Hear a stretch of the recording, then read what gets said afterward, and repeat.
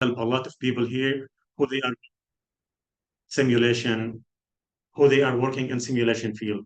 So as I can see, like there is different people here who are working in simulation, healthcare, nursing. So can I just know who is working in simulation? One only? Anyone else? Okay, so perfect. Yeah. Okay, so that I believe that will be very helpful for all of you. At the same time, even if you are not working in simulation, I believe you can keep it in mind because this will improve the patient safety, will give more education for your students, and you can discuss with them their mistakes, their faults, whatever they are doing, and this have like a solution to make to provide a full management tool for the students to discuss it with them. So EMS is for Education Management Solution. We have been founded since 1994.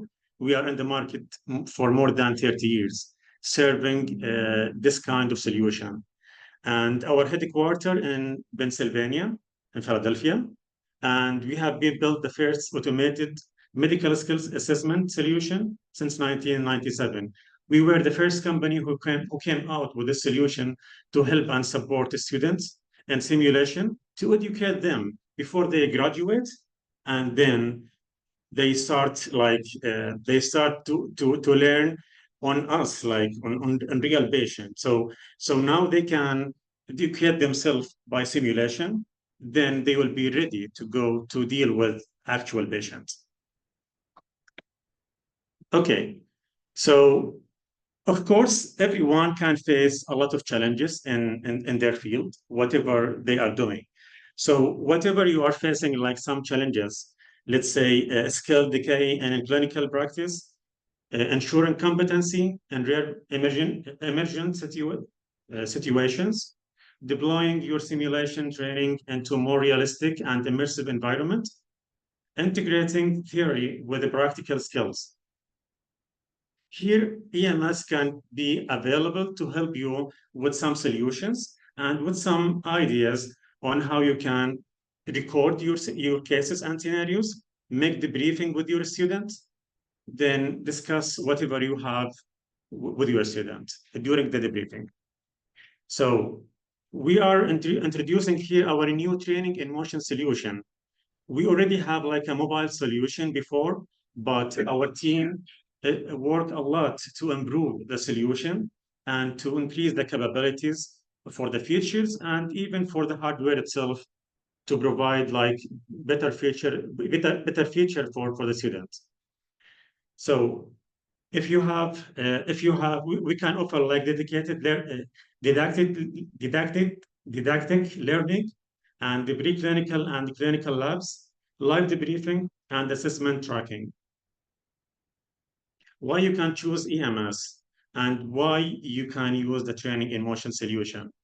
As I told you, we have improved the solution like many times during the last years. And now we come out with a solution with a very easy interface, very simple to be used by anyone, by any nurses, by any doctor. So no need to have like any experience in technology or in like using the software or computer. All you need just to power on the device. That's it. And then everything will be automatically connected, just like a plug and play. All you need. I can go through the device now with me, but we'll go with some slides and some features, then we will discuss more options. So whether you want to set up a simulation environment with zero cabling and without internet, no need to have like any cabling or connections, physical wired connections for our solution. It's all wireless. And you don't even have to have internet, unless if you want to share your cases and scenarios online through cloud or with other people online. So that is the only case. But even without internet, you can use it. And all in one box and package that will be equipped with a PTZ camera. It's not normal high definition camera. It's high definition PTZ camera And it comes also with the iPad to control these two cameras with additional device to integrate with the mannequins in case if you have high fidelity mannequins, vital captures, so you will be able to integrate with our solution. Also, from the tablet and the iPad, you will be able to have 300 hours recording sessions locally in your iPad, or if you want to like upload it on the cloud. So it will be as a backup for you, or you can share it with anyone. And you can connect like up to 4 feeds in the solution. So it's up to you if you want to have like 2 cameras, 3 cameras, or 4 cameras, or even like 3 cameras with high fidelity mannequin, you will be able to have that.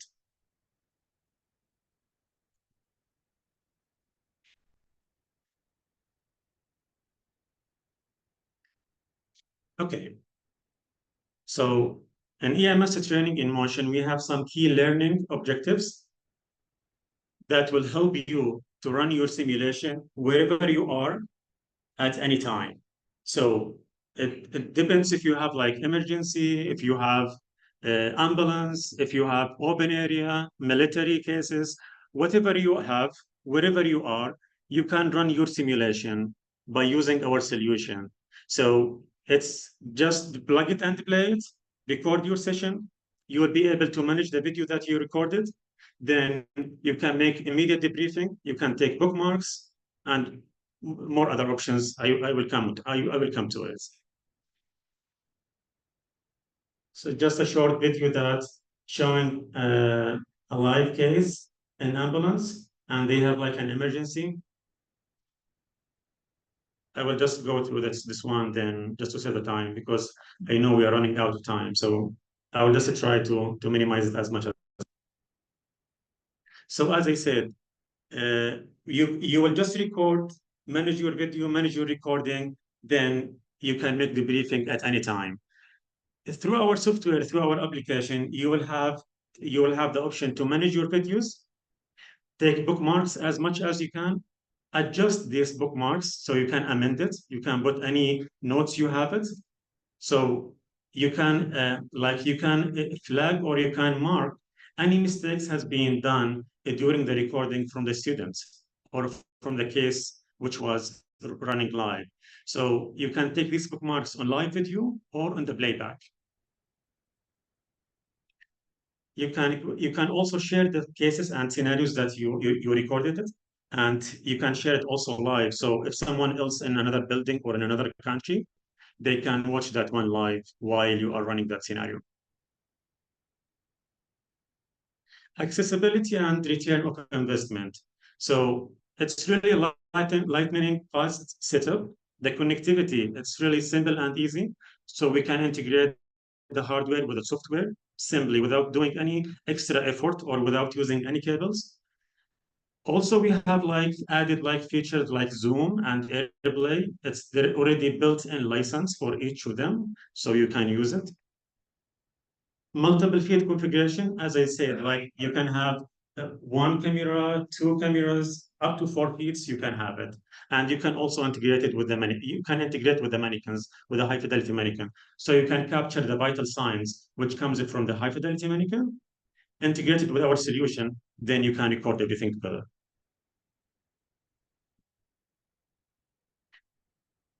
Training in motion, versatile in use. So emergency, if you have like emergency medicine, you can, if you have like an ambulance, as what we saw in the video right now, or any scenarios that on the go, so you can use our solution. In health system, you will be able to create flexible ongoing instruction without dedicated training spaces. Medical nurses schools, so easily creates diversified patient care scenarios for training and multiplies your effort by streaming at other locations. Also, you will be able to have the option to have this solution with the military. It helped them a lot in the military and in government services training. So you can replicate immersive on-the-go battlefield and high-stress medical emergency scenarios for education and training. And at the end, you can also have training and induction. So to recreate simulation training scenario, remotely or outside the classroom to equip more resources at the same time. So I'm not sure if you guys here can have any questions about running the simulation in your field, like in your simulation center, if you have in your university and at the hospital, wherever you are, or like if you have experienced this one, or if you are looking to have such a solution. So we can provide a small solution, basic one, up to high end with enterprise. So whether you have one room or 100 room or 1000 room, we will be able to manage that. And we can provide like a full learning management system to help you to manage everything going in your center, from making a schedule for the sessions that you have it, do OSCE exams, simulation, environments, whatever you have, you can do it. If any questions, please let me know until I will just open the solution. I will show you the camera, then you are welcome to come in our booth at the back of the room, and we can talk more about some other options. So everything comes in one small bag. This is like a hard case. You can carry it anywhere you want. It includes two cameras, one tablet, one iPad, and one device to integrate with the mannequin. So if you have high fidelity mannequin, you will be able to integrate it with our solution.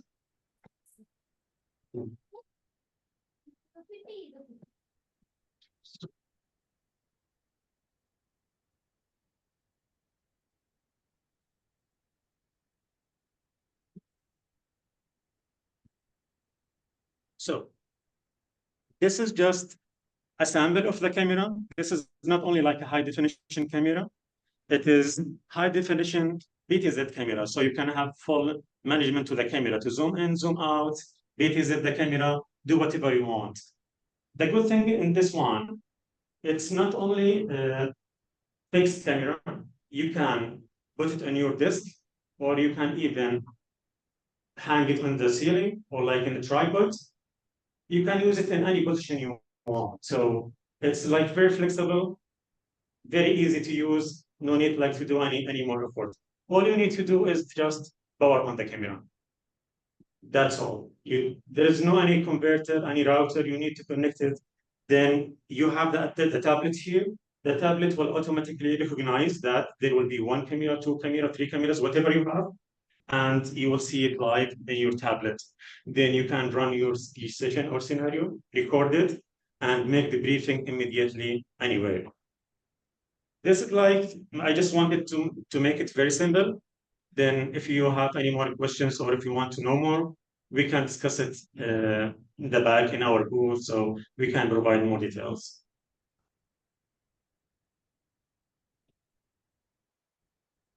Thank you very much. If you have any questions, I will be happy to assist.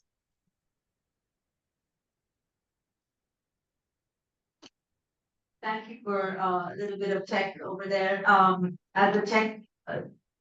As a person who's interested in technology, I'm always interested in new things, but I wonder if anyone has any questions over here.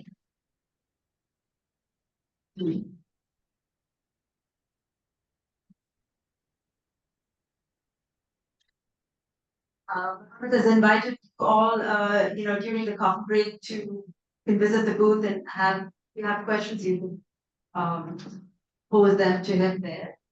Sure. You do have a little more time. Do you have more information? No, for now, yeah, we are done. So any live demo or anything, we can do it. You should have a little more time. Thank you for that information, and I'll give you. Thank you very much. Also that if you open up your agenda, Harvard is going to be here, and go a little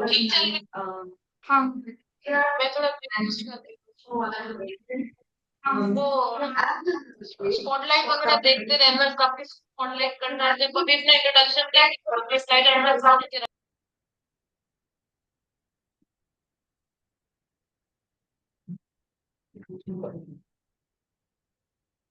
Yeah.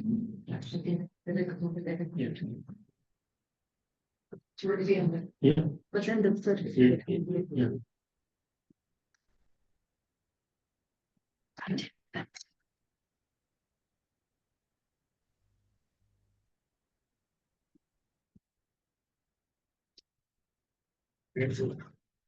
Great.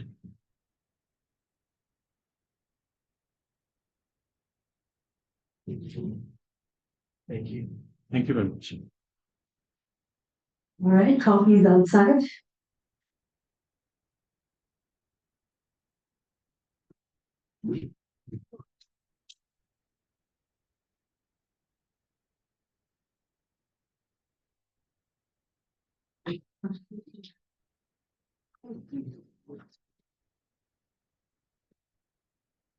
Are you looking up the? Yeah, also, if we are removing this one. It was removed from. Oh yeah. It is planted now. बाहर निकाला है Yeah. अंदर से थोड़ा सा निकाल देना वो आगे ऐसे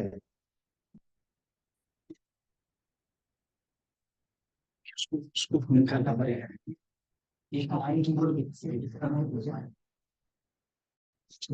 है ना है यार मगर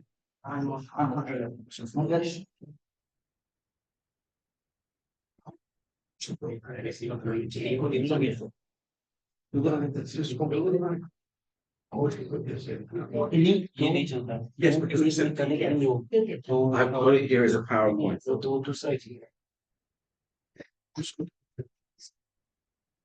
I give it to you. Can you download it onto the desktop? And then, yeah. Thank you.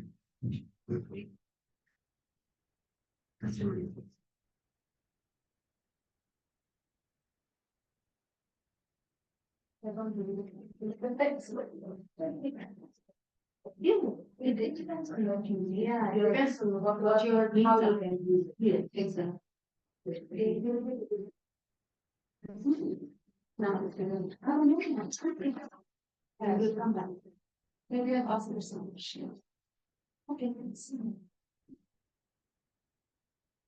Yeah, and then you can remove that, and then thank you. Going well so far. It was a very good discussion. Very good. I think that's not working, right? The mic. So does everyone have to hold a mic? Because Yeah, they removed this one, I think. yeah. yes ma'am So are we getting another one or? yeah Use the- yeah getting- we'll connect it once Have a lapel mic No, I. that you click. Do you guys have a level? you know When you click, you can color mic okay, so just use like this, right? But then For for the now. slides, you have a Yeah, there's a slide advancer over here. You want Is it all done? Oh yeah, do you want to yeah, perfect. That's it. That's it. You can show Okay. the slide. It's Yeah, let me just make sure Yeah. it's downloaded now, isn't it? Yeah. Is that what you should I run? think it's ready to play. Oh, Why does it come up? That wasn't. it's okay. I think you're just thinking about it. Mm. Is that wrong? Sorry. Settings.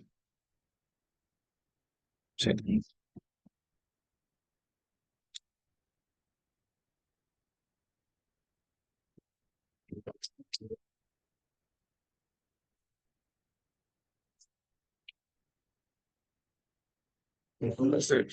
Perfect. Here we go. So, okay. So if I minimize that, Yeah. that's, you can put your next speaker up.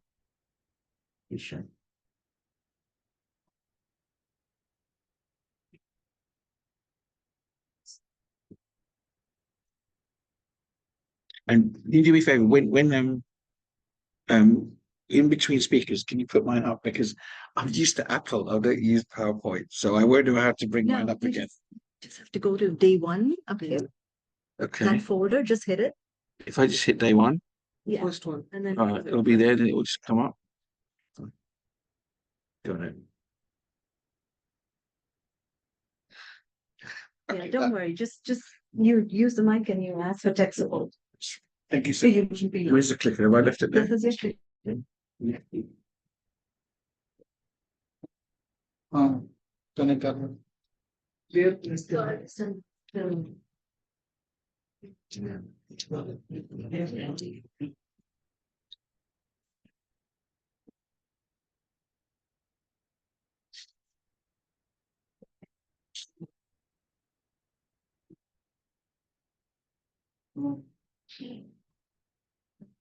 So just look.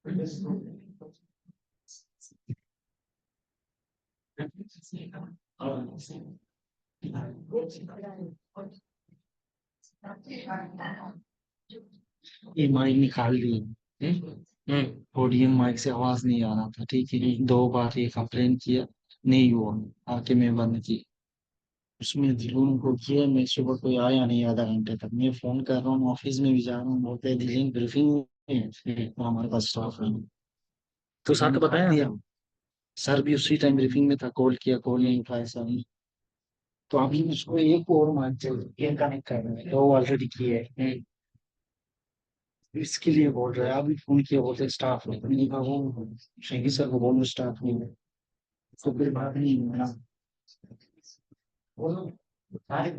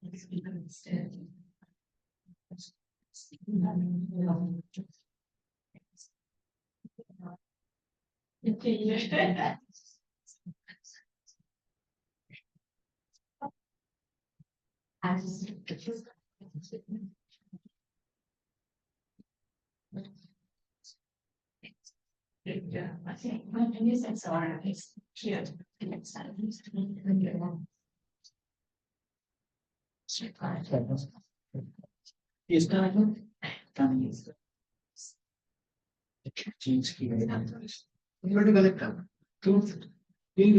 इसका आवाज नहीं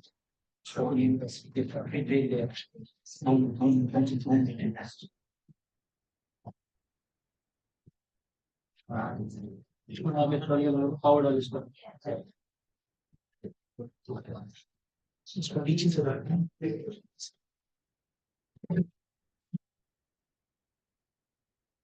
ये मुझे अभी मुझे तो मैं fund डालूंगा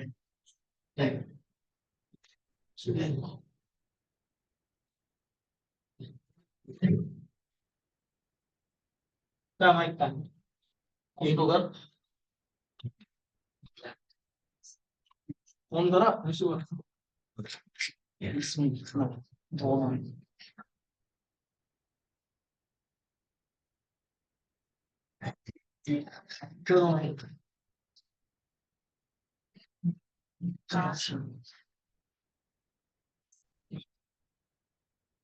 ये एक है ना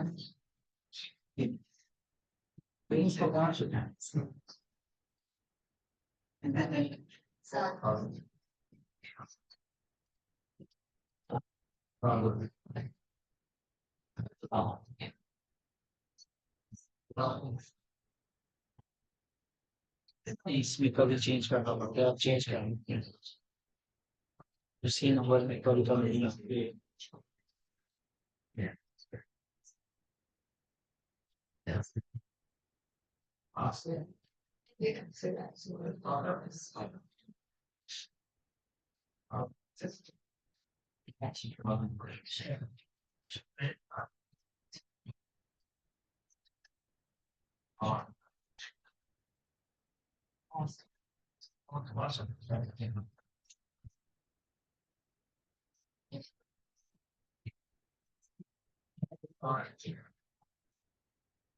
इसमें कुछ प्रॉब्लम है, आवाज तो आता है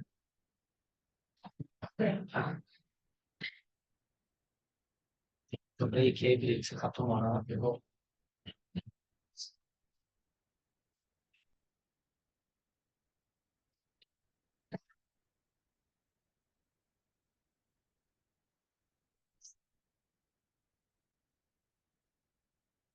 वॉल्यूम नहीं रखता वॉल्यूम में आवाज आता है तो यहाँ पे तीन रिसीवर है दूसरा माइक किधर है ये दो चल रहा है एक पता नहीं किसने ऑन किया। चल तो दो दो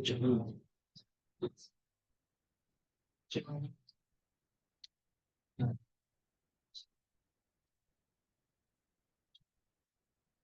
We are asking for breakfast arrangements. इसके आवाज आ रहा था बोल रहा है निकाल दी अभी उन्होंने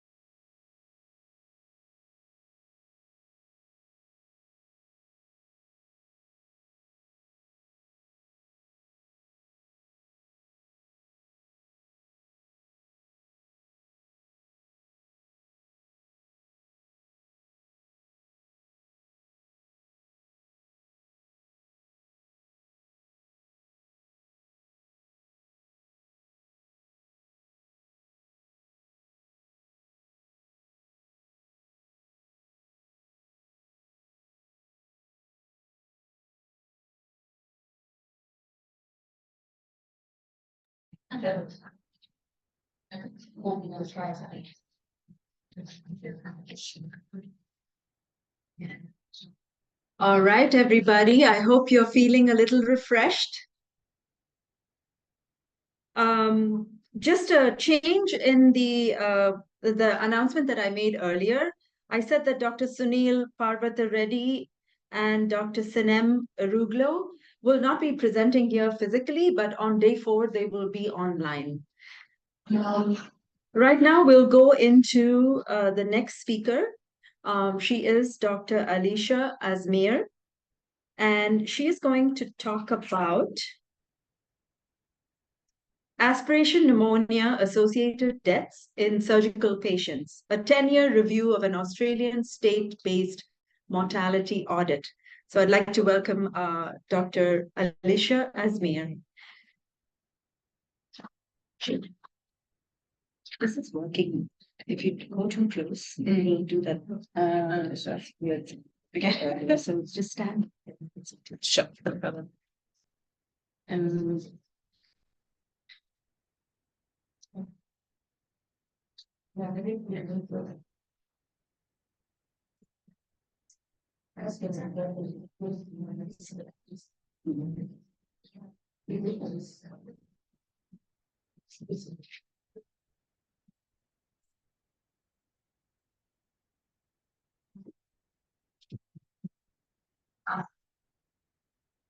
So my name is Dr. Alicia Azmir. I'm a colorectal surgeon from Canberra in Australia.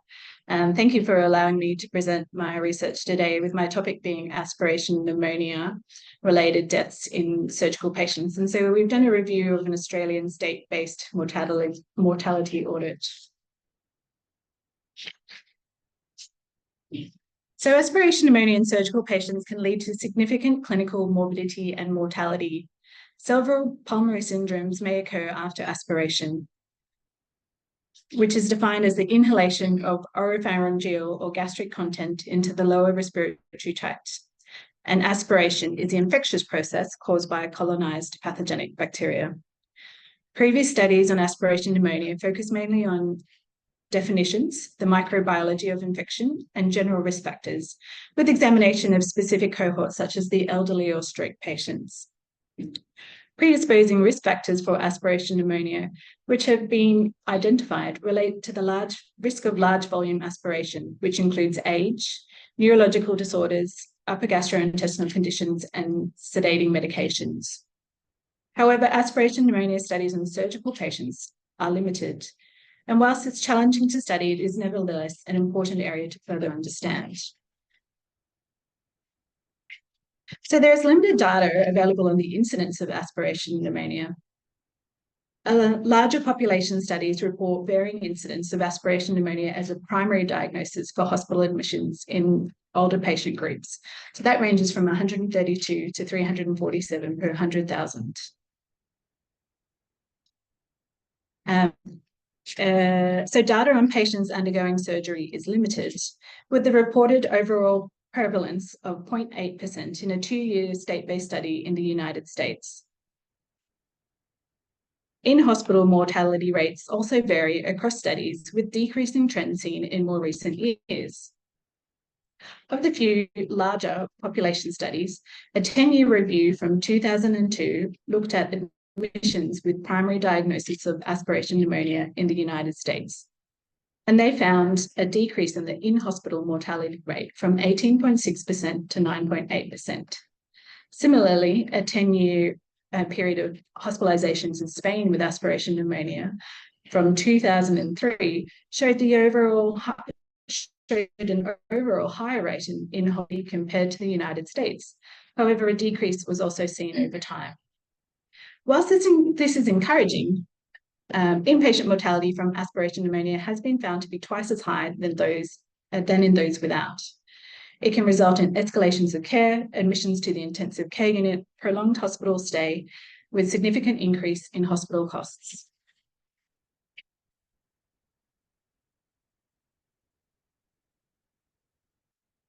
Surgical mortality audits have identified respiratory problems as a frequent cause of death. Aspiration pneumonia is often grouped within all types of pneumonia, and the specific impact of aspiration pneumonia on surgical mortality has not really been widely studied. And with the wider adoption of early perioperative feeding in enhanced recovery surgical programs, it is important to gather an understanding of the changes to aspiration pneumonia in surgical patients. This study reviews surgical deaths through a mandatory state-based surgical mortality audit in New South Wales, Australia. Mortality review is a recognised method of monitoring quality of care, and participation in surgical mortality audit is a mandatory requirement for professional standards with surgeons in Australia. So all deaths of patients under the care of a surgeon, regardless of whether an operation was performed, are reviewed, and a confidential, systematic peer review process takes place. Many surgeons recall a setting where aspiration pneumonia has led to a possibly preventable perioperative death, a surgeon's nightmare. We aim to aid the better understanding of mortality from aspiration pneumonia in surgical patients, as the early identification of those at increased risk may improve patient outcomes and reduce healthcare costs. So we looked at a 10-year period from 2008 to 2017. All notified deaths, the average response rate for submission to the audit is approximately 82%. And around 10% of these cases are identified with deficiencies of care, and feedback is provided to the surgeons by an independent peer surgeon assessors.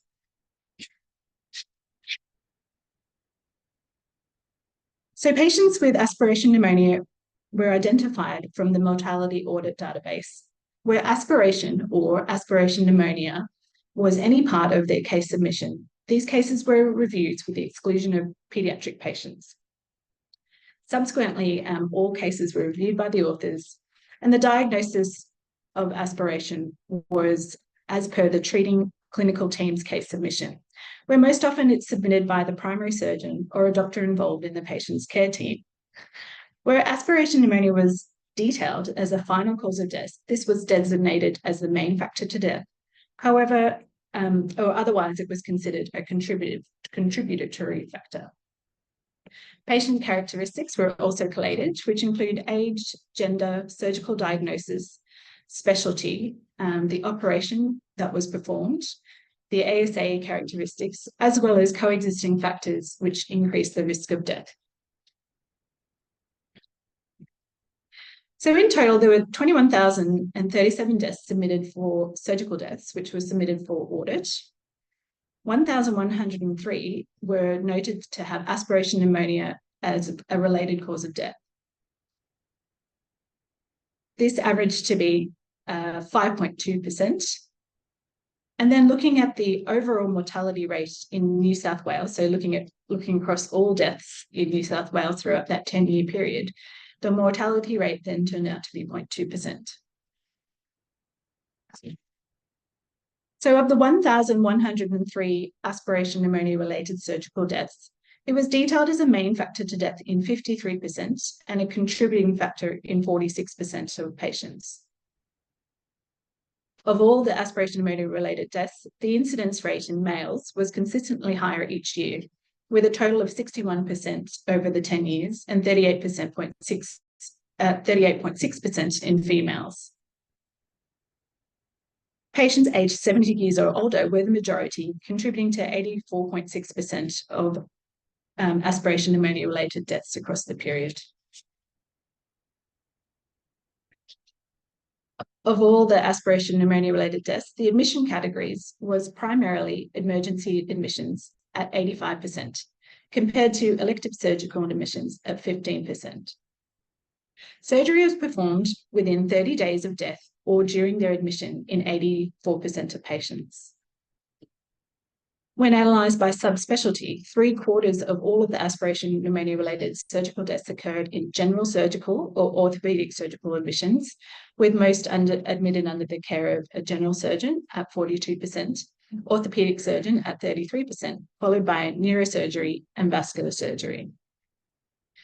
The ASA Physical Status Classification Score, which is a subjective assessment of the patient's overall health, was provided in 1,053 of those cases, with 85% of the patients being classified ASA 3 or above. So this table outlines the comparison between elective and emergency surgical admissions, which resulted in aspiration pneumonia-related death. So most patients were 70 years or older for both elective and emergency admissions. The majority of patients were male for both admission types. For aspiration pneumonia-related deaths during elective admissions, aspiration pneumonia was the main factor to death in 56.4%, and for emergency admissions was the main factor to death in 53%. However, this did not demonstrate a significant association. When comparing elective and emergency admissions, general surgery was the subspecialty that comprised of the highest proportion of aspiration pneumonia-related deaths in both categories. Over the total study period of all aspiration pneumonia-related deaths, 42% occurred in those admitted under general surgery, with the percentage of death demonstrating no significant association at the time. Comparing elective and emergency orthopedic admissions, aspiration pneumonia-related deaths were low in elective admissions, so only 5.5%. However, comprised of the second highest subspecialty for emergency admissions. Over the study period of all the aspiration pneumonia-related deaths, 33% of those occurred under orthopedic admission. And this showed an increasing trend over time, rising from a minimum of 21% in 2008 to 36.4% in 2017. So this first graph on the left, this outlines where aspiration pneumonia was a main factor to death out of all the surgical deaths per year. The percentage changed significantly over time, so rising from 2.2% in 2008 to a maximum of 4.4% in 2013, and then a minimum of 1.6% in 2017. The second figure demonstrates the percentage of patients where aspiration pneumonia was the main factor to death, so the primary cause of death, as a proportion of all the aspiration pneumonia-related surgical deaths. The percentage changed significantly over time from 47% in 2008, increased to 71%, and then in 2013, and then falling to a minimum in 2017. So these graphs just outline the percentage of males, those over 70 years old, and those who presented as an emergency admission in all patients with aspiration pneumonia-related deaths. However, these did not show significant association over time. And this figure just compares the elective and emergency admissions for all aspiration pneumonia-related surgical deaths, categorized by general surgery in the, general surgery is in the middle column, middle row, orthopedics, and the remaining surgical subspecialties are all grouped together in that bottom row. And this include cardiothoracics, ear, nose and throat, neurosurgery, plastics, urology, and vascular surgery. So this really just demonstrates that aspiration pneumonia-related deaths were more prevalent in older patient groups, particularly in emergency admissions for both general and orthopedic surgeries. As part of the ordered case submission, coexisting factors which are likely to increase the risk of death are also submitted by the surgeons, with categories of cardiac arrest, myocardial infarction, cardiovascular disease, other respiratory causes, septicemia, diabetes, hepatic neurological, obesity, advanced malignancy, and multiple organ failure. So this figure just really just identifies the comorbidities for all patients with aspiration pneumonia-related surgical death, comparing elective and emergency admissions, and significant associations were seen in categories of age greater than 70 years old, if there was any other respiratory comorbidities, as well as neurological comorbidities.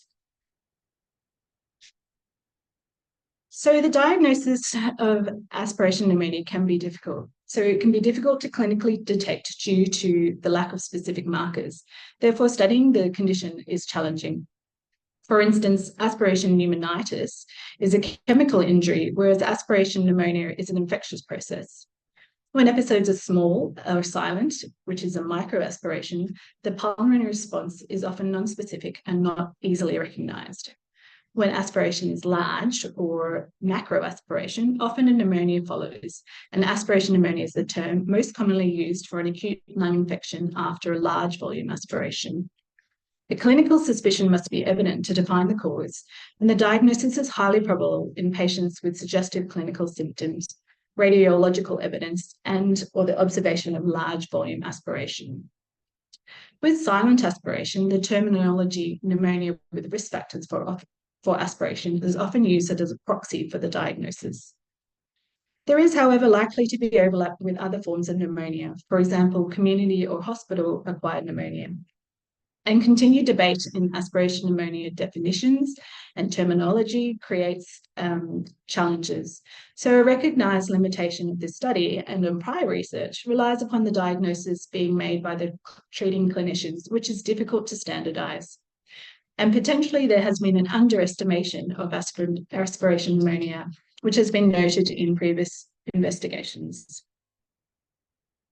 So as mentioned previously, the in-hospital mortality rates have been decreasing over time. And whilst this is an encouraging downward trend for mortality, it continues to represent a significant burden to hospitals and a risk factor for in-hospital death.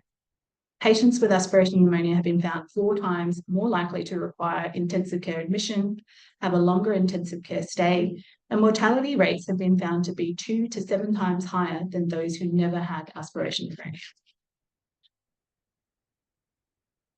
So to our knowledge, this is the first report in Australia providing a detailed analysis of surgical mortality related to aspiration pneumonia over a 10-year period.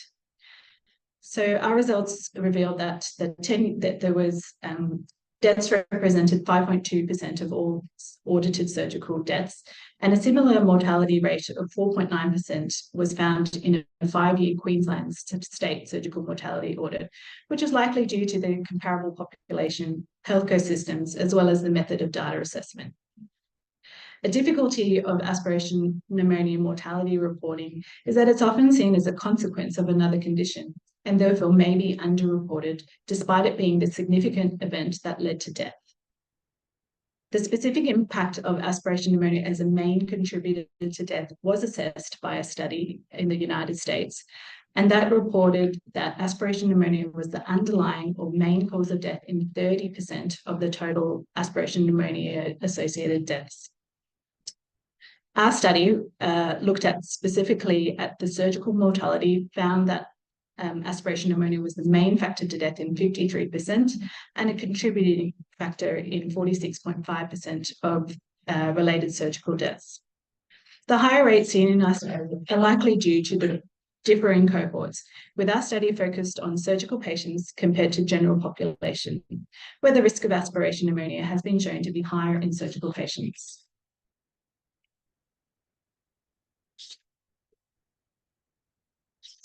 So our study found that 85% of all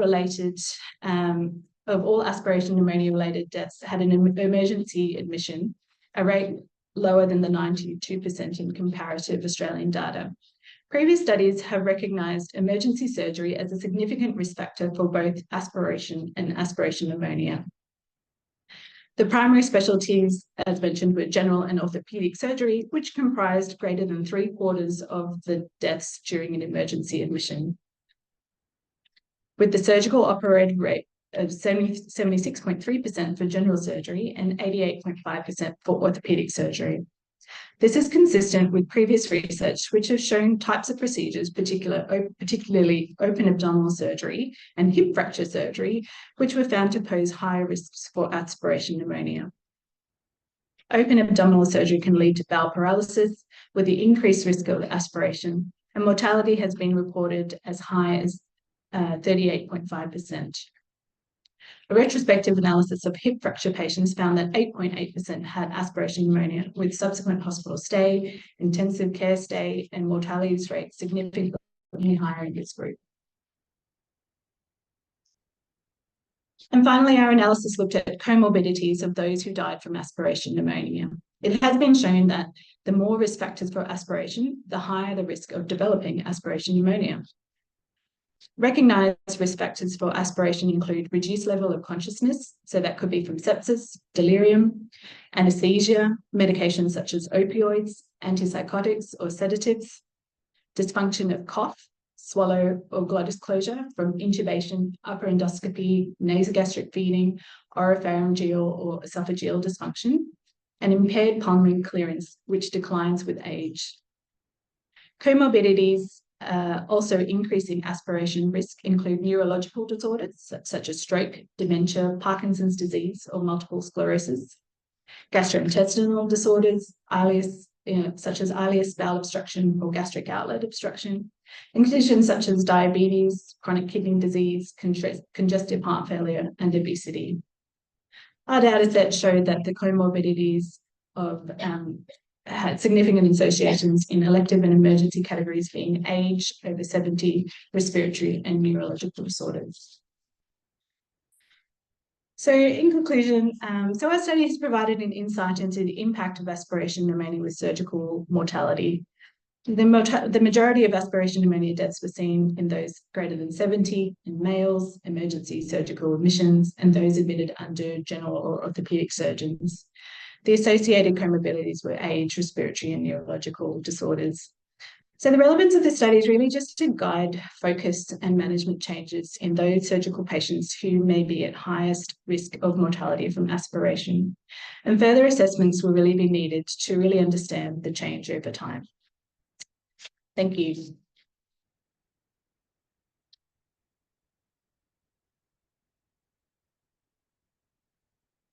Any questions? Dr. Alicia, how are you? Thank you. First of all, a really nice, very informative presentation. So it's been about a while now since the audit, right? So the audit it ended in 2017, I believe. Yeah. I'm wondering, since that time, have there been any interventions? Or after we have all of this knowledge, Yeah. have we instituted any interventions or any educational programs? Yeah. To kind of improve the situation? This was the first step in what we're aiming to try to create more awareness in terms of education, particularly ward-based education with junior doctors and the nursing staff. We haven't yet instituted that, so we took a little while to actually get access to all the data related to COVID and so forth, and we will be able to subsequently present further information. Really part of the reason why this will be increasingly, particularly with, so I'm a colorectal surgeon, particularly with general surgical, and so we have enhanced recovery programs which lead to early feeding, postoperative feeding after major surgery. And really what we want to know is, as we've instituted these programs, which have really only just been over the last 10 years or so, will we recognize a change in, is there less or more related surgical deaths? So the evidence would suggest that it is safe for early postoperative feeding, but I actually don't think that we have enough evidence on mortality specifically related to aspiration, which is certainly affected.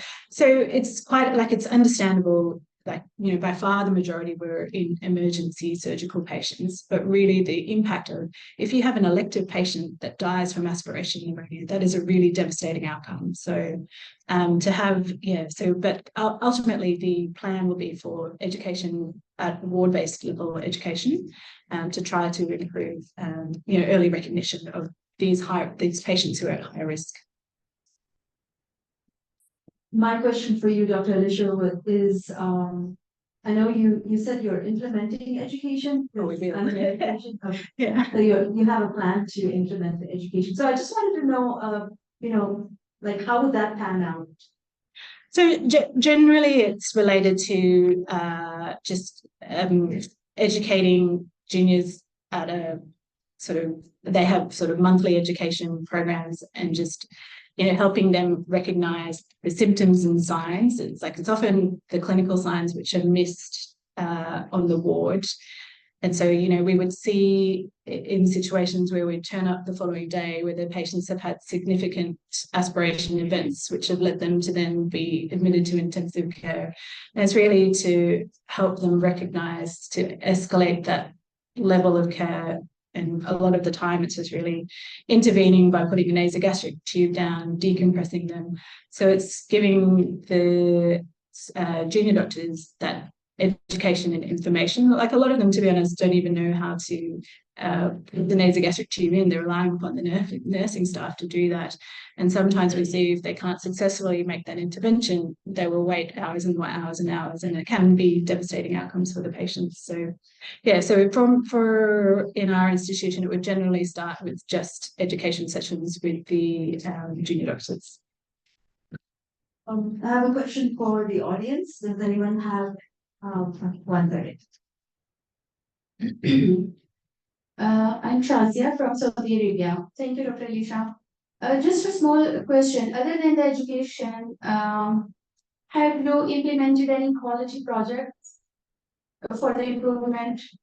No, not yet. So I mean, it is on. So this was sort of the first step related to, but you know, something that we would like to implement quality improvement program. But yeah, it would be good to have a chat to other people to see what sort of recommendations or interventions could be made.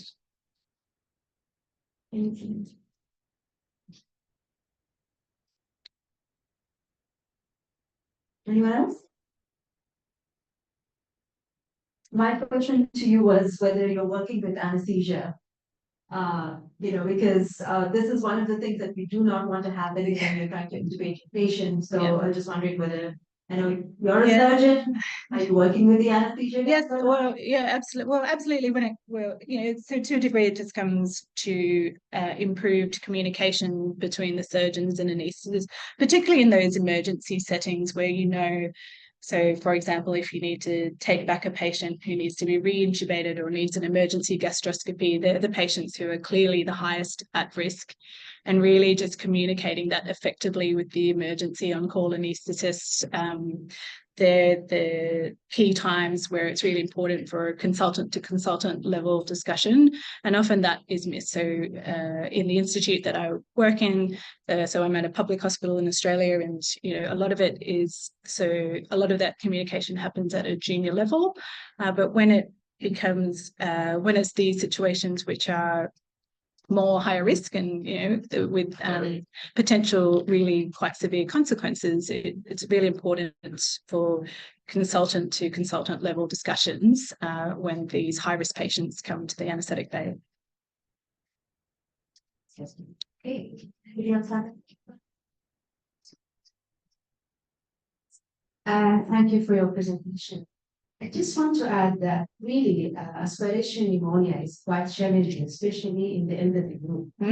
Post CVA or neurological problems. We still have the micro aspirations happening despite all the conditions. Yes, especially with multi-resistant organs. Yeah, and so that's the thing. So a lot of the research is based on that patient group, but the information around surgical, and it's probably partly a different pathology at times, but it is, yeah, the information related to surgical patients is really lacking.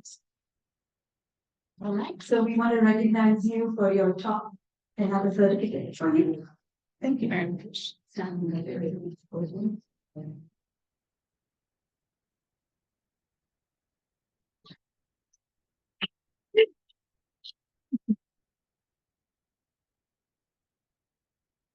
Thank you. Thank you so much.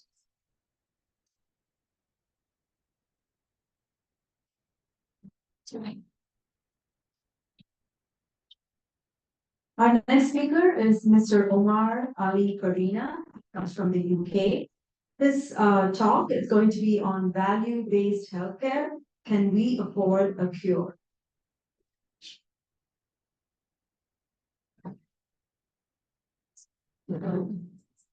Okay. Now, I put together this presentation because it represents, I think, probably one of the biggest challenges we are facing globally now in the speed of technology that we have available in healthcare, but our ability to get it to patients based on the price of everything from medicine to the doctors to the hospitals. Now, I'm seeing this when I'm presenting in the US, in the UK, wherever it may be. Can I have the clicker? All right, okay. I've got a microphone. Okay, I hope I'm not expected to sing a song without anything. So that's why it's a bit of a the title of Can We Afford a Cure? Value-based healthcare, two elements to it. One of them is we're seeing some very technological medicines coming now, which we're struggling with already. And the other is, what is the natural evolution of value-based healthcare, and what direction are we taking it in? And the first part of that was my PhD thesis. My background, I'm a pharmacist based in the UK. This is a picture of me when I was 10. And I spent my whole life just loving medicines and loving drugs, but I wouldn't say that at my interview. And then as I kind of grew into pharmacy, I moved into nurse prescribing, because actually most of our nurses are prescribing now in the UK. So they have a much more independent profile. We also have pharmacists prescribing. And then I moved to doing the government payer work. So I spent 10 years at the government at the HTA level, assessing new medicines, looking at the price of medicines and negotiating. And this is the whole element that came to like the value story, right? Like, it's no good knowing the cost of something, but not the value of something. And you only really get what you pay for. At the same time, how are we going to afford healthcare in the situation we have with the global macroeconomics?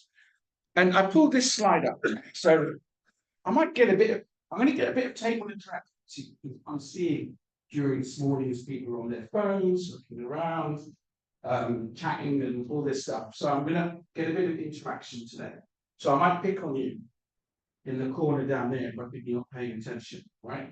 So here's the first question. This was just taken from a newsreel in Dubai. Doctors using some $2 million. It's the price of the one injection, right? $2 million. And what does that make you feel? Like, is it an exciting story? Is it a sad story? Is it like, yes, we can cure a child? Is it, oh my goodness, $2 million? That's not going to be sustainable. What do you think you're feeling when you read a news report like that?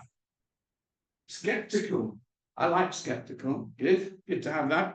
What's skeptical? That it will work, that it will last.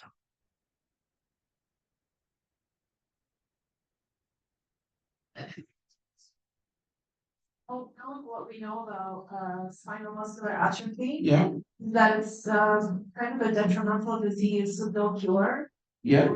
Patients usually progressively get worse. So not sure if maybe the effect or the positive effect, is that something that's going to last? What did you do? Ask. I'm a radiologist. Okay. We need people like you in need. You know, it's just I am against giving people false hope. Yeah.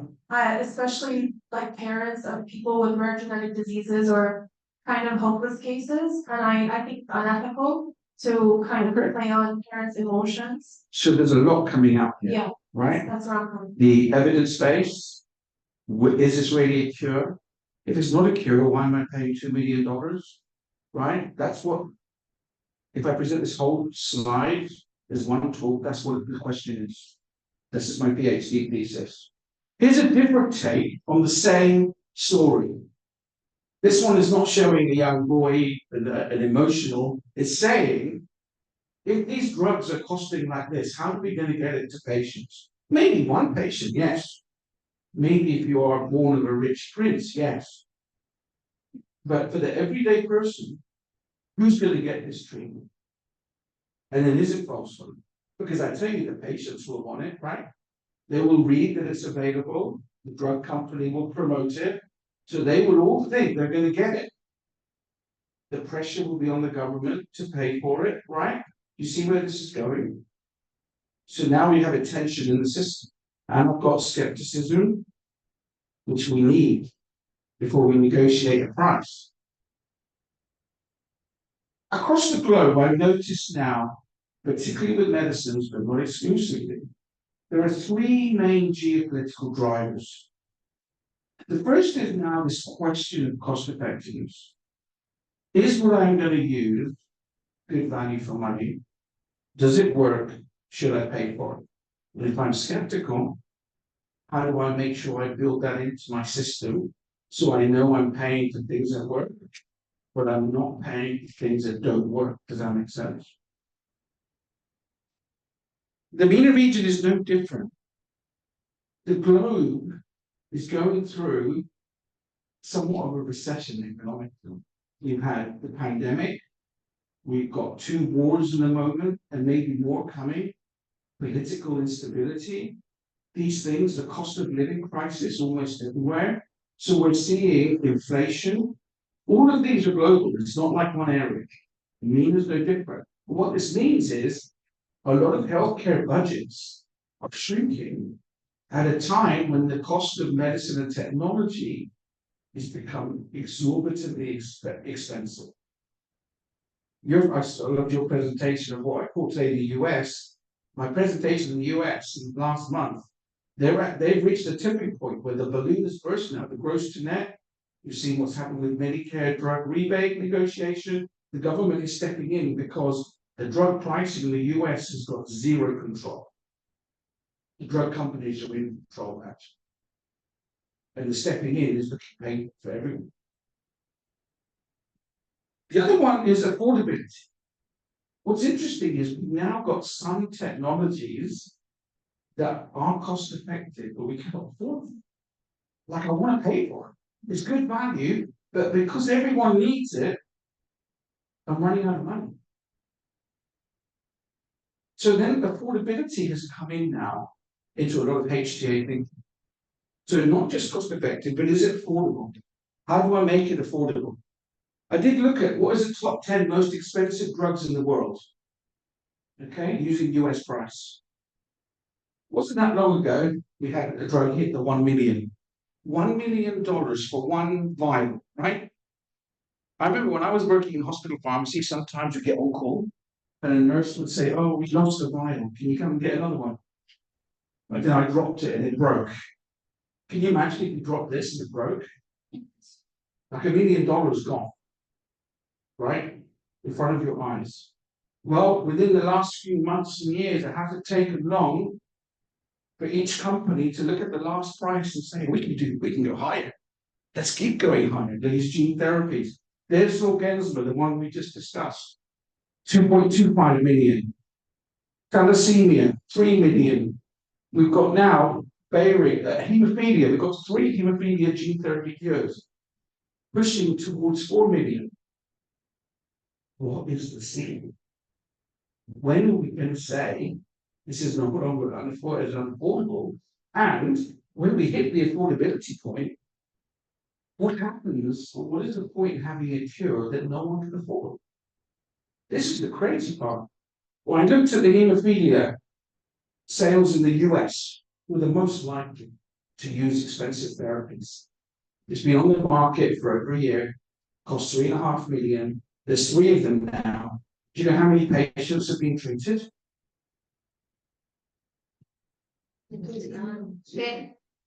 Zero. What is the purpose of this? What has happened is our science has moved so quickly, which is amazing, that our capacity to actually deliver it and afford it to patients. So why is it so expensive to begin with? Implemented.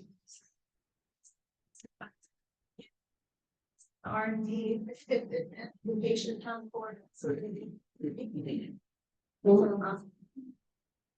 this is an interesting one. R&D is almost like pulse in the heartbeat of science. Very hard to take dreams and aspirations of R&D and put it in a box saying we don't fund it.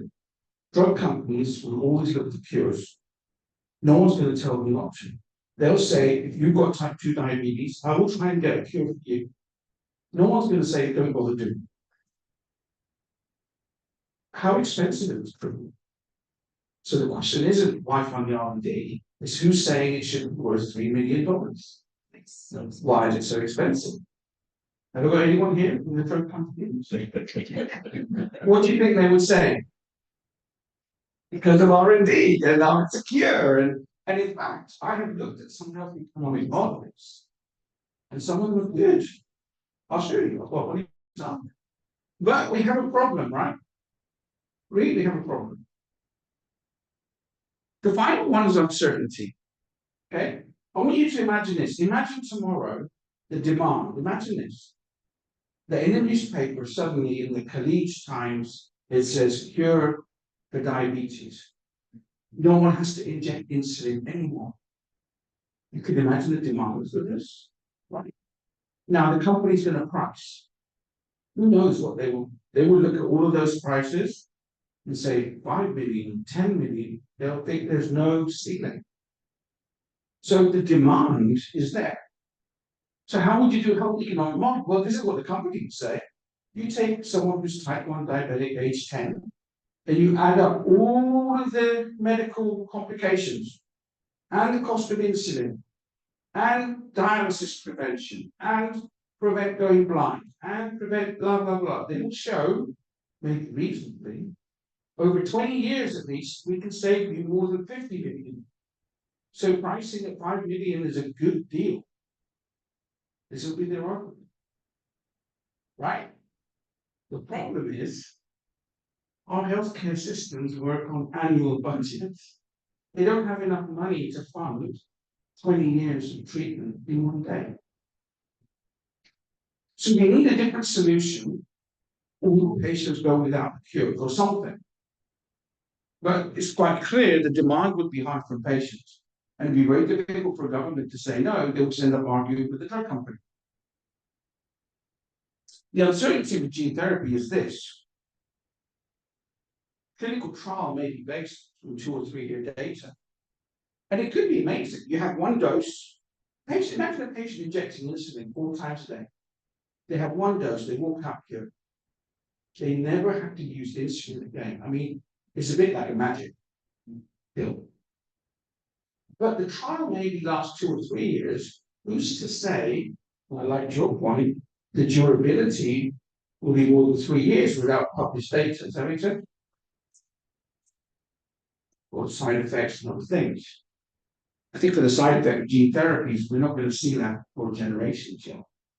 It'll be a bit more generational than the acute.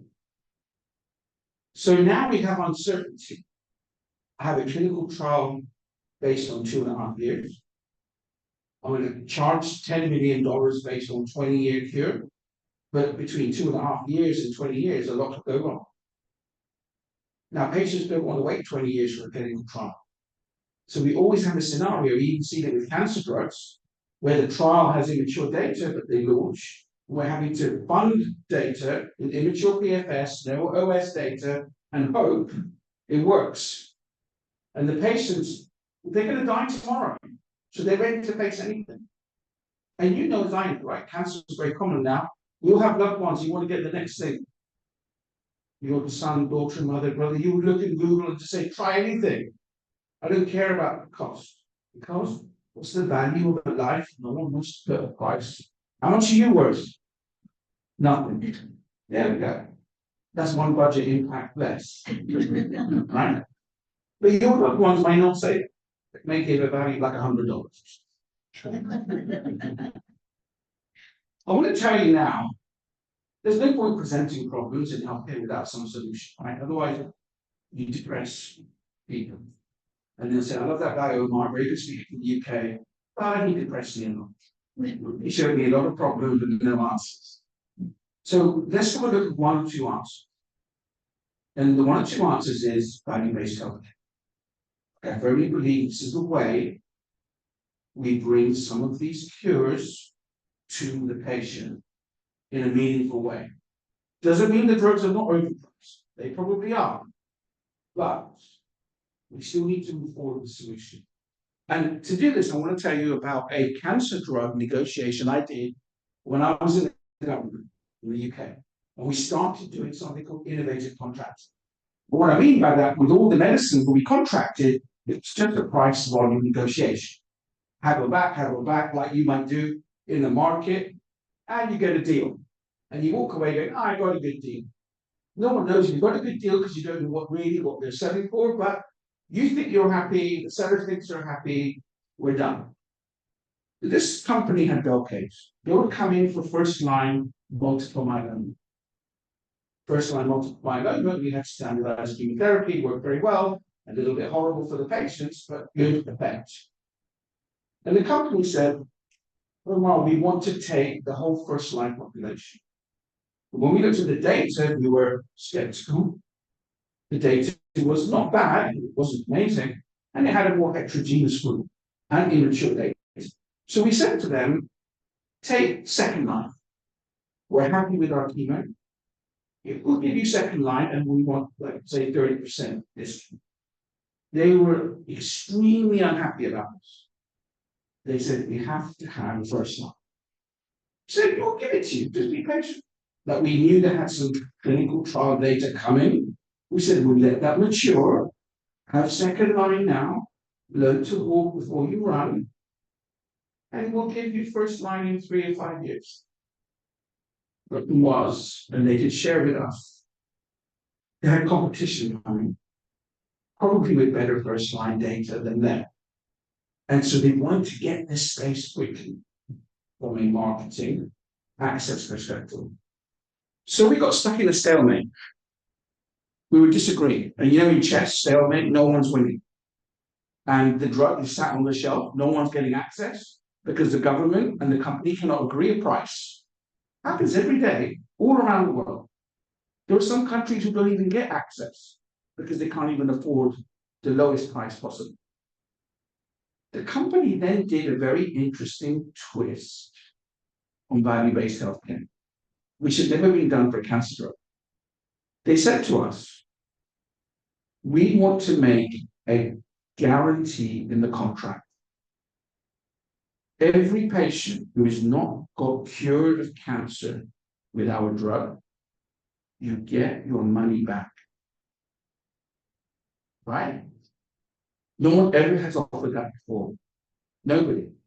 And we said, you say that again? Like, we have done some sort of outcome based, but this is quite never with a cancer drug. What you're saying is you're so assured of remission that you give all the money back if it doesn't work. In principle, they said, yeah. And we said, wow, we love that. They said, but we want the first line, and I don't want to give you 30% discount, 15%, and then we got a deal. We took it. As long as we have some agreement, what is a cure, right? How do you define that? Well, we have a protein M with multiple myeloma, reduction of over 50% after 4 cycles, a good remission guarantee for minimal residual disease. So we said 4 cycles. They agreed. This is one of the first of many contracting types where the company is now contracting on outcomes. Do you understand? If you go to a pharmacy and you buy a tablet and it doesn't work, do you think they'll give you your money back? No, of course not. They'll say that's life. That's life. So you have to pay for the medicine whether it works or not. And this company just told us, if it doesn't work, you get your money back. Big deal at a government level to have such confidence in your drug. But it is part of a negotiation. These value-based agreements have now grown globally, and they're happening all over the world. And the literature will define them in 3 groups. There is an outcome-based where you're giving some guarantee of performance. It may not be cure, it may be some guarantee. You may guarantee, for example, that their side effects will not stop them, or they won't get a rash, or they won't have DVT. But there's some element that you have to measure that's in the contract. The other one is financial. So, for example, we have negotiated some drugs on what's called the Netflix model. You know the Netflix model? Have you heard about this? You know how Netflix works. You pay monthly, one fixed amount, and you watch as many videos as you want, right? Instead of paying per film. So we've done 2 deals, one with Pfizer, one with Shiogi, antimicrobial, where we have agreed a Netflix deal, $1 million, $10 million per year for 10 years. Use as much as you want to use. So we're not paying now for each item of the checkout, you understand? It's a bit like going to a restaurant that has a deal like the eat all you want buffet. No one's charging you for each item, they just give a flat price. So we're starting now to do these kind of contracts with medicines. Globally, as we follow them, we're seeing different markets around the globe doing outcome-based, financial-based. And it's all a drive towards value-based healthcare. This was in the US. Pfizer did this only last year. Xalkori, non-small cell lung cancer. Very difficult. Once they start heading down with metastatic and advanced, can go very quickly. Pfizer were in a group of many drugs, ALK1, ROS1, and they did a very interesting thing. They gave a money-back guarantee. They said if after 3 months the doctor thinks the drug is doing no good and stops, you have all the money back. But make our drug our preferred in the formula. Does that make sense? Preferred. So that's a very good deal, right? They're not promising anything, but they're saying if we let you down, you get your money back. You know, this is actually quite intuitive because in life, like if I just buy an iPhone and it doesn't work, then I get it back. That's this consumer. So in a way, there should be nothing innovative about this. It's just that drugs are never sold like that. They've always sold, you pay whether or not it works.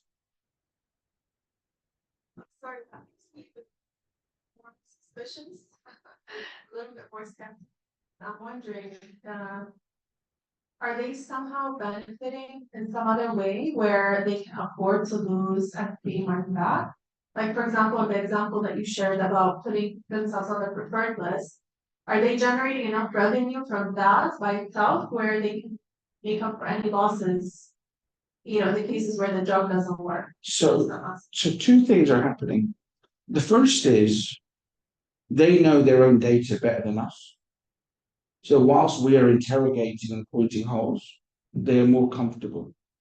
So they have done their own risk. Often I find when government payers look at clinical trial data, we don't agree the same as the company, even though we're looking at the same numbers. You understand? The second thing is they always use it in a negotiation. Like there's no point giving money back guarantee unless you get something. So they're transparent. They'll say, we will offer this deal. And they'll say, who else is offering it? No one. They said, ask the competition. We did. They all said, we don't want to do it. Too risky for us.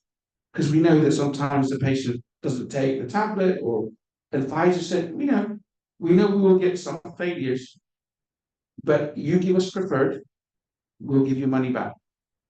So it's like a warranty, and we're seeing it growing, and it helps with uncertainty because now in the contract I've got some certainty.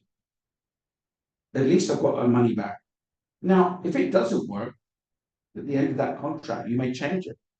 Often we find that a lot of the data shows no superiority at all. So actually, Pfizer's drug hasn't got any data to say it's better, but they're the only ones willing to put their money where their mouth is. Whereas other companies may not. They've probably built that 10% loss into their cost. Or they built it in there, exactly. This is CAR T therapy across Europe. Costs about $500,000 for 1 dose. Take T cells, it's like a personalized cure for hematological cancers now. And these drugs, there's a lot of uncertainty on the cure rate, but it's very good for the trials.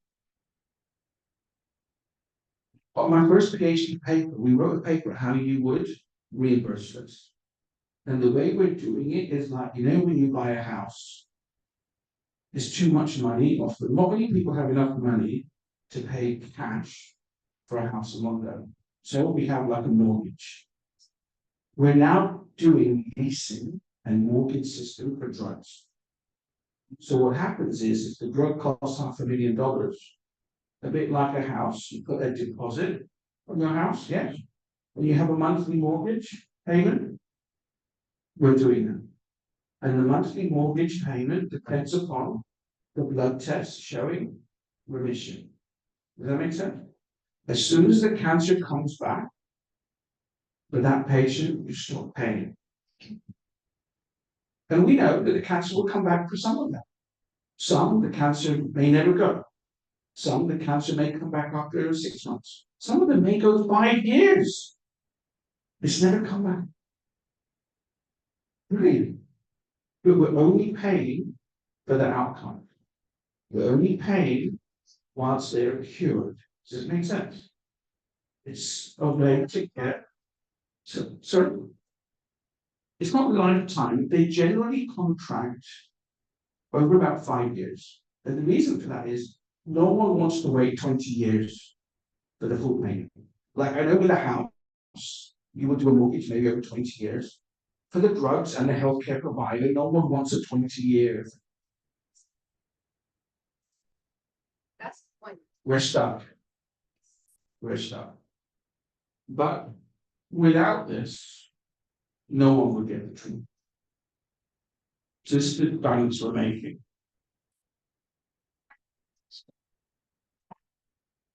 Yes. Companies be, do you think, proactive with their strategies, commercialization, and thinking about, okay, we're going to employ some kind of value-based health care strategy when we bring this drug to market up front, or are they reacting to? Beautiful. So our team doesn't just follow the contracts. We've started following the companies. And the truth is, all of them now are beginning to some level invest proactively in how these commercial models are working. Some are better than others. And the same is for the markets. What I mean by that is there are some countries where the government's already doing this with a fist. There are other countries where the government are going, I'd love to do it, but I have no experience. No experience. And the same is true for companies. The best match is companies with experience and governments with experience. When you have companies with no experience or a government that's never done it, it's difficult. Because you've always got to get the first steps. Does that make sense? And so like Canada is an area we've done a lot of work where Canada is ready. They want to do it, they're ready to do it. There are a lot of drugs who've got no treatments without it, and they just haven't done it, right? And they just got to take a step. That time is the same. And I think we're seeing MENA, whereas the KSA, they're rolling with us.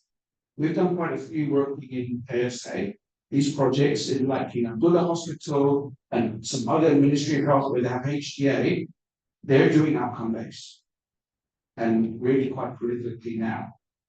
And they've got a goal to do this. So some markets and companies at different pace. This was in China. People said they can't do it in China. They did it for breast cancer in China. Same thing. Although it was difficult to agree an endpoint or the tumor size or shrinkage, what they did is agree on a time. If the clinician and the patient say, in at least 3 months of treatment, they're getting no benefit, they don't think it's improving, then they give them their money back. Like, why would you pay for fame? This is a gene therapy that have done this across Europe and US. And this gene therapy is for hemophilia. We've got now maybe 3 or 4 cures for hemophilia, but we're still struggling to get patients because it's $3.5 million. And in this one, what they've done is one of the things about hemophilia is the cost of treatment every year is very expensive. It's like hundreds of thousands of dollars because patients have to self-inject clotting factors 2 or 3 times a week because they can't clot properly. So what the company have done, which is actually very clever, they've said, look, we know there's no guarantee it will work. Even we don't know because our clinical trial is only 3 years. But the 3-year trial study shows it's almost like a cure, almost. So they've done a deal where they say, look, We offer a money back guarantee calibrated to how long the patient is cured. So what I mean by this, if the patient lasts 6 months and it comes back, they get almost all of the money back. If the patient lasts 9 years and then it fails, then they get some of it back. But they calculate how much money the healthcare system saves in that, let's call it a calibrated rebate. So they're using some economics to explain, because as it happens, hemophilia is an expensive disease to treat. So we have a tracker. There's nearly 1,000 live contracts across the globe. And what we're seeing is the reason why it's growing is because companies are taking it to other markets and markets are teaching other markets. So I'll come and do a talk like this here. Someone from UAE will say, oh, we're doing VBA. Can you come and support us? And we will show them how to build them and how to work. Or a company will say, we've never built one before. And so we will support them. So we're doing projects like in China, Japan, UAE, US. Some countries are very good. Like if I spoke to Pfizer, they would say, I don't need any help. We've been doing it now for 5 or 10 years, or at least 5 years anyway. So they have their own team building these. The reason why I think it's actually quite logical is because when you come to value-based healthcare, all this is a continuum of value in healthcare. Let me explain. Many years ago, and this is true still for today, if you look at, say, a physician and how they get paid, they have like fee for service, right? So a doctor submits a bill. They'll say, well, look, I saw 20 patients in the clinic. I did some blood pressure. I did dipstick, arranged chest x-ray, CT scan, da, da, da. This is what I did. This is what I did. So you get paid for activity. Activity. At some point during this evolution, someone asked, I can see you're busy doing things. What did you achieve? What did you achieve? I can see you're busy doing things. Who got benefit? What did that benefit look like? Do we know? Do you even know what the benefit is? Am I paying for process or am I paying for outcome? Doing an x-ray isn't an outcome, is it? What do you do with that x-ray? Maybe how you manage a patient is the outcome. So now, and I'm looking at UK, these are now, we've taken half the fees of the physician and we're giving them back. Did what happened with this when we started? And we're giving it back based on not what they did, what they achieved. So the doctor said, look, I saw 20 diabetic in clinic. So he said, okay, good, here's half your income. And they said, where's the other half? And he said, what's the blood glucose like? How many is controlled? He said, that's not my problem, it's the patient. And they said, no, we're making it your problem. We're now making this your problem because the problem is everyone thinks it's not their problem. And blood glucose is everyone's problem, right? So now we're saying in the diabetic clinic, if your patient is not controlled, you're not paid. It's completely changed the way they behave. Alternative system. If he does manage, sorry, I think in the US, I could be wrong, but they reward doctors based on the control, I guess, of their patients, like based on outcomes of their patients. So they're incentivized to actually improve outcomes. Yes. They're not necessarily punished, but they're rewarded if the patient does it. Yes. So whether it's a carrot or a stick, this is how revenue is flowing. And the message is, this is how we're paying for healthcare. This is how we pay for healthcare. We pay for some activity and we're paying for some outcomes. So if you see 20 patients in clinic today and none of them are controlled, and you see them tomorrow and none of them are controlled, and you see them next year and none of them are controlled, what are you doing? What are you doing?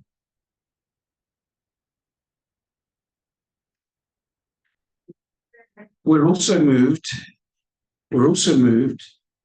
to hospitals. And so now the hospital's reimbursement has some KSIs.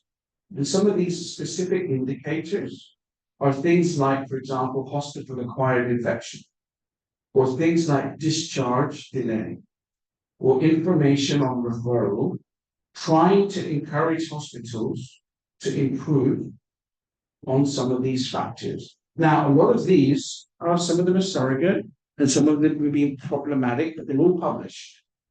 So, for example, DVT prophylaxis screen for every patient that comes in to make sure, because this wasn't happening routinely. It was happening in some places, not others. As soon as it came on a measurable index, everyone started doing it. There's something we're doing now, because our hospital income needs some of this. And I've seen Dubai, and I've done some work also in Abu Dhabi as well, and look at Dubai Health Authority applying its value-based healthcare model across 30 diseases areas by 2025. Ours exactly was 30 diseases. I would not be surprised if there's a lot of overlap. Now, we've had this for more than a decade. So it's not new, but it's fine-tuned. Some things come out, some things go in, the government changes priority, but we've got 30 disease pop indicators, and the physicians now, they've had 10 years to get a grip of it. They just roll with it. As soon as we publish the new indicators, it's straight away. What is it? Is it still DVT? Oh, look, we've got MRSA. Oh, AF anticoagulation. This is a big one right now. We've got good anticoagulants now, but they're still playing with warfarin, and they're not doing the right checking on the CHAD score. We need them to do that. And what we find broadly is like this. A lot of doctors are happy to do their own thing, their own way, which is fine. They all should have their own independent clinical ability and decision-making and autonomy. But there are certain things that need to be done. Basics. Doesn't matter what you think as a physician. And the organization needs to get their physicians to do that. And this is the way they do it. I'm going to pause. I want to step out of medicine. Because part of the presentation today is about value. And I think that the value, what's difficult is it's somewhat subjective, isn't it? Like if I said to you, do you think this conference is good value for money? It'd be subjective, isn't it? Right? I mean, you all might say yes, give them good feedback, which is wonderful. But it still may be subjective. Some people may think it's the best conference. Some people may think, oh, I've been to better ones. So even with value, there is subjectivity. So value in healthcare would have subjectivity, right? Because someone will say, oh, that medicine was very good for me. And someone else will say it was horrible for me. So already we have heterogeneity in response will determine somewhat our value shall be. So let's have a look at paying for innovation. Let's come out of medicine for a minute. I want to do something interesting with this group. If you have like an iPhone or something, right? I want you to just hold it up. Keep it held up. Keep it held up. So don't drop it. Even at the back. There we go. Now they're listening. Hold it up. And as I read a number, don't put it down. Don't put it down. Very good. When I read the iPhone number that you have, put your hand up, right? Actually, just wait. Can I get this up? We need to get a picture of this before I do it. So I can say on LinkedIn, everyone's got their phones up and they'll go, oh, Dr. O'Reilly, what were you trying to do? And I said, you'll see, you'll see. Right. Now, I'm going to go through the numbers. When I get to your number, put your hand up. So iPhone 7, iPhone 8, iPhone 9, iPhone 10, iPhone or X, iPhone 11, iPhone 12, iPhone 13, iPhone 14, iPhone 15. So I'm going to pause. How many have got 15? 1, 2, I've got one, but yeah. Right. So let me say something interesting. If we all want the latest innovation, why have only 2 people bought the latest innovation? 16. Wait. Yeah, I'm waiting for answers. Waiting for the 16. Your answer. Okay. Okay. Is it worth it? I like that. Is it worth it? Give me another. What is innovation? If the head of Apple was presenting instead of me, I think he would say, you need it. You must buy it. Right? Your whole life, you're missing out on life. better camera, better this, better that. What else? What about here? I want to come here down Chinatown at the end. What's happening here, guys? And who had iPhone 15? No. Why not? So you can't afford it. None of you? Is that why you guys put them at the back of family? Brothers, come on. 2024, you can't do this anymore. Okay, so let me tell you this. All of those reasons you give are perfect reasons sometimes for us to not buy the latest medicine because it's not worth it. The incremental benefit is not there. There may be something better down the line. What I have works fine. We have many medicines where when the drug rep comes to see me, I say to them, what I have right now works just fine. But they're trying to sell the latest, right? They're trying to sell that everyone must have it. And if you're a patient, it's hard, isn't it? Because they will want it often. Without understanding the evidence and the science and cost effectiveness, it's very easy for a patient to Google and say, I must have the latest treatment, even if it's often no better. And there's no evidence to suggest it's any better. Okay, this is something we call in pharmaceutical contracting price referencing. And companies do this all the time. So, can you see this room? This was my room when I checked in at Holiday Inn. See this little cubicle, $50, nice and sleek, very comfortable here. And nobody around. Okay, $50. So put that reference in your mind. Now imagine this room. Here, there's Madame. Here, my radiologist. This is the luxury penthouse suite. I think this suits her, what I can see. Very glamorous, very beautiful, and like her, $700 for one night. Okay, so this price referencing. If I say to you, imagine all of these rooms are in the same hotel. Same hotel, all of these rooms. How much do you want to pay for this one? Give me a number in dollars. 100, 200, 250. Well, it's not an auction, but okay. Higher, lower, 150, 250. So even though we have many people with many tastes, the referencing is pretty tight, right? You're all saying 150, 250. That's it. Now, what happens if this drug company comes with this drug and they put the price 2,000? Now what happens? Now what happens? And what happens in the US when the patient goes, I want you to prescribe it for me, doc. Pay for it. Yeah. So we have a price referencing, and many medicines get caught because of this, where they want to give a ludicrous price. And in my job in a government negotiator is bring them back down to reality. Understand? This one is called interrogation. I like this. Now, this is Air Arabic. Maybe a budget airline. It's okay. It does the job. Maybe $300 internal flight, UAE, Oman, Qatar, something. 1 or 2 hours. Tell me, or call to me, what is your minimum expectation on the list for you when you pay that? Tell me something. Safety, get me there. Walk on the plane alive. Walk off the plane alive. I like this. Like this is, it's like, don't kill me. And alhamdulillah, we have a ticket. I love it. Yes, madam, you're going to say. Okay. Is there anything else apart from safety that you expect as a minimum?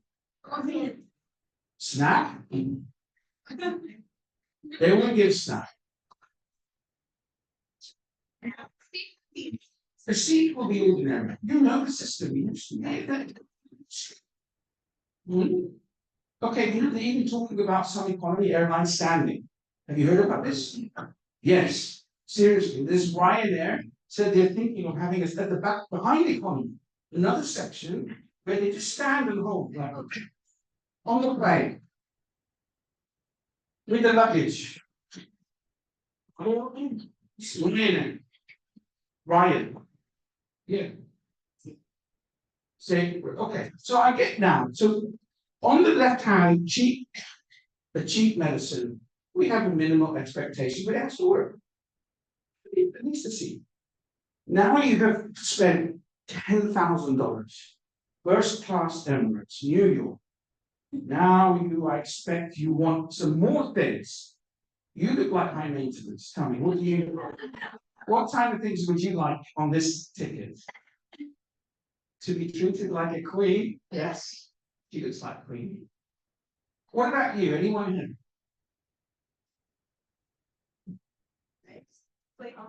Comfortable? You want a seat? Look. A bed. You want a bed? Yes. What else? $10,000. All luxury. Hot meals. Yes. Anything else? Timely. No delays. Here we go. Limousine pickup. Do you want to queue with them or you want to queue? VIP lounge. Yeah, you don't want to be with these people.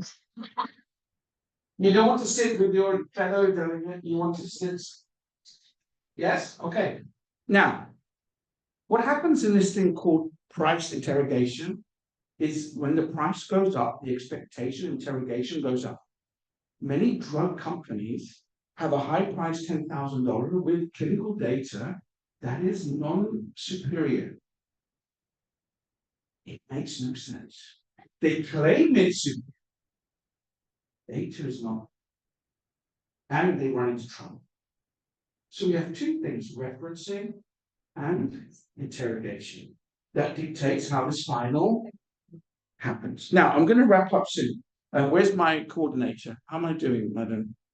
You're going to throw, am I over time? Have I pushed that speaker? I feel guilty now. No? Don't worry, they're billing me for it. They're going to take my room? No. Okay, so let's say we finish, I'll try and finish within the next 3 hours or so, is okay? Of course it is. No, let's just do about 7 minutes, 5 minutes. That's not bad. So this is something I find, this slide is a beautiful discussion you can have with this slide. Any disease, take any disease, where the disease is getting worse, like a chronic neurological disorder, and this is time elapsed. And so this patient has had the condition 5 year, 10 year, 15, maybe 20 year, and at this point in the clinical trial, they give the drug. Now from this point, what happens? What is the trajectory? A is no impact. It happens sometimes. Think how many patients you give them the dressing, you give them the antibiotic, but there's no difference, right? There's still the problem. So the trajectory is A. If that keeps happening, we have a problem. Trajectory B, maybe you can slow down, right? Slow it down, but it's still getting worse.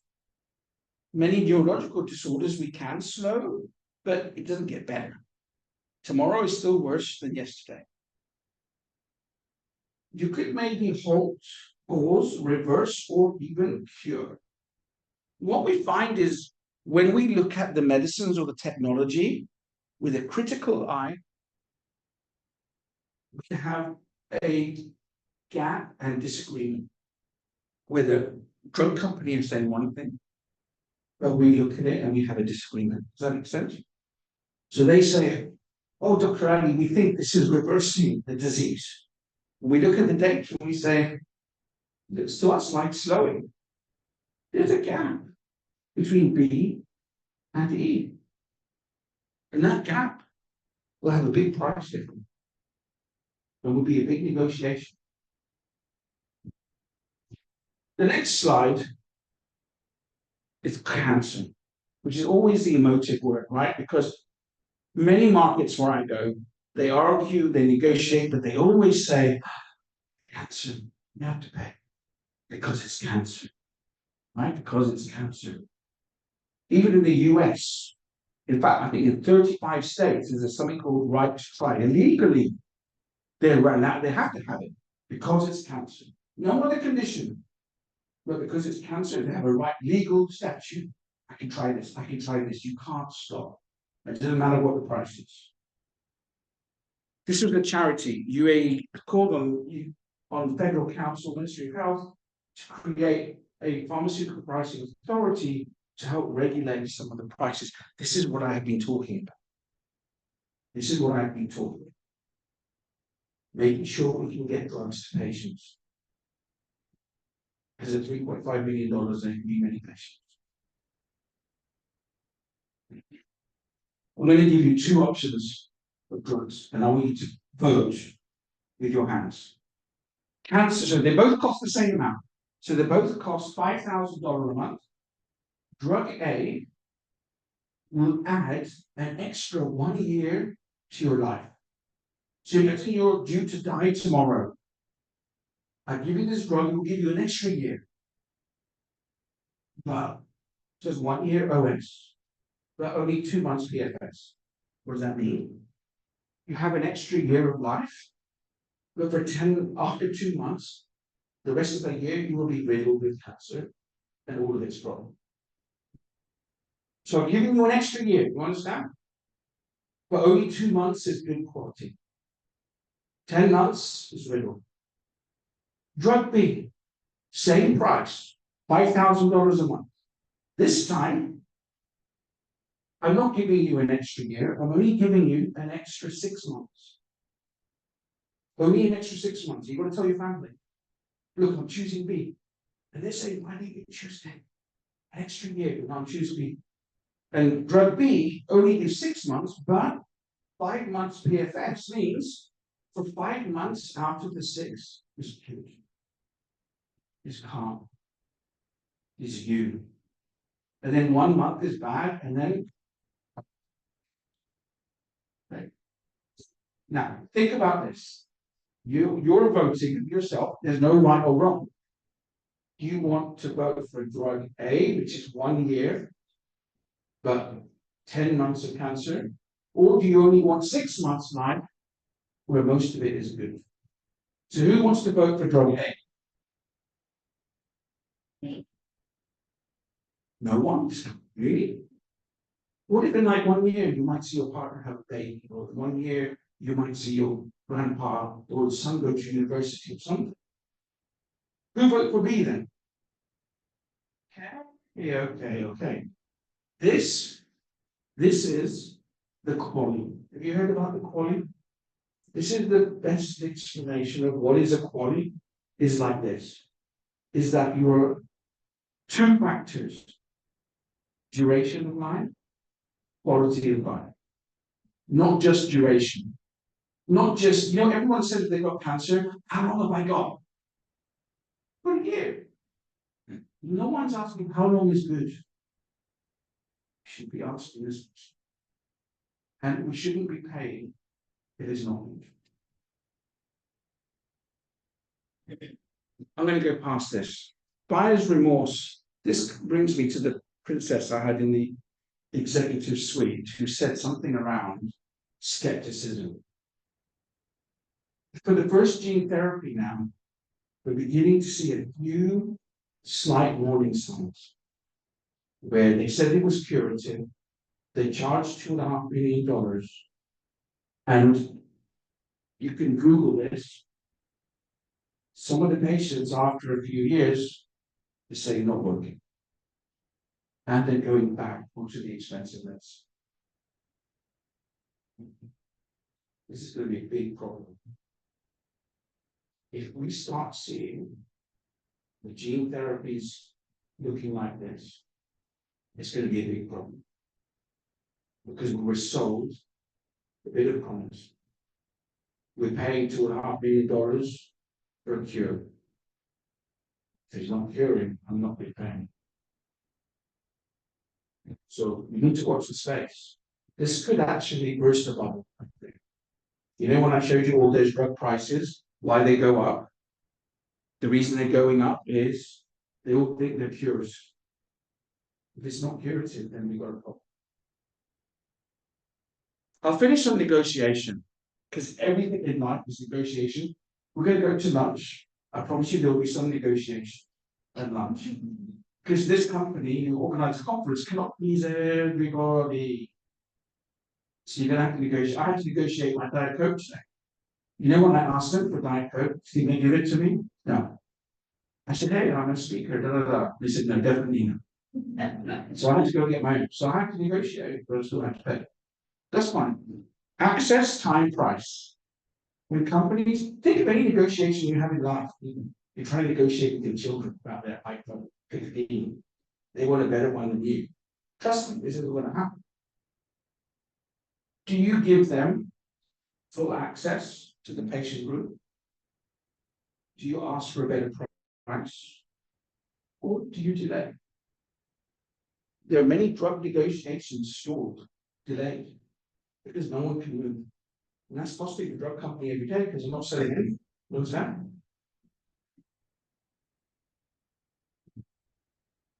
Let's just say pharmaceutical company have put the price at 3,000.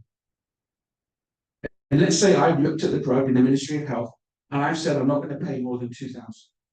But we each don't know each other's negotiating card.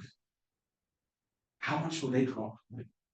And he's asking, how much will Ministry of Health pay? So how high can I get? Will I get $3,000? So we call this ZOPA, Zone of Possible Agreement, where you and I don't know, and it's true for any negotiation, but there is potentially a small zone where you and I might agree a price. But no one wants to give first, and no one wants to blink first. You're trying to hold to a strong position, both sides. And this is what's happening every day. And this is part of the innovative contracting pricing. So look, ladies and gentlemen, you have been phenomenal for me. I'm glad that you played a bit of interaction with me. I had a bit of fun today. And I put this quote, price is what you pay, value is what you get. I hope that I've given you all something to think about, and I hope we enjoy the rest of the conference together. Thank you very much. I think that was a very engaging presentation, and I guess everyone's glad that we gave you more time to speak. Does anyone have any questions? Discuss what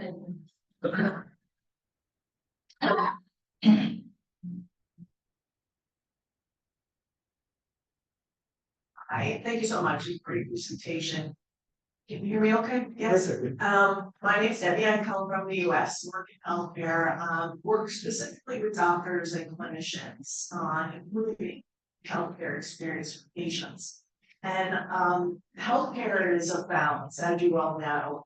What I'm finding when I'm hearing what frightens me is too much pressure on, say, physicians to give value.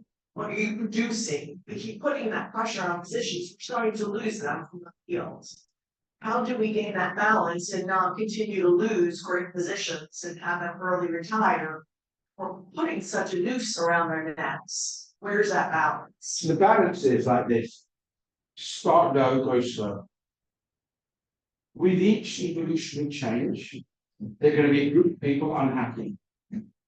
Having been there and done it for over a decade, my observation was some of the older school physicians did not buy into it and were never going to buy into it, ever. But it doesn't stop you training the younger ones. So the younger ones come through, you get them trained. And as they get used to it, and we found the same, when we did nurse prescribing, the biggest opposition was doctors. And we said, we've audited this. They prescribe better than you guys. So give them a break, right? And so it was more like you're taking away we said, no, where we're using nurse prescribers is going to help you. Because the physicians were great at diagnosing and finding new problems and dealing with complexity. They found routine disease management boring. So what happened to nurses were way better, for example, in lipid. Once it's been diagnosed, and they know the LDL targets, and we've given them the drugs, follow the guidelines way better than any physician, and the handwriting much better than any position. And so what we did is we found it's an evolution. Evolution will hurt. And some people will not buy. So you can't go too fast. You've got to do a bit of change management. And you always got to expect people, there are some positions that won't buy into it, but that should not stop you striving for excellence and pushing the barrier always. So with that notion, what would you recommend if you have a physician group such as an ED doc group that you contract with and you push a little bit and they say, I'm not doing that, I'll leave. We'll take our whole business and leave, and there is no one else. That group has you. So how do you negotiate that fine line then? So it might look at what the investment down the line is. And like, I've done some work in the US where that's happening in some rural areas where it's not even cost effective. And suddenly patients got nowhere to go. So the dollar, unfortunately, with the US system the way it is follow the dollar, not follow the patient. So there are going to be some instances like that, but it doesn't stop you incrementally bringing something and negotiating with them. So bring them to the table and negotiate. Don't let them walk all over you. Otherwise, that will become You'll set precedent. You'll set, there must be some things that you have they want. So Just a backup plan before they. and have a backup plan, yeah, before you go. You look like a tough negotiator. I would just say yes, ma'am. Anyone else? I'm going to be around for lunch and for the day, so it'd be great to engage and follow us. All right, photo op. No, with you in it. Oh yes, oh yeah. 100%. Photo op. I forgot about that. Okay. Yeah. Okay. Actually, can I have a reverse photo op? I'd rather have my esteemed audience in the background. We're going to have a photo op with everyone just before lunch after the next speaker. Do you want it? I like the idea of me at the front and everyone. We'll do that if you like. Alhamdulillah. You're you now. So I hold this with you. Thank you very much. Bless you. Now, then I can get them. Yeah. Oh, that's what I wanted. Yeah. Like a selfie. Yeah, not a selfie, but you can take the certificate and I will. I like it. Fine. My team, yes. But I want the whole team. Yeah, Can we get they're everyone? to be. Yeah. Can we get everyone in? Because I want to come back to the UK as a group for my UAE followers. We found like whole new team. From PSA. From KSA, yeah. My last project was picking up at the hospital, you must know. They are doing these value based. Yes, they were doing it. So you can come up there. Yeah, come in. Like this. Yeah. And can you get everyone? Do you need to stand up on this chair? There we go. That's nice. I will like that. And I will put that on my LinkedIn. Perfect. There we go. Thank you. Thank you. Bless you. Thank you very much. Thank you. Thank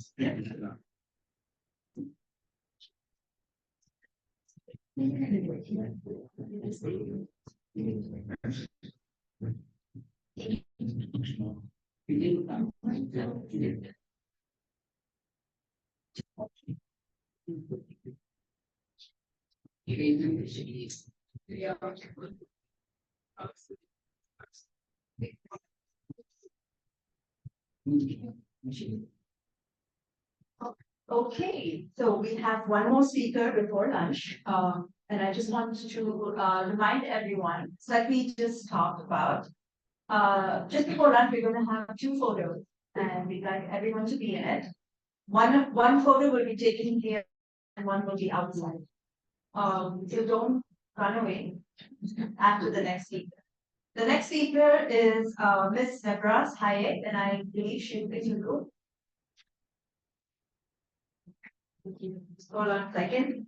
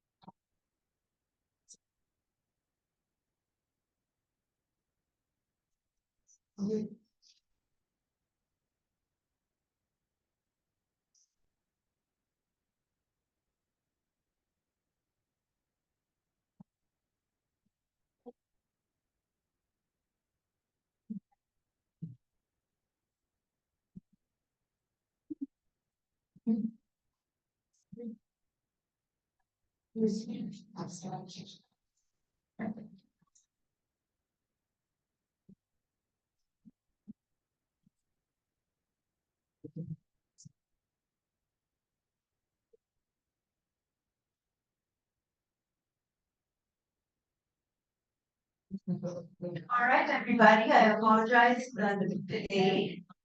We are now just going to go ahead for the photograph. So our photographer is in the back, and if you want to instruct everyone what to do. So Mike was here.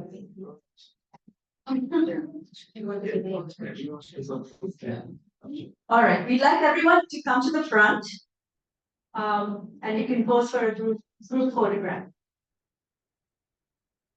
Anyone who doesn't want their photograph taken, we're not going to force you. Please, you're welcome to come up so that we can have pictures on our for the conference social media. The lights is the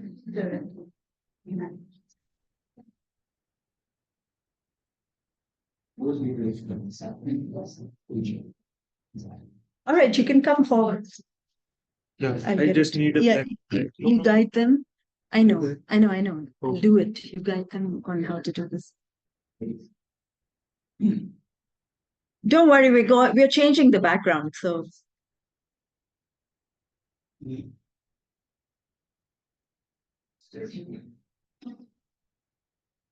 what do you need? All match for placing the chairs or some hotel guy over there.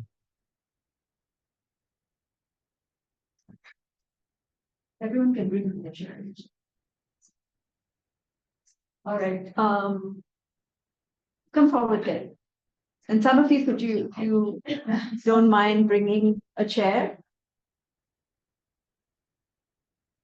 How many chairs do you need? Three? All right.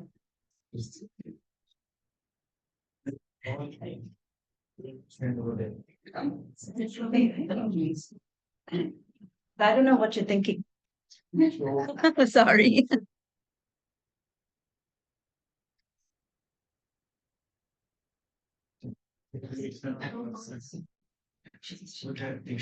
Who needs to sit down? Let's have the chairs.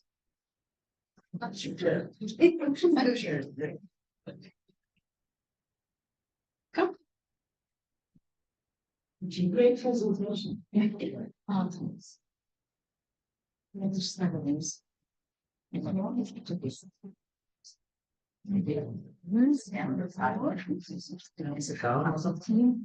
I think that is too can the chairs move forward a little, please? Maybe we can. It's okay.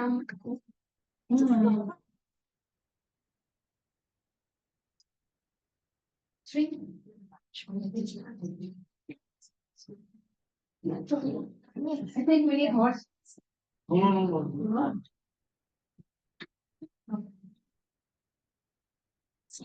All right.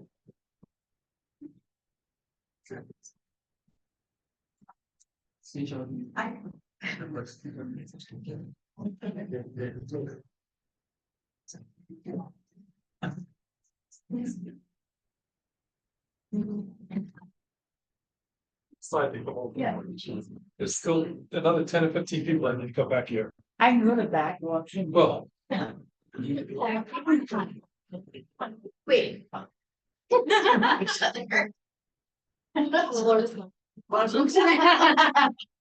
Good luck, John. You have a holiday. But you know, not.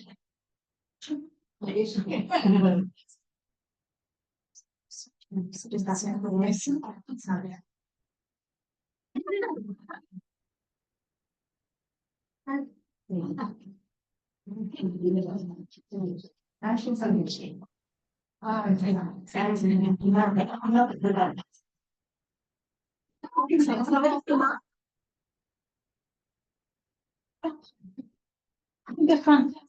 No, someone can come here. No, you were. You could tell me. Oh, no, that's the sign.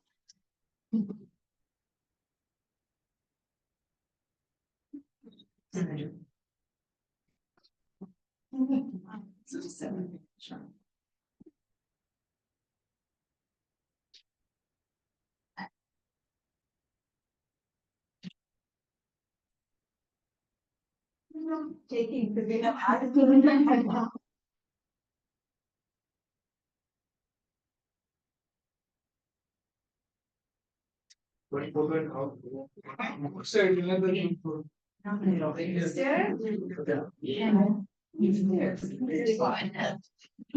That's a definitely on my. So you Actually, that just shows where it's on. Yeah. Yeah, as we're catching up. I'm trying, mostly based out here. They all think I'm too old. Whereabouts, whereabouts? Yeah, US and Colorado. Oh, okay, it's not. I was in, well, I was in Austin. You got Texas. Yeah.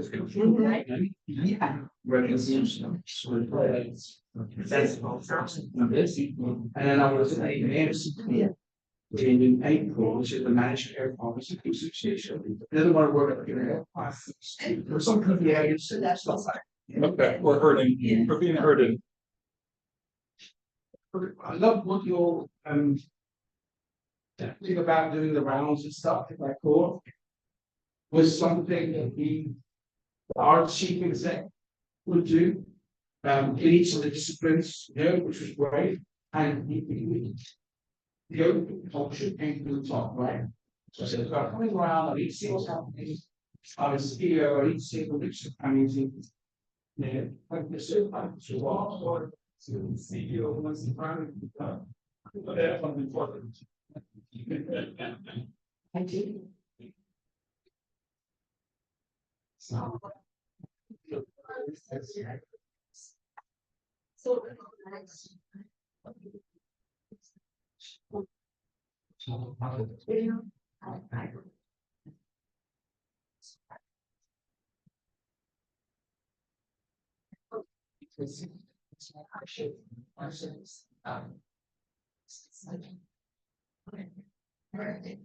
Yeah.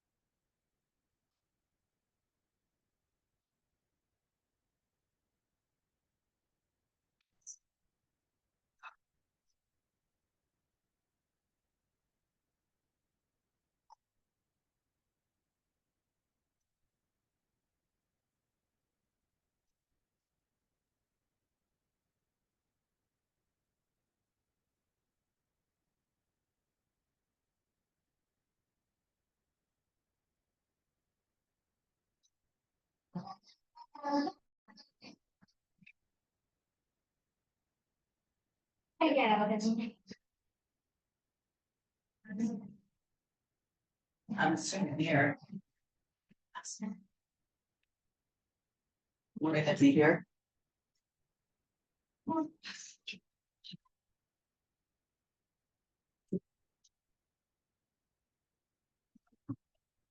Do you know how to do this? I'm gonna see if I do. Looks like HDMI. Yeah, I need to get a Wi-Fi though.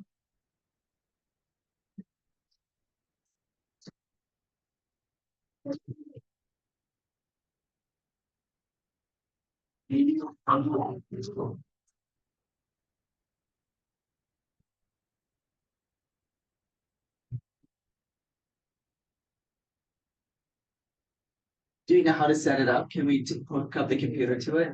Yeah, so have you provided your presentation? So nobody, that's why I was telling her, nobody said they could open Oh, it. yeah. I had no emails, replies. That's why I didn't want to start until lunch because Okay. no emails, So no can text you- messages. Yeah, but your presentation is here, right? She she has the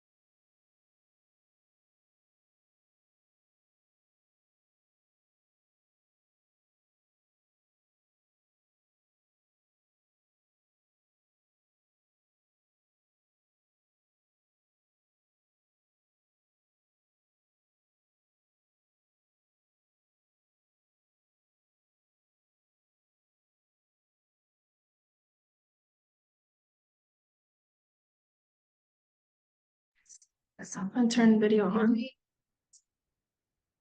Hi, everyone. Can we all have a seat because we'll be starting soon, please?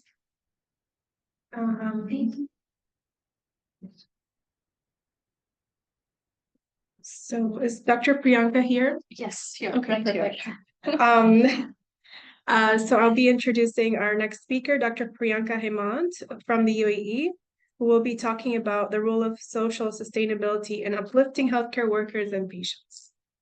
Thank you.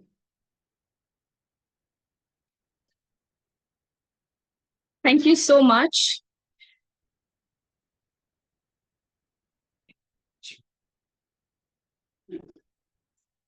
So a very good afternoon to everyone here.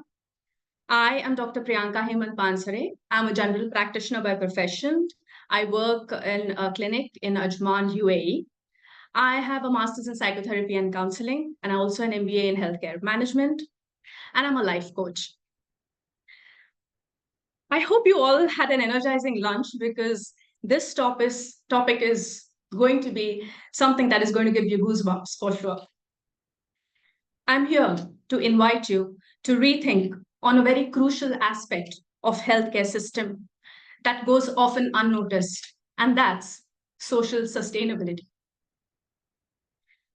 Picture a healthcare environment where all the workers, all the patients are prioritized, burnout is minimized, and compassion thrives.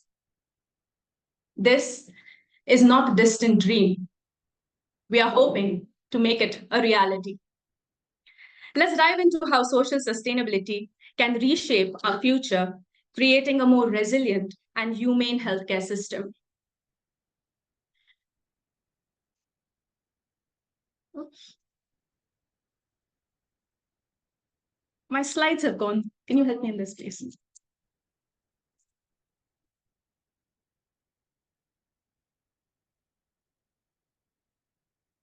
Oh, okay. Sorry about that. So we all know that healthcare is the backbone of public health. Yet we often overlook the sustainability of the people within the system. My research focuses on the sustainable practices that enhance the well-being of healthcare workers and patients, aiming to create a resilient, effective, and equitable healthcare system. Imagine a world where healthcare workers are cherished as human beings and not just idealized on a pedestal like angels. So, what is social sustainability, by the way? In one line, it's the ignored lifeline of every healthcare worker. Components of social sustainability. There are inclusion, equity, access to social resources, and participation in decision-making processes. It focuses on improving the human well-being and quality of life. In the healthcare perspective, social sustainability involves creating environments that support healthcare workers, fair compensation, work-life balance, and supportive culture. Especially in the post-COVID era, this has never been more critical. Not so long ago, we all witnessed the unprecedented challenges of the COVID-19 chapter. In 2022, 36% of healthcare workers globally experienced burnout. In the UAE, an overwhelming rate of 51.5% of healthcare workers reported burnout. Healthcare risks associated with burnout, which led to death, were around 23% in the global healthcare workers. These are not just numbers. These are our colleagues, these are our friends, these are us. The healthcare giver archetype and burnout. We all know the healthcare professionals are often the self-sacrificing heroes. While this all is admirable, this expectation leads to long hours, high stress. It causes rampant burnout. Now it's time to change this narrative to protect our healthcare heroes. I want to shed some light on this phenomenon the empty cup phenomenon. The empty cup phenomenon illustrates how constant giving depletes the healthcare worker. It affects the ability to provide the compassionate care. Corporate hospital doctors, in particular, face increased stresses and burnout due to competing demands. This is far from sustainable. The objectives? Our study aimed to assess the impact of social sustainability initiatives in the healthcare workers in regards to well-being and patient care quality. We also seek to identify best practices, foster collaboration, and tackle challenges in achieving the sustainable practices. Methodology. We conducted quantitative cross-sectional survey with 62 healthcare workers from various sectors using structured questionnaires and statistical tools to gather and analyze data. The method allowed us to gather rich and actionable insights. The results? They were unsurprising, revealing a significant strain on our healthcare workers. Our findings reveal moderate to high level of emotional exhaustion, moderate depersonalization, and a reduced sense of personal accomplishment among healthcare workers. These results underscore the need for workload reduction and stress management outcomes. We also found the raw nerve here. We also found low satisfaction in benefit packages and mental health support, highlighting the urgent need for healthcare organizations to enhance these offerings to improve employee satisfaction and well-being. Imagine the transformative power of a satisfied, well-supported healthcare workforce. The burnout correlation analysis. Burnout negatively impacts work-life balance, job satisfaction, and increases stress levels. Addressing burnout is crucial. It is crucial for the well-being of all healthcare workers. It's just not about reducing those hours. It's about reshaping the entire work environment. On Monday, a very prominent newspaper in the UAE was buzzing with the headline, "Flexible Hours, Remote Work, Dubai's New Initiative to Combat Employee Burnout." I urge the government to extend this support to healthcare workers, our frontline heroes who urgently need relief from relentless burnout.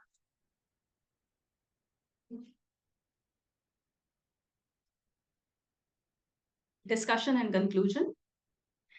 In the current scenario, challenges in the healthcare culture mostly stem from the overemphasis on financial metrics. Many healthcare organizations focus heavily on the financial performance, leading to competition among staff, eroding trust, and stifling communication. This environment increases medical errors and compromises patient safety. Real-world consequences: high turnover rates. When employees feel undervalued or overworked, they will leave. This turnover is costly, both in terms of recruitment expenses and the loss of experienced staff. Decreased productivity. Stressed and unhappy employees are less productive, affecting the quality of care provided to patients. Increased costs. High turnover rates lead to increased recruitment and training costs, diverting resources that could be used for patient care and staff support. So, what are our recommendations? Shift the collaborative metrics. This is what, am I audible? Yes. Shift the collaborative metrics. Value teamwork and patient outcomes over individual achievements. Collaborative metrics fosters trust, enhances communication, and improves patient care.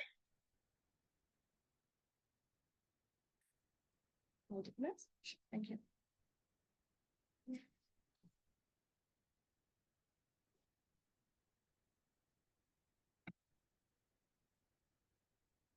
Hello? Yes, sorry about that. So let's go to the recommendations again. shift to the collaborative metrics, value teamwork and patient outcomes over individual achievements. Collaborative metrics, it fosters trust, enhances communication, and improves patient care. Envision a workplace where everyone collaborates seamlessly to achieve the best patient outcomes. Invest in mental health resources. Provide mental health resources, flexible scheduling, adequate staffing to reduce the stress and burnout. This includes access to counseling, stress management programs, and mental health days. Think of the difference that it would make for every healthcare worker to feel supported and valued. Promote respect and recognition. Implement zero tolerance policies against harassment and consistently recognize employees' contribution rather than just the revenue generation. Along with teamwork and patient care, this can transform a workplace. Enhance professional quality of life. Address high burnout and low compassion satisfaction with mindfulness-based and cognitive behavioral interventions. Recognizing meaningful work and providing opportunities for professional development is the key. Now, visualize a scenario where healthcare workers are looking forward to go to their shifts, feeling fulfilled and motivated. Empowerment and leadership training. Empower healthcare workers through leadership training and psychological empowerment. This includes building skills in decision-making, communication, and resilience. Empowered employees are more confident, effective, and satisfied, leading to patient care. Ethical and philanthropic CSR. Emphasize ethical leadership and engage in community benefiting activities. Ethical practices and philanthropy build trust and improve the organization's reputation, benefiting both employees and the community. Imagine a healthcare system that not only heals but leads through sustainable practices and ethical practices. Last but not the least, our conclusion. Creating a supportive environment is an ongoing process. By integrating research insights, fostering collaboration, and recognizing efforts, healthcare organizations can empower workers. This approach enhances job satisfaction, improves teamwork, and ultimately delivers quality patient care. Prioritizing the well-being of our healthcare workers is essential for building a resilient and effective healthcare system. Together, we can create a healthier and a more sustainable future for everyone. Thank you so much for your attention. I look forward for your questions and thoughts. Thank you. Dr. Priyanka, for that amazing presentation. So, I'm sorry about the sound. I wanted to ask you, have you found any improvements related to mindfulness-based intervention? Like, have they been proven to be effective? Because I see a lot of hospitals kind of engaging at that point. Does it help with burnout? yes, it's a wonderful question. Thank you for the question. When we started, like a few of the groups were started with the life coaching was done on them, the mindfulness, the cognitive behavioral therapy was done on them. They felt that they were valued. That's the first thing that happened. It kind of, it's like a wound and you're healing that wound. So there was a lot of, there was a lot of sadness, a lot of sorrow, a lot of other negative emotions that were coming out, but that was healing them. So then when they used to go back, that used to make them a stronger individual. They would go back on the field, and do their job better. So definitely these two techniques help them a lot. Yes. Do you find the mindfulness teaching practices in the leadership group? Oh, sorry.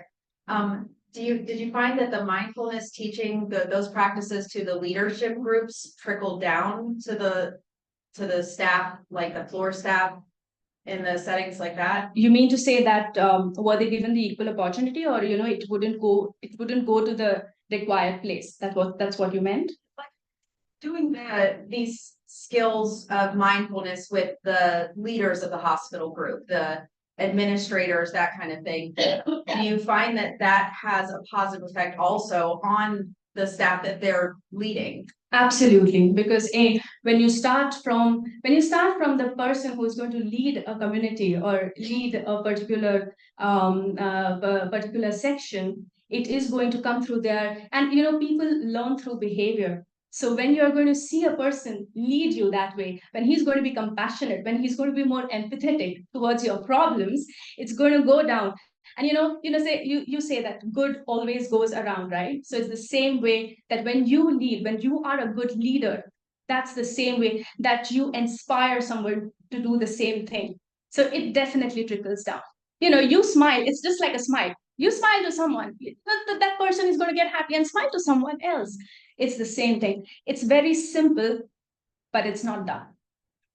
Correct.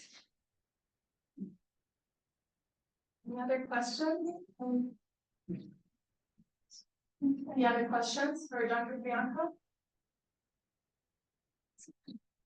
Well, I actually have one. I'm just wondering, you talked about sort of the overwork being a part of the burnout. So we're talking about being part of the burnout mission.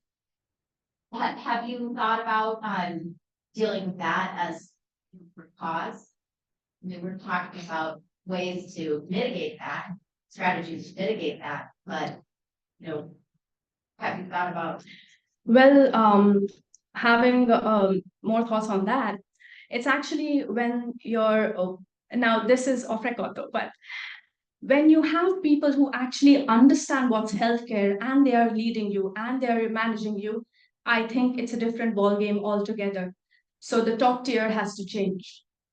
And when that changes, I think there could be it's an exponential, it's just a small change that can trigger a large change. So it's an exponential change, which will definitely bring around a bigger change. If that happens, if I may put it in very raw words, if the mentality changes, it's going to be, I think there will be more people inspired to join the healthcare force rather than running away from them. That's how I feel. Thank you for the question. Do you find that there's one discipline more than others that suffer from burnout? Is it more nurses than it is physicians?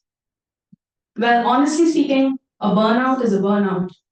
When you're talking about burnout, it doesn't qualify or it doesn't quantify who is going through burnout. So when it comes to it is and it's the basic human thing that has to be addressed. So as on a quality or quantitative level that we saw, it was very equal. It's just that the parameters changed. Like if I would say the nurses felt more physically tired and the physicians were more mentally overworked. Thank you. I have one last question. Sure. So, where do you start in addressing burnout when you have the physicians, the nurses, the administrators, all the different levels of staff in the healthcare system? Where do you start in addressing burnout? I think we start all over. We cannot be in a place where we only take a decision. Are we ready?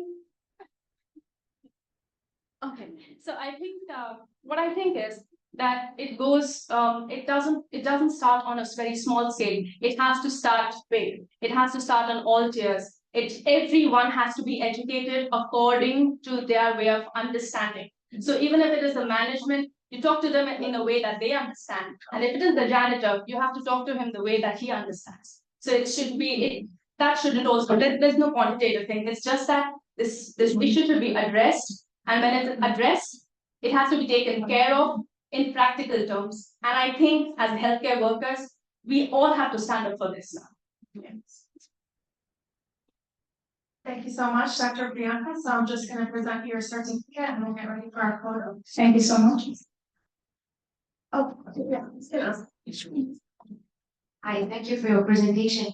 Actually, generally speaking, how do you identify a person who will burn out? the person who's under stress. You approach the staff before you reach this level. Or how usually your approaches. So how do we generally approach the staff Yes. who's How do you approach before, I mean, you anticipate? The first thing that happens in a burnout, what we see is the quality of work that will decrease and will decrease immensely. Like small things, small medical errors are being coming. So generally what happens is we generally tend to judge the person rather than really understanding what's really Track the errors. As you track the errors and then we don't judge them, we go back to them and ask what's wrong. And what's wrong, not in the way that why this happened, what's wrong with you, how can we help you? I think you have been excellent in what you've been doing. But I think something is going wrong. And I think that a personal connection with every healthcare worker, if that happens, and if that empathy comes into play, I think we can do wonders.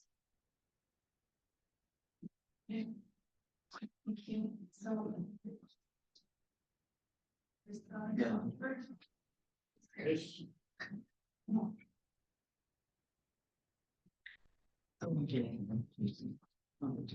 Yeah, no, I-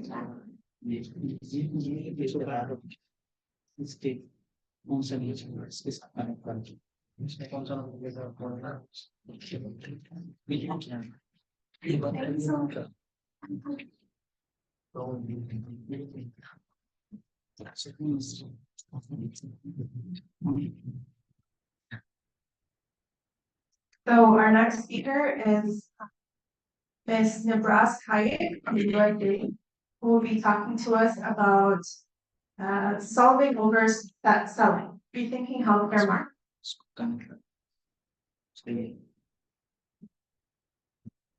I wonder if I even need the microphone. Can I go ahead? Yeah.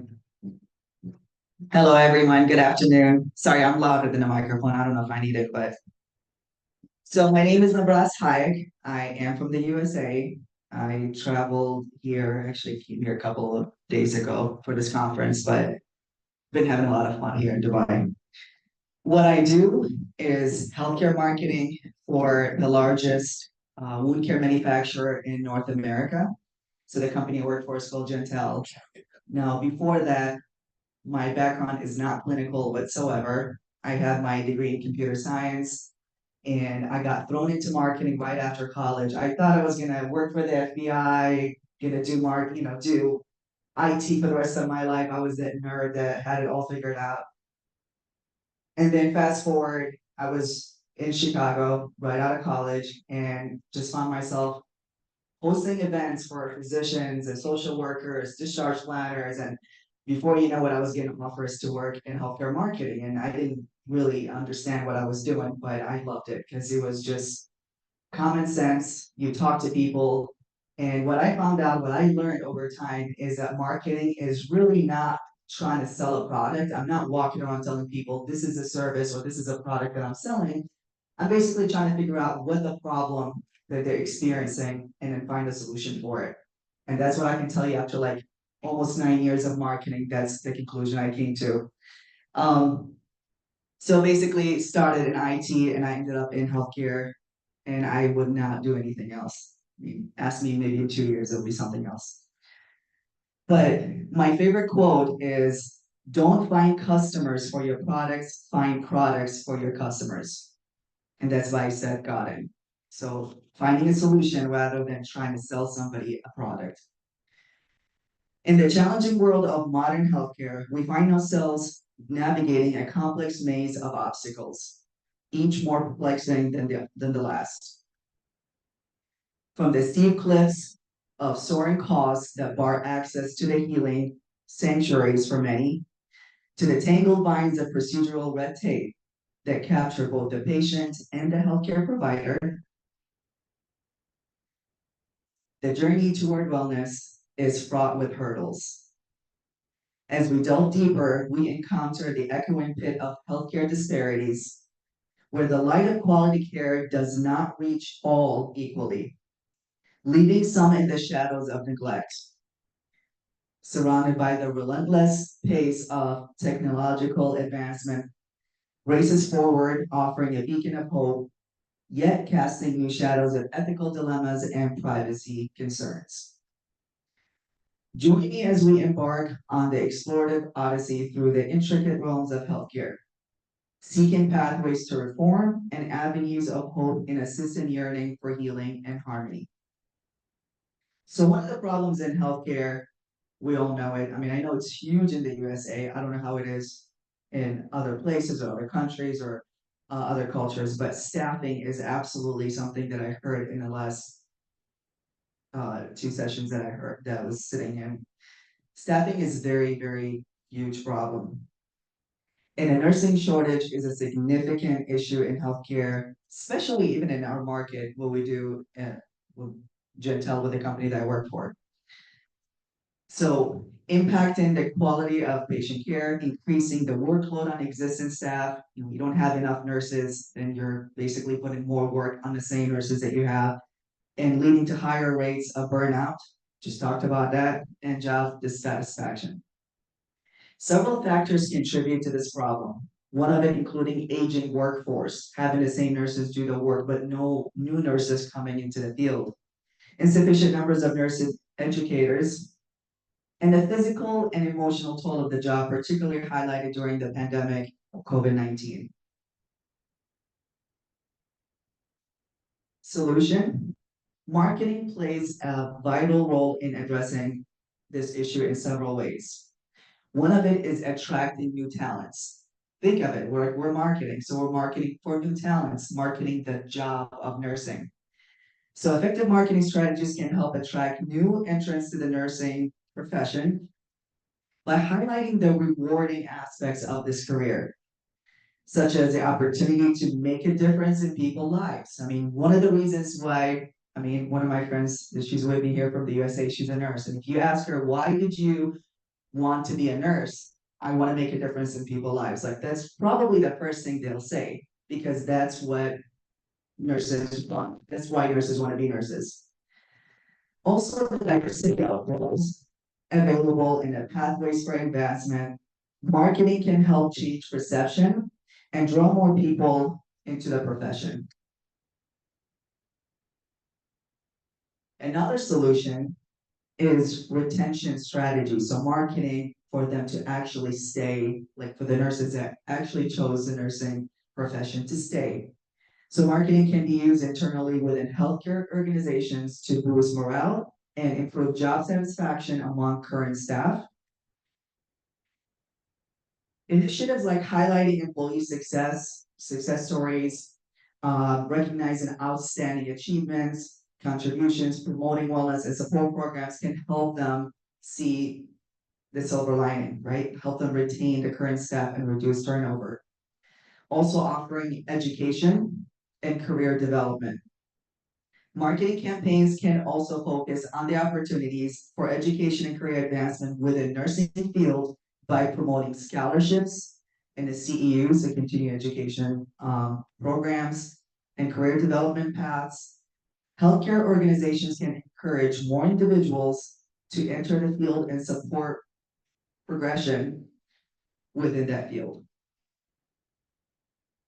Another solution is partnership and community engagement. So engaging with educational institutions and community groups and other organizations can help to raise awareness and interest in becoming a nurse. Marketing efforts can also promote these partnerships and highlight the benefits of pursuing a career in healthcare. And some of those highlights would be job security and competitive salaries, an opportunity to impact community health. Another solution is improving public perception, what people think of nursing. A broader marketing strategy aimed at improving the public perception of nursing profession can also be beneficial. This can also include highlighting the critical role of nurses play in healthcare, the skills and expertise that they bring, and the challenges that they overcome. So a positive public image can help attract more people to the profession increase funding and support in nursing education and training. So overall, while marketing alone cannot solve the nursing shortage, it is a vital tool in a multifaceted approach to attract new talent, retain the talent that you currently have, and change the public perception, and contributing significantly to resolving critical healthcare issues. So, what is another issue that we have in healthcare? What is another problem that we have? Is improving patient care. So that's another issue that I feel like marketing plays a major role.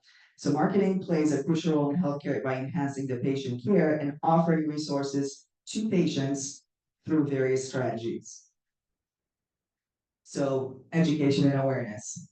By educating the patients, offering them apps, social media, ways to review, ways to be able to communicate with the providers. So marketing can be used to educate the public on public issues, preventative measures, and available treatments. By disseminating information through the website, social media, and traditional media channels, healthcare providers can increase awareness, and it's about disease or conditions or ways to treat. Enabling the patient to actually take proactive steps toward their health. Another way is service promotion. So healthcare organization can use marketing to inform patients about the services they offer. And that's where we're talking about the technology, right? Like the treatments and specialties ensures that patients are aware of the resources that are offered to them, potentially leading to earlier diagnosis, earlier treatment, and improved outcomes. Another thing for enhanced patients' care is the engagement and the communication. And that's when I talked earlier about communication channels between the healthcare provider and the patient. So think about MyChart. You know, you're able to actually send a message to your healthcare provider, have them respond, be able to ask them questions. It's you're not feeling that the physician is, you have to schedule an appointment or you have to set an appointment that's months ahead. A lot of times you're able to contact the healthcare provider, which is very helpful. But also patients can also have access to their healthcare information. So if you wanted to look at your information, if you wanted to take a look at your medical records, any information that you need to access, it's something that's a lot more accessible now. And then lastly but not least is having the feedback and the improvement. So marketing involves gathering patient feedback through surveys, reviews, social media engagement, and this feedback is invaluable for healthcare organizations to identify areas for improvement.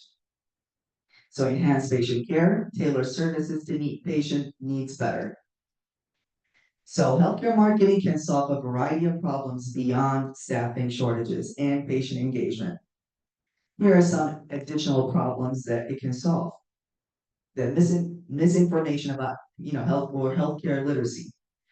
There's a vast amount of healthcare related misinformation circulating, especially on social media.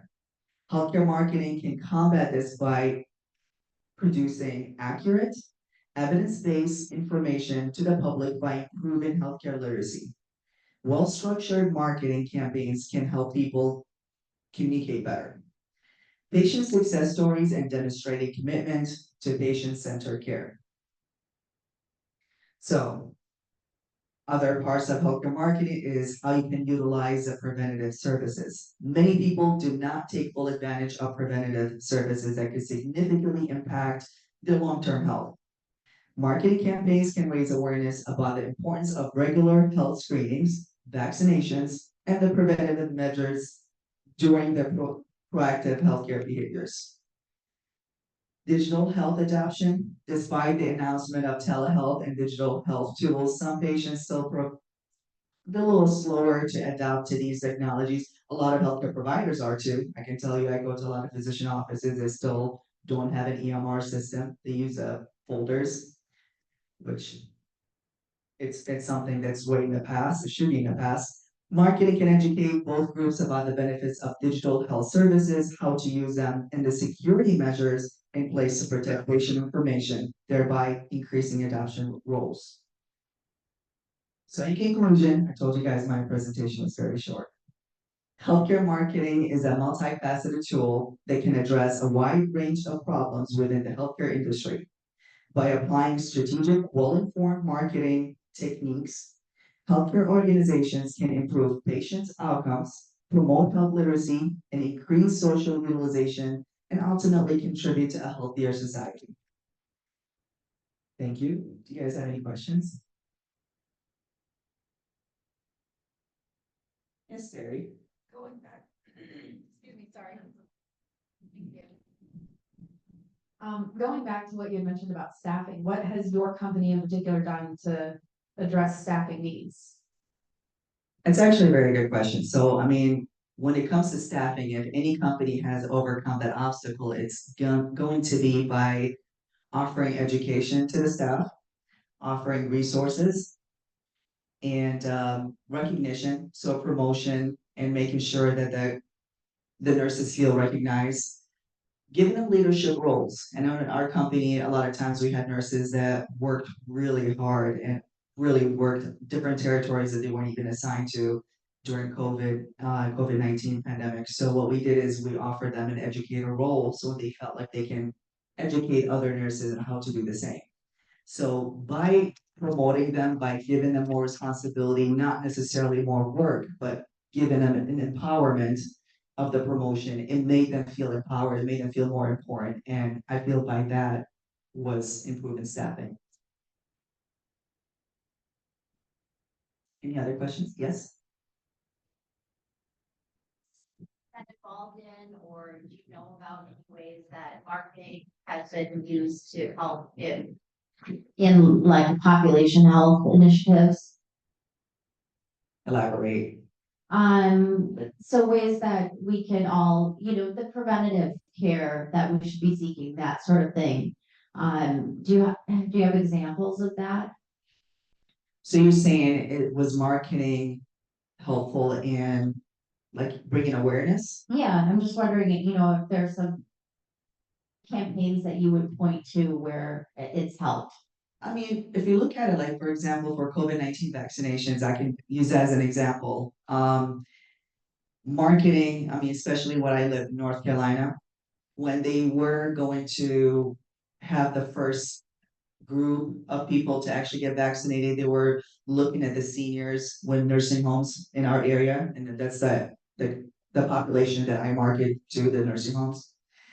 So the marketing campaigns was basically making sure that everybody knows that this is the first group that's going to be vaccinated. They were going to the nursing homes, they were going to the hospitals, anything that would work with the geriatric population to make sure that they actually understand that. That's probably an example of a campaign that I thought went very well. I don't know if that answers your question. Yeah, it certainly does. Thank you. No problem. Thank you. Any other questions? I have a question. So oftentimes, like when you invest in marketing, it's often very costly, right? So did you find that that was an obstacle for why maybe a healthcare organization didn't invest so much in the marketing?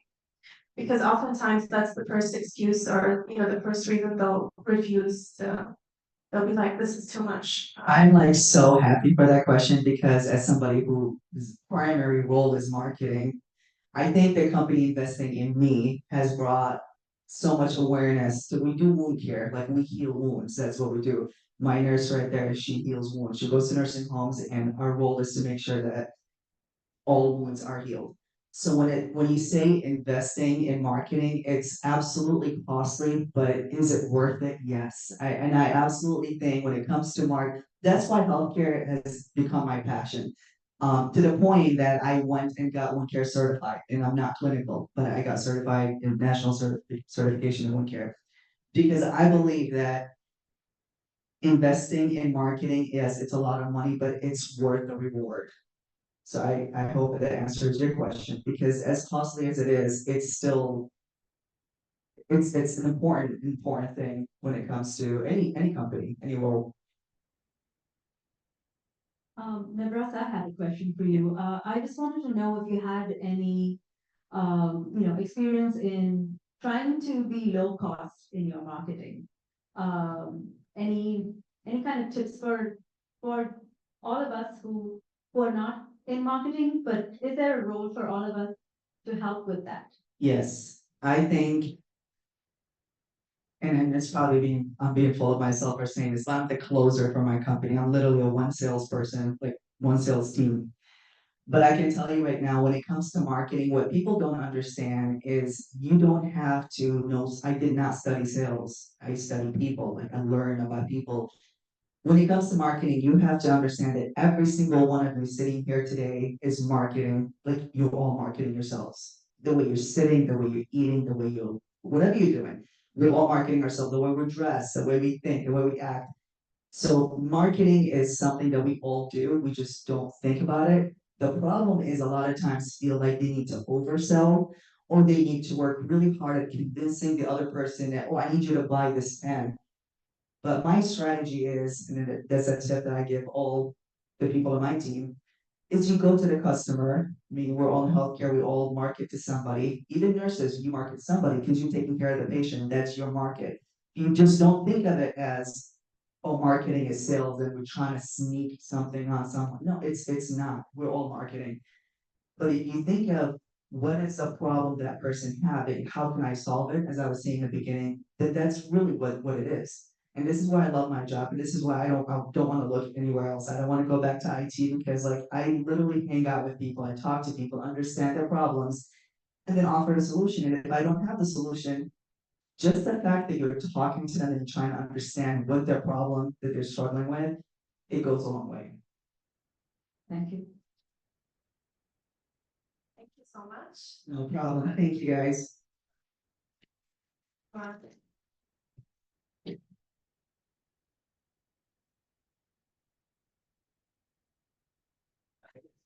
By the way, can you go?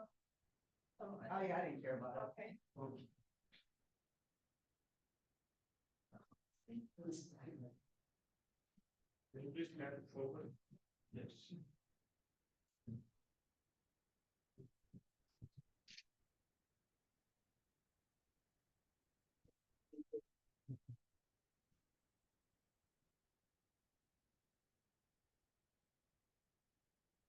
Right, so our next speaker is our very own star, my co-chair, Dr. Mary Sujas Sukumar from the USA, who's going to be giving a talk on enhancing communication skills for patient transporters through simulation-based training.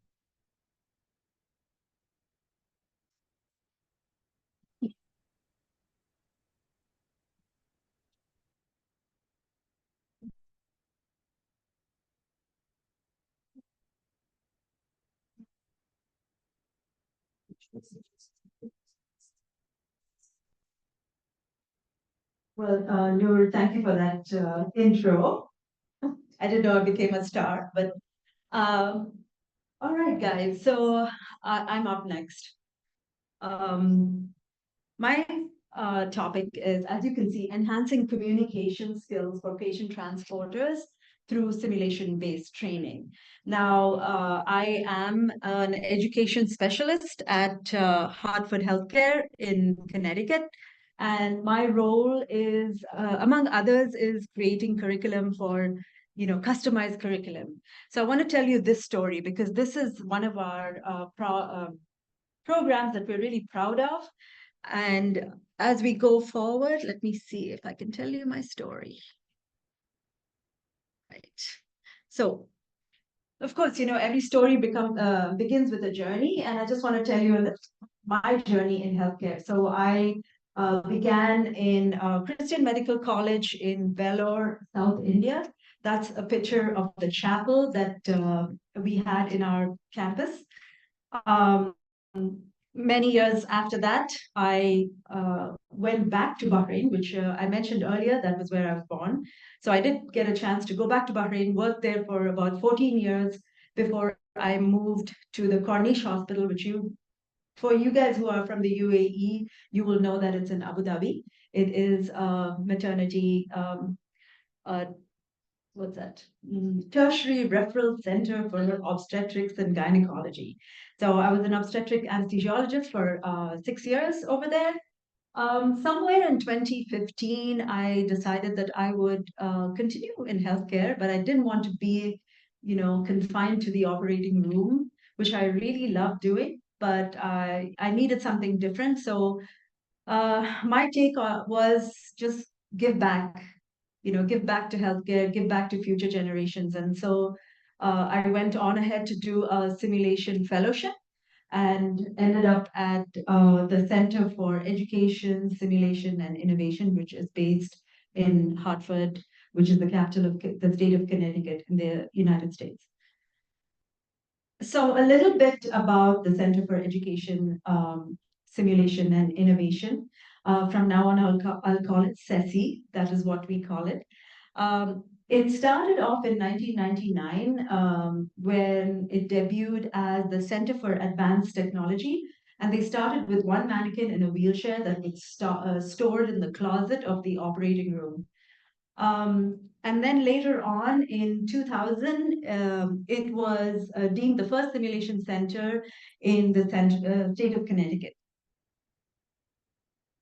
Between 2010 and 2017, it ended up growing from an 800 square feet space to the current 55,000 square feet. So it's a really large facility, and we definitely get a lot of steps in every single day, walking from one end of the building to the other.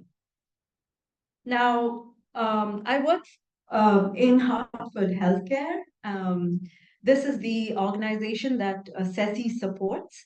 And this consists of about 7 hospitals. And, like of late, a lot of healthcare organizations have been buying up hospitals. And so Hartford Healthcare initially started off as Hartford Hospital, and then, over time has bought all those 7 hospitals. And so you can see that the number of employees are 36,000. So it is a very big organization.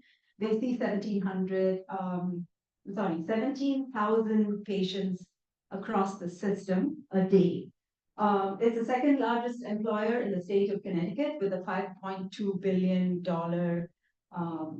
annual operating revenue, with 430 locations in 185 towns. That's their service area. So it is a very large organization. Now, I talked about, the curriculum that we developed and what was the need that was mentioned. So we were approached by patient transport. Now, for all of us in healthcare, we kind of understand, that patient transport includes people who, this is intra-hospital patient transport. So people who take patients from point A to point B in the hospital, and they are, so-called burdened with the requirement to transfer these patients, and they had some challenges.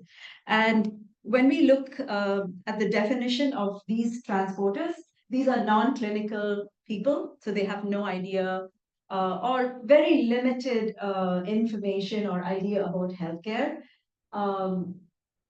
and they're non-medical, but they are essential and critical to the safe and efficient transfer of patients from, like I said, from point A to point B. It could be from the unit or the ward to echo to X-ray, and they may have a lot of other things going on with them. And so we had the director of patient transport coming to us and said, our group is having a lot of challenges. And these included poor retention. So they would recruit a young person. Sometimes they were straight out of high school, or they had done some other work and they were just looking for a change. They would come in, they would get recruited. Some of them would stay just one day. They would come in the morning and they would leave and say, this is too much for me. There was a high turnover. They felt overwhelmed by what they saw.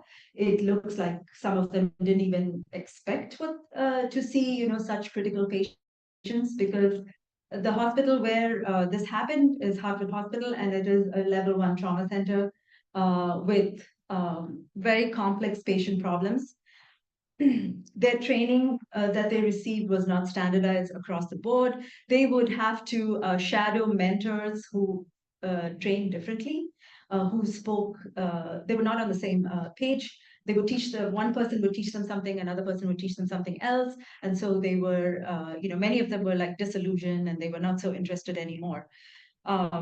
They also had, different pieces of equipment that they didn't have to really operate, but they didn't have to know what things were used for. And so these were other things that were challenging for them. They also had some Risk Connect. Risk Connect, for those of you who know about event reporting systems, Risk Connect is one of the systems that we have over there, where staff or anyone can actually log in and report an issue. And so there were Risk Connect reports on transporters being rude to patients, and patients being rude, and transporters being very upset about that. So what did we do to address the situation? Because the director wanted some training, and they wanted us, it was the vice president of operations who said, Ceci can help. Everybody thinks that we can help. We have this magic, wand that we can wave across and just make everybody knowledgeable, but it's not really so. We really have to study, the group that we are reaching out to. And honestly, I was put in as the lead of the program, and I didn't know much about patient transport. Because what I knew from the operating room was we would transport the patients. We would be at the head end, and our staff would help us push the stretchers down into the recovery room or the PACU. So we had to talk to them. And it was interesting because the director brought 16 different transporters. They were of various seniority. So there were people who were recruited like a week earlier, and there were people who were there in the department for 16 years. And so we talked to all of them. We had 6 meetings, and it was pretty grueling, especially for me, listening to all their stories and trying to figure out, like, how do we approach this issue? We looked at some of the reports that they had given us about, challenges that they faced. We talked to the transporters, and we tried to understand, what were their challenges, what were their pain points. We toured their workspaces, and we shadowed some of the transporters just to understand how their day was panning out, and what are some of the things that they faced. So after a lot of discussion over many, many meetings, we kind of honed down these main challenges. One of them was communicating with the unit staff and the patients. So we understood that they were not really using, proper techniques to communicate, to even just to introduce themselves. Some of them never use their name. They would say, hey, I'm here to take so-and-so to this place. They would not even tell the staff who they were. They just assumed that because they were wearing the uniforms, that the staff knew who they were. Patient identification. They found that many of them, even though they had the training, I think sometimes we overestimate the training. We think that 1 day of orientation by the hospital, going through PowerPoints and for 12 hours, followed by patient transport specific training for the second day, having them go over it for 12 hours is enough. Can you imagine? Like, will we really learn something in 2 days that we have to, practice? So these are some of the issues that we had. Apart from that was handling of transfer equipment, as well as, various medical devices, like I mentioned earlier. So what we did was after much conversations, like I mentioned, we got the transporters to dive in and create scenarios. So we asked them to create, different scenarios that they experienced.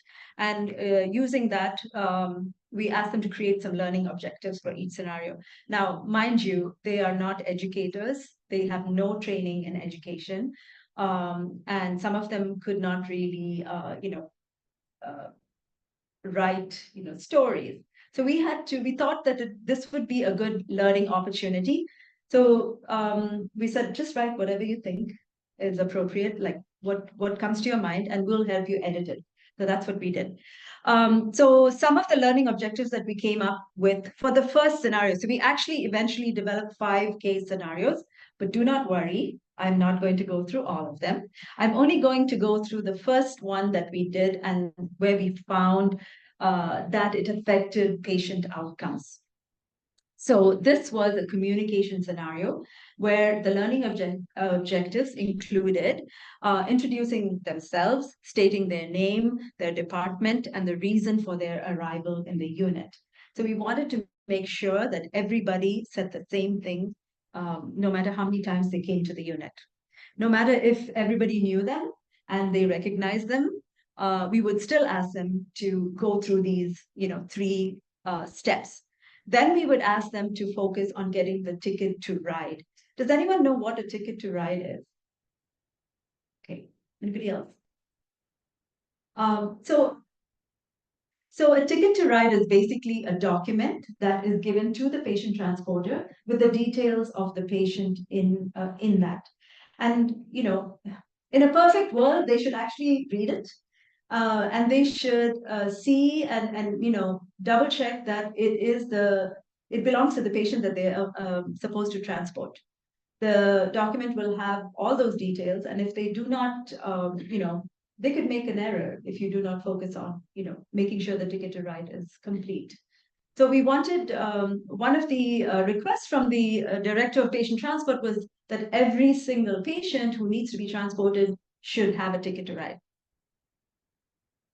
And then we also asked them to focus on patient identification and, speak to the patient, read the ID band and correlate it with the document that they have. It seems to be a no-brainer, but these are not medical professionals. And even in the trained professional world, these are things that we skip, right? And we all know that we've done it, we've sort of have done double takes going back to check, oops, oh, I didn't check that, and then we wanted them, we built another thing into the scenario. We asked them to focus on the different delays. Now, this was a request from dispatch because they wanted to track the various reasons why a patient would get delayed during transport. And they had a list of potential delays that they would have to inform dispatch. And so that's another thing that we wanted them to focus on. All right, so we use live actors from the patient transport group for this scenario. We had a patient who was, in the bed, in the room. We had a nurse who was busy working on something in the room on the mobile computer.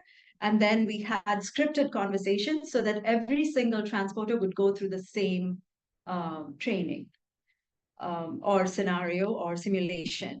And then we used only new recruits in the beginning. And in between, we asked, people who had been there for a while also to take part in the simulation.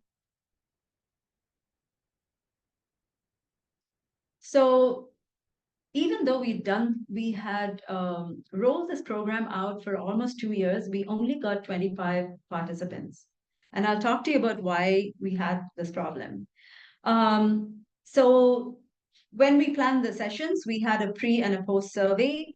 We got the recruits to participate in the scenario, and we had an assessment checklist. So we just assessed, the interactions based on a checklist. And then we did a debriefing. That's what we do in simulation, is a debriefing where we discuss what they went through. And we did that with the individual as well as with the group when, depending on how many people attended on that particular day. So like I mentioned, the scenario was based in a hospital room. There was the participant or the learner was briefed on, on the fact that he has to take Mr. Ruiz from his room to the echo department. And we purposely, put a lot of little, little errors. We built errors into the scenario so that we were hoping they would pick them up. Some did, some did not. But we'll talk about that. So some of the things that we built in and we expected them to do was the introductions, the proper patient identification, identifying patient delays, the conversations with dispatch. We had someone, simulating the dispatch with a phone call, and then we also built in the challenges with one piece of equipment, which was a Hercules bed. Now, when you hear Hercules, you can kind of guess what that was. It's basically a very large bed that needs two people to move. So we were hoping that they would pick up the fact that you needed help and then they would verbalize that. And then the last was canceling the call and how they would handle that. So I will not go into all the details about, the assessment, the pre and post survey, but I wanted to say that from the total participants that were 25, 80% of them appreciated the training that was given to them. And 70% showed an improvement in the knowledge that they had. Now, when we talk about appreciation, it was interesting because we realized from the very beginning that the patient transport group is kind of a neglected group because you assume that they're not medical, they're not medically trained, they don't need to know a lot. You just tell them, take this patient from here to here. Why should we give them more information?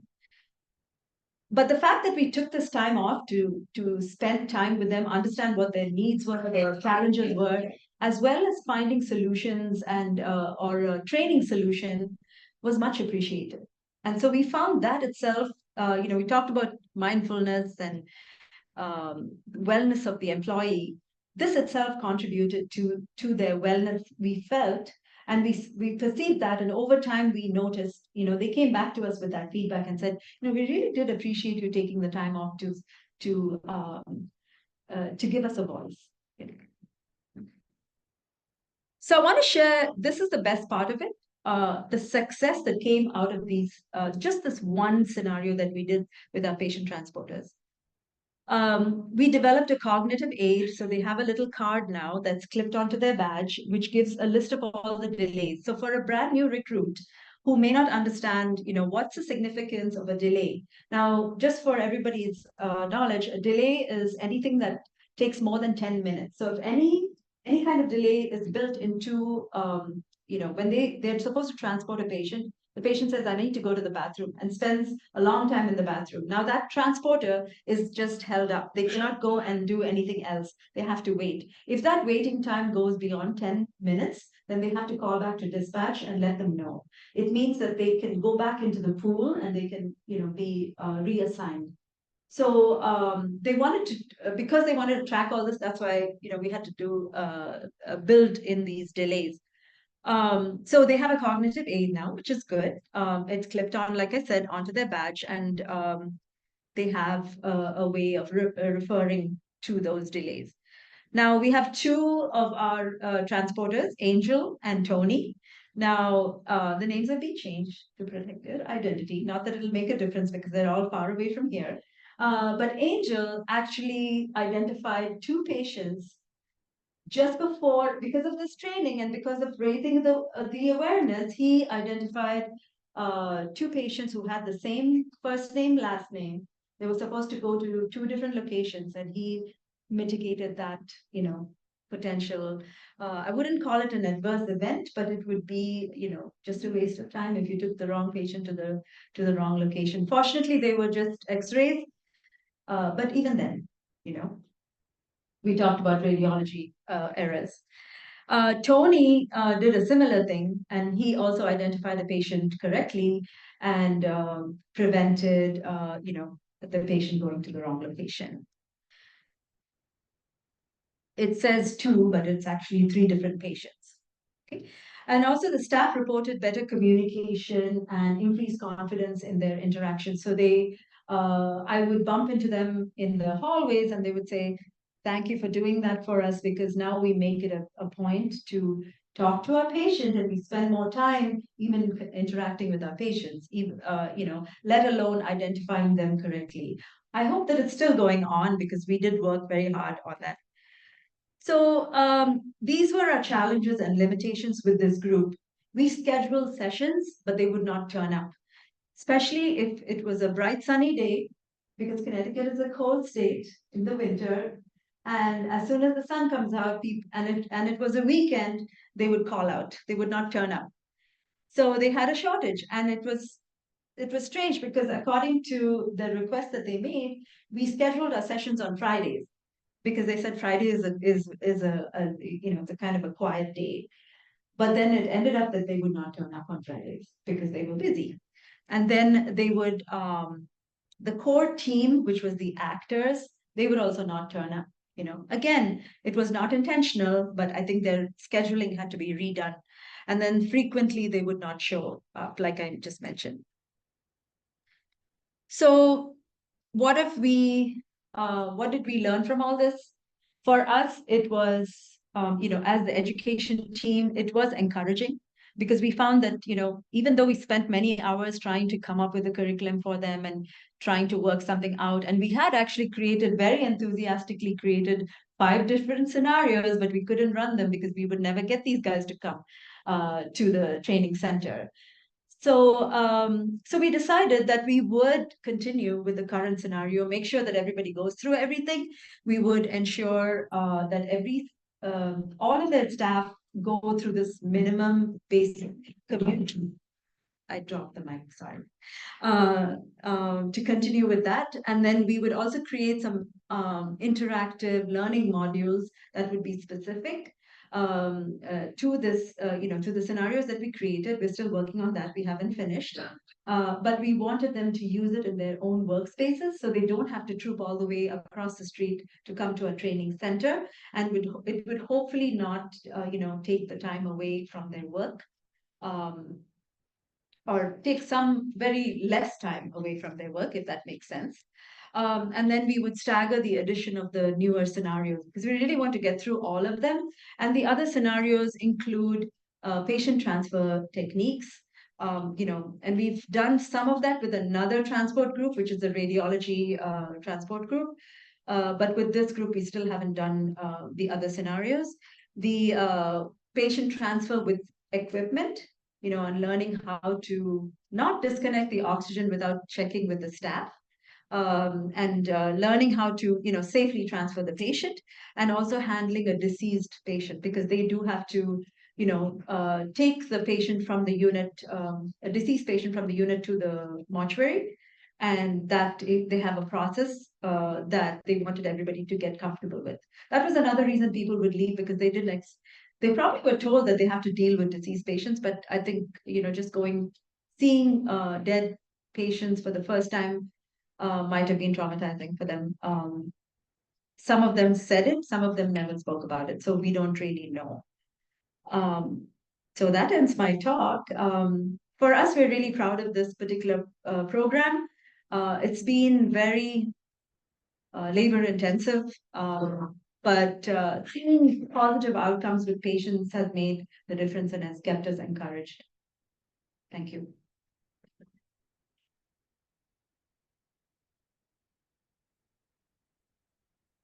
Thank you, Dr. Mary, for that very amazing presentation. Do we have any questions from the audience?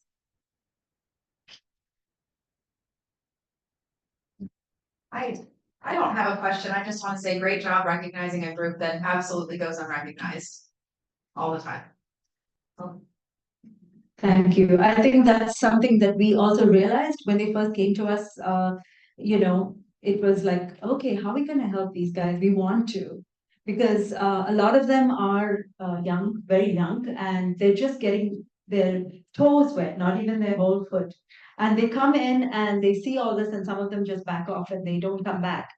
And then some of them are looking to progress, you know, in their careers, maybe go on to do some basic courses and maybe go into nursing school. Some of them want to do surgical technology. So we want to keep them, you know, like encouraged. And so we did tours of the with them, and we toured them through the center also, just to show them the possibilities that exist for them. You know, we do a lot of high school tours other than this, and in the same with the same idea of encouraging the youngsters to take careers in healthcare. Thank you. Yeah, again, exciting to see this applied with this group, which is very valuable because they are interacting with so many of our patients. I'm curious, I understand your woes about getting everyone there to these simulations. When we activated Sheikh Shahbood Medical City, we created with the different groups scenarios. which we dry run. And I'm realizing they're a lot like simulation, what we had accomplished. But it was very challenging to coordinate everything.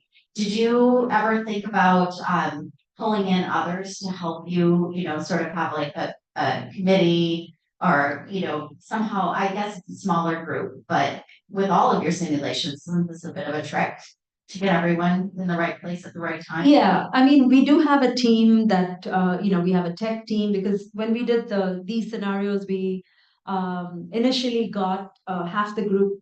We had some big groups at the beginning and then they sort of petered out.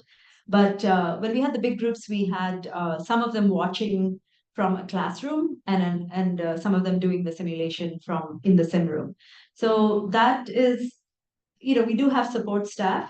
And we, for the other sessions like the using equipment, using transfer techniques, we're definitely going to get OC Health and, other groups to come in and help.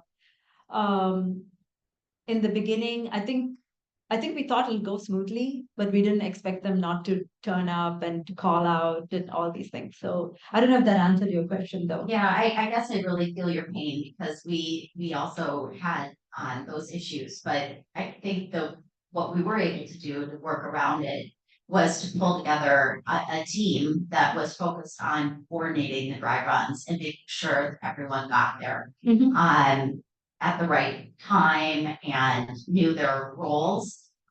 So anyway, it was just a helpful approach to be able to kind of scramble the team. To your point, actually, so just before I came, 2 days before I came, one of their team members reached out to me. She's a newcomer. She's actually been, because of the challenges that they've been facing in general, they have a project manager. So she just called me and she said, I'm here, I'm going to help you. We're going to go back to the scenarios. We're going to make everything happen. I said, yes, we suggested all this earlier, like have a schedule, have people sign up or just assign them. But it still wasn't working. So she said she's on board now. So fingers crossed, it's going to be smoother. But I am skeptical to use the word that you used today, but I'm hopeful also. Okay, thank you. Everyone, I have more questions for you, but I won't steal the floor. We can talk offline. Any other questions for Dr. Barrett? Okay, thank you.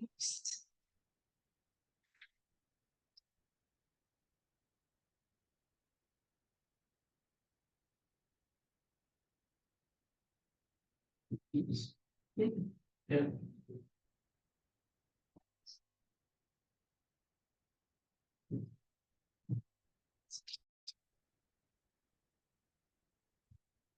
Yep.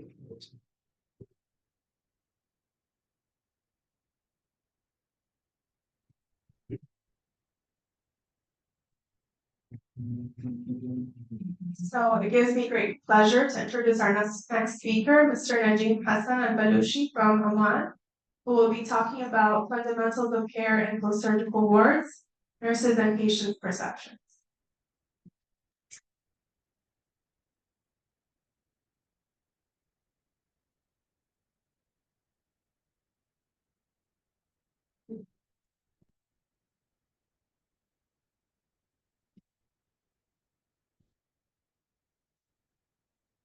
Thank you very much for the introduction. I understand it's quite challenging to stay awake this time. I don't blame it on the presentations, but I blame it on the lunch, the delicious lunch that we had, especially that tiramisu filled with whipped cream.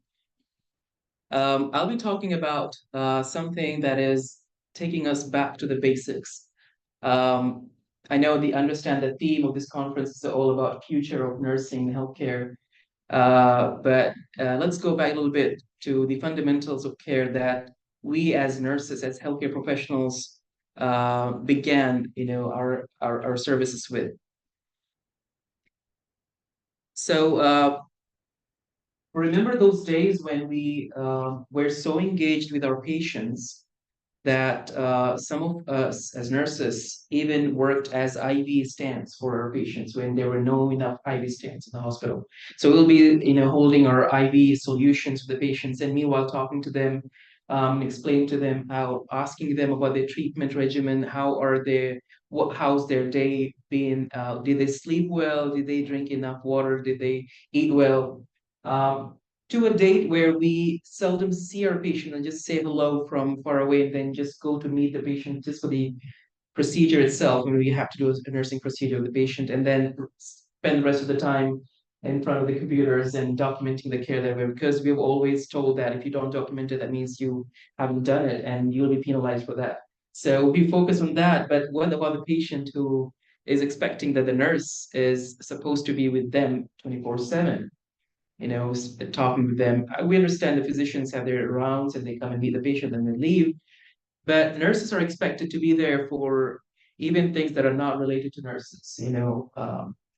If I'm going back to the jobs that nurses do that are not nursing jobs, we'll always be remembering things that we did that was not supposed to be done by us and was supposed to be done by somebody else in the hospital.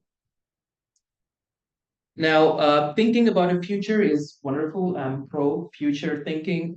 We have to think about advanced ways of delivering the healthcare services. But we always also hear about people saying, think out of the box, think out of the box all the time. But if we don't understand what's inside the box, we cannot move outside, right? Many of us think of, let's think out of the box, but I don't understand where I come from and which box I belong to, right? There are so many boxes, if you get into the philosophy.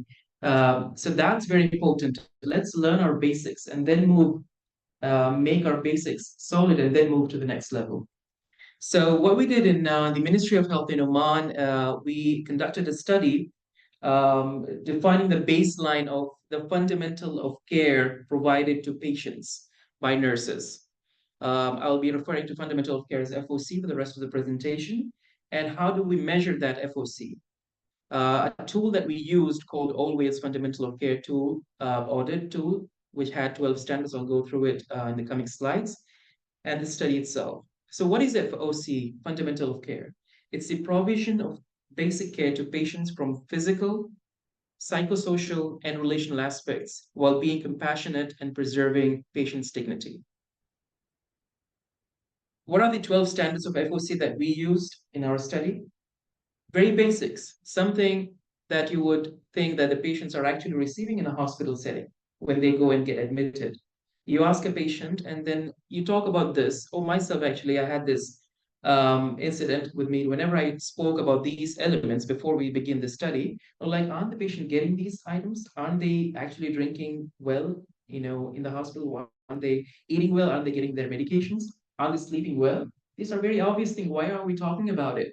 But our study results were like really, really shocking.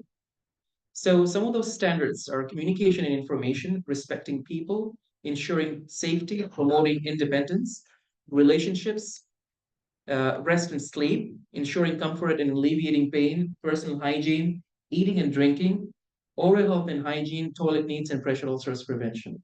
So these were the standards or the elements that we focused on. And we went to hospitals, asked the nurses, we asked them two questions. There was a mixed method study, quantitative and qualitative. We asked them two questions. Number one, out of these 12 elements, which ones are you practicing in your daily work routine while giving care to your patients? Number one. Number two, the question number two was, how important do you think these elements are to you as a nurse who's providing direct care to the patient? So number one was, how much of this are you providing to your patients? Number two, how important, these are two very different things. How important do you think this element is to your care routine? So the aim of the study was to assess the extent of compliance with the provision of fundamental of care, or FOC, and we chose a group of post-surgical patients in 12 hospitals that belong to the Ministry of Health using this tool. The objectives were to determine the extent of how much nurses are providing of these standards. The factors that are influencing, there was an open-ended question at the end of the tool that asked nurses, if you're not providing this, what is the reason? And we can't blame it on the nurses all the time. It's a lot of the times because of the resources that are not available. It's because somebody else didn't do their job. That's why they ended up, affecting the nurses. and not being able to give enough time for the patient to do that particular standard. One was the perception of the patients as well, who are post-operative. So we asked the same question, the 12 standards, to our patients, both in the questionnaire was both in Arabic and English. So we asked them the same questions. How much of these 12 standards are you receiving, okay, during your current stay in the hospital? And then we also asked the nurses, actually, the nurse managers of those departments. What are your thoughts about your nurses providing these 12 elements in the department? So the method was, as I mentioned, quantitative and qualitative. We had a sample of 430 clinical nurses who worked in post-operative units, and 373 patients who went through a surgery or procedure in the 12 hospitals of the Ministry of Health. Staff nurses inclusion criteria was that they're officially employed by MOH, have been working on a surgical ward for at least 3 months, have had a minimum professional education for diploma in nursing, are involved in direct patient care, have a minimum of 1 year of professional clinical experience.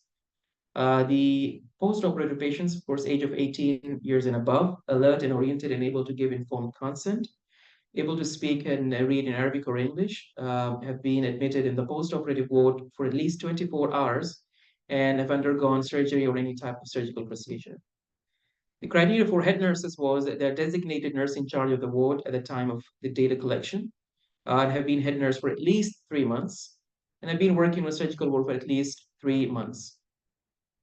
The study results, I didn't put any numbers here because once we had the study results, what we did is we put an individualized report for each hospital and have given them this individual report directly to them, to the head of nursing, to look at onto the numbers and then think of an action plan for that. But just to tell you on top, we've had nurses who've answered that they are actually practicing these 12 elements was just 16% for nurses who are actually practicing this. And they knew that nobody's actually checking. It was completely anonymous, so we wanted their honest opinion. And we as researchers, we were thinking that they will give us something really high because, you know, it's a self-reported questionnaire bias. So they will be like, okay, I'm doing everything. But the result was really 16% of those nurses are actually giving these 12 standards to their patients when they're admitted. And then on the other hand, 73% of those nurses thought that these elements are really important. So you see the gap between 16% who are actually performing it and 73% who really believe that these standards are important. If you believe it, why aren't you doing it? So then we went on and investigated more about that. When it came to the patients, we've had almost 26% of patients who mentioned that they are actually receiving these 12 standards when they were admitted. So 26% of the patients said that they're receiving, and the rest of them, they said that they're not receiving these 12 elements. So what are these results telling us? We've recognized the extent to which these 12 standards of fundamental of care are affecting the quality of healthcare in post-operative patients in MOH hospitals in Oman. And have identified the compliance of nurses towards the 12 standards of elements of FOC. Have identified the barriers to quality nursing care, have recognized the gaps in nursing care and practice, have classified continuing professional education needs for nurses, have provided a plan for intervention, and as well as individual results, as I mentioned, were handed over to the hospitals to either, first of all, create an action plan on the numbers that they've received in particular hospitals, and then think of another study that they will conduct just to compare the effect of those interventions. Some of the study limitations, of course, a convenient sampling the technique was used. Selected sample is not representative of the entire population. Results from one hospital cannot be used as a baseline for measuring future results in that particular hospital, and it cannot be compared to other hospitals as well. And limited funds, always an issue in having enough money to go further. The entities that benefit from this study, once we got the results, we sent copies and communicated with the policymakers in the Ministry of Health, researchers who focus on nursing and healthcare improvement, the academic institutions. We went and spoke with them that this is something that you need to include in your curriculum when you're teaching the student nurses, that although we have a course called Fundamental of Nursing, but implementing or making sure that you implement the fundamental of care into your practice, regardless of the other responsibilities that you're given in your hospital, should be there in the academia, in the curriculum. Hospital departments that sponsor staff development, and nurses who seek to improve their clinical skills and professionalism, as well as future patients in surgical wards who will receive improved care. The study implications, identifying barriers to quality nursing care, as we said, and the gaps, as well as identifying the CPD, continuing professional development needs for nurses, and then the quality of post-operative care, that after the publication of the results, where each hospital would recognize what are the areas where they are supposed to be focusing, and providing ideas for needed interventions to enhance the quality of nursing care in the Ministry of Health. So looking at the strategic planning for FOC findings and the implementation, we're looking at further studies, multiple research at different hospitals. Currently, I'm involved in another study that is measuring these 12 standards, but in primary healthcare settings. Although primary healthcare settings are not designed to have inpatients, some of them they do for short periods, but still the elements are the same. When you are a nurse, you are to provide the basic fundamental of care, regardless of the institution where you work, the setting where you work. The improvement of nursing services, the nursing education, legislation and regulation, as well as research dissemination. Many of the times we come, at least for the case of Ministry of Health in Oman, where we have so much data, but these data are sitting in the files but not being published. So much of work has been done in a particular field, but people are not publishing it. It's just a group of people who know about it, and it's there. And we're not surprised to see another group of people coming after a few years and conducting the same study, which was conducted earlier, because they didn't know that such a study has been already done before. So research dissemination was really important as well. And some of the questions, I would just give you an example where we asked our nurses was, for example, do you provide patients with general information, booklet or leaflet when they get to the hospital? Because that's also very important. Many of the patients are coming for the first time in their life to the hospital, being admitted. So this is a very strange environment for them. We've asked the nurses, are you wearing heels when it's a night duty? Because patients are sleeping, and you don't want, the last thing you want a healthcare professional waking up a patient who is being given a pain medication. And remember those days when we used to sneak into the cubicles and just see if the patient is in pain, if patient is sleeping well. So we really want to bring those days back. And actually, earlier than I thought, but I would like to end my presentation with this quote from Lily Tomlin. She's an actor and love her work. I always wondered why somebody doesn't do something about that until I realized that I was that somebody. So it's sometimes us who are supposed to be doing that change, and we keep thinking, and who is supposed to come and do the change? It is actually us. So we start making the change from us, and then we'll see it in the healthcare services. Thank you very much for your time and being patient. Thank you, Jean, for that excellent talk. I actually had a question. I'm wondering, maybe like as part of, I guess, what you've done, selecting these 12 different elements, I was thinking, do you see a value in maybe having as a KPI measure compliance with these 12,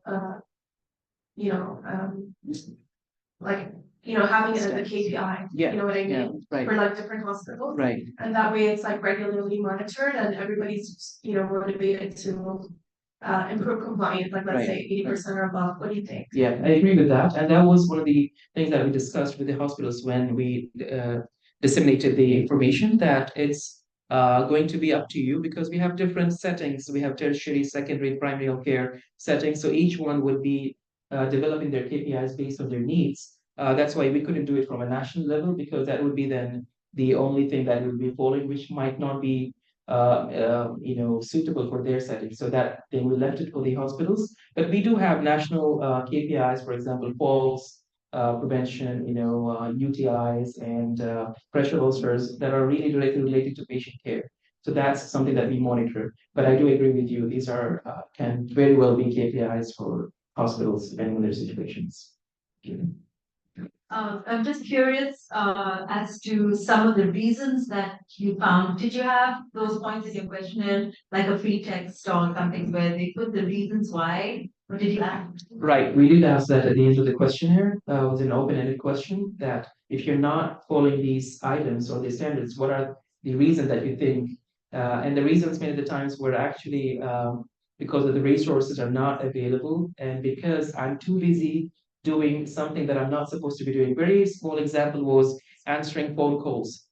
Okay, because the doctor so-and-so wants to see his patients, and you know how the physicians get really nervous before their meetings in the beginning of the day, where their seniors ask them about their patients. So they want to know everything about the patient, even without coming and seeing the patient. So they were like on the phone, okay, tell me about patient bed number so-and-so, what has happened, what was whether the x-ray was done and all that. So nurses were really busy doing things that they're not supposed to be doing. And because somebody else was supposed to do that job, so they were like, I don't have enough time to actually go and make sure that this has happened already. Another example would be to actually bring it, this has happened in the UK, where they've had patients in one of the hospitals who were not drinking enough water, and there were cases of dehydration. That the doctors had to prescribe water for these patients. They had to write it 3 times a day, 4 times a day, so that the nurses, because they're so attentive to the medication administration, they would definitely have to take that water, given water already. So at least by that way, you're asking the patient, you're ensuring that you're giving patient water to drink. Thank you for your nice presentation. Actually, in your questionnaire, one of the item I noticed, you asked the nurse why you are doing that, or the physician. So we know that we are following the guidelines, the protocols. So what is the impact or the value of the, like the question why you should do that?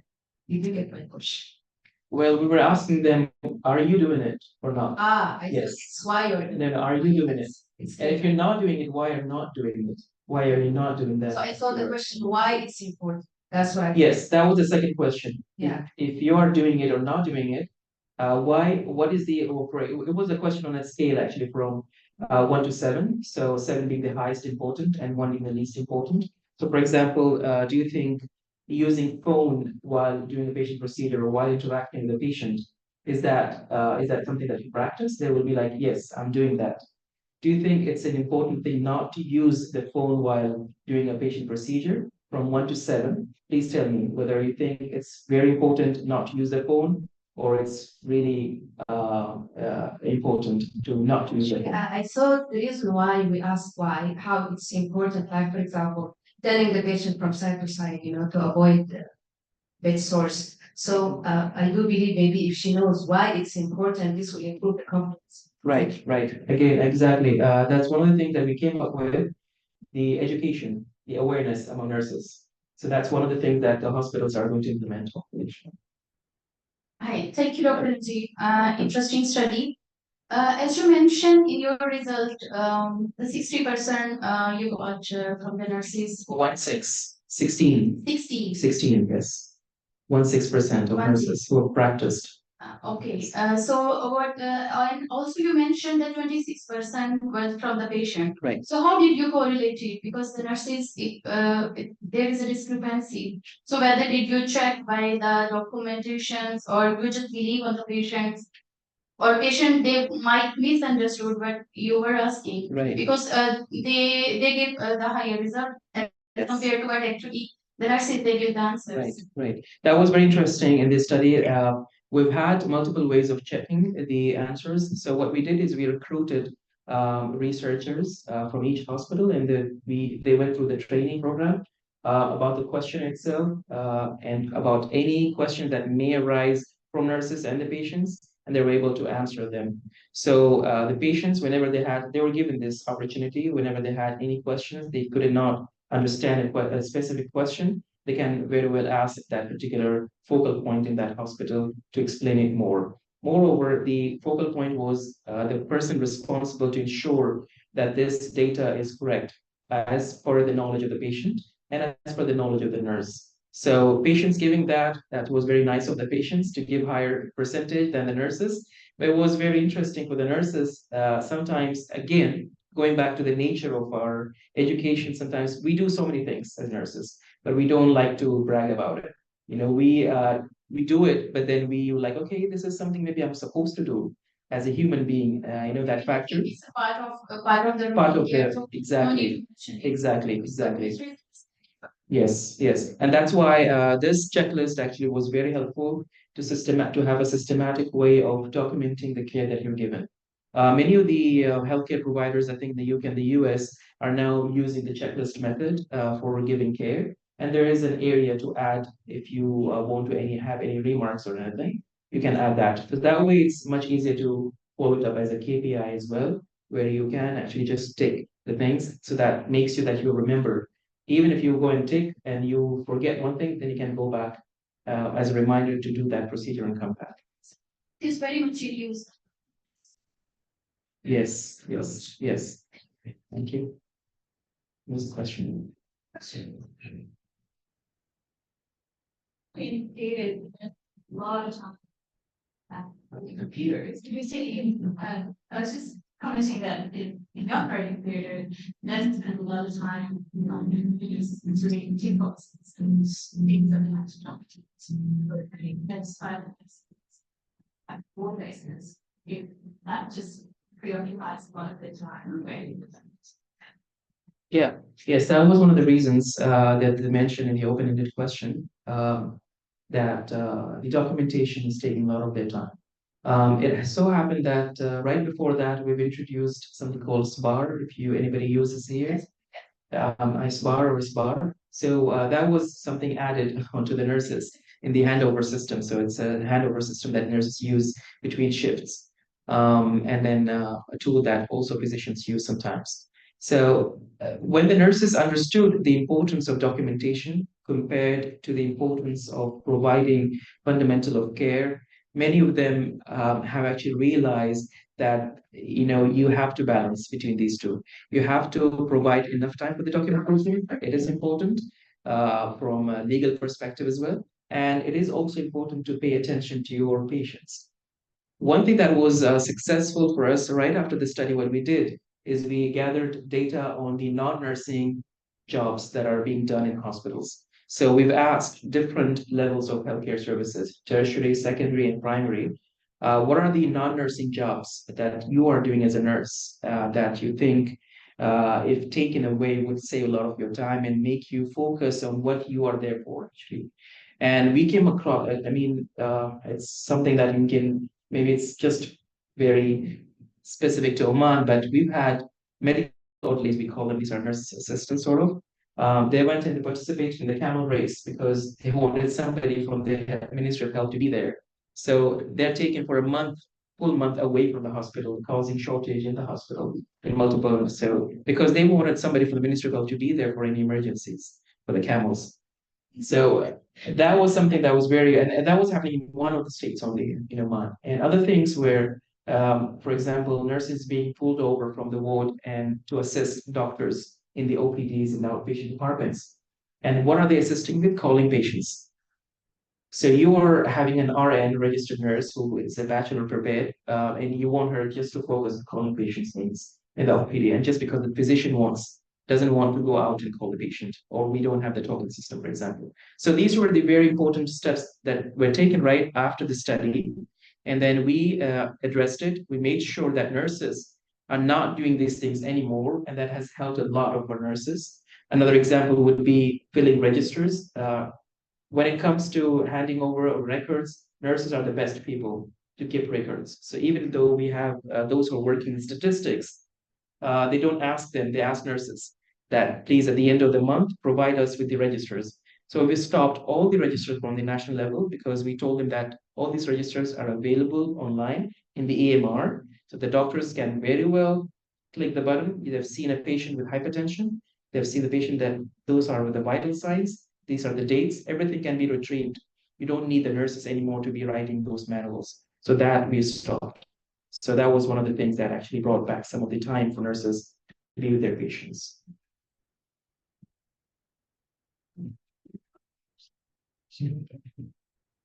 I love this study and your approach, and I can see so many kind of variations and ways to apply it to pinpoint where define what the problem is, begin to measure the problem and analyze it. Your study did all three of those parts of DMAIC, and I think that that is very cool.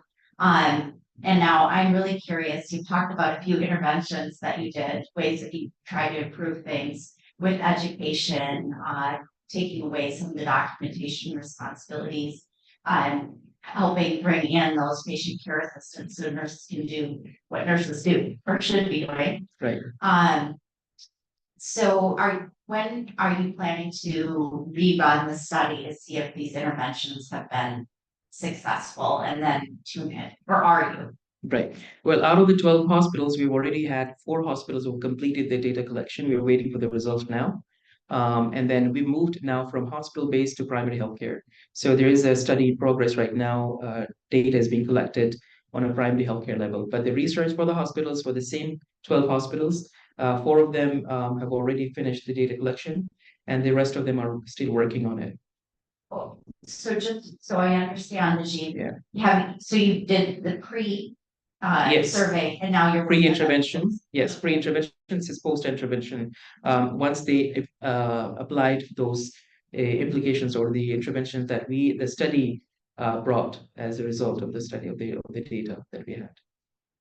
So hopefully we're anticipating to see some change, and if there are no changes, then again that brings back the questions whether there are things that are outside of nursing boundaries that have to be addressed on the ministry level. I love your comment. If you don't know what's inside the box, how can you think outside of it? And I think you really are addressing that with this. So thank you. Thank you. I have a question. I was just curious again about any pushback that you had. Any sorry? Pushback for implementation. Like you said, tell the doctors that they can just look it up. Yeah. Not in those words. Right. You know what I mean? Yes.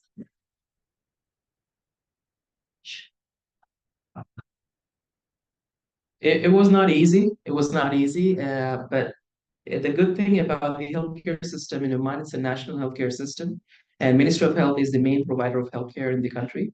And whatever policies that are being implemented and being produced by the headquarters Ministry of Health become sort of like standards and policies that healthcare professionals have to follow.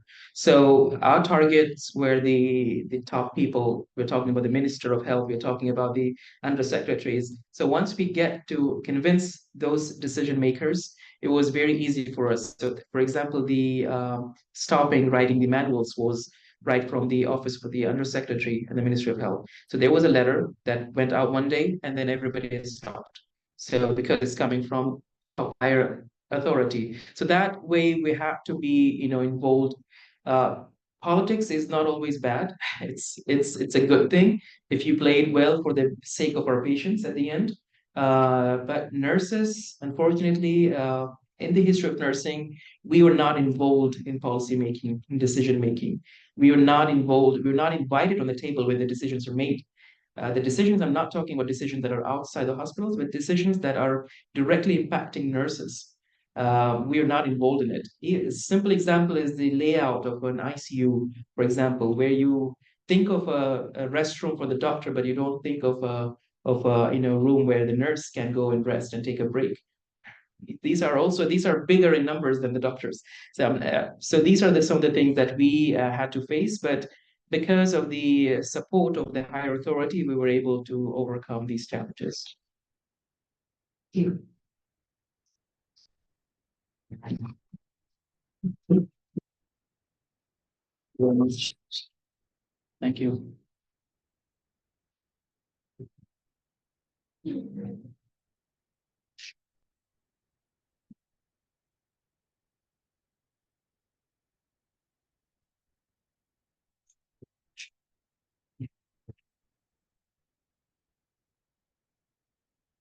Our next speaker is again another star, Dr. Sahar Ahmed from the UAE.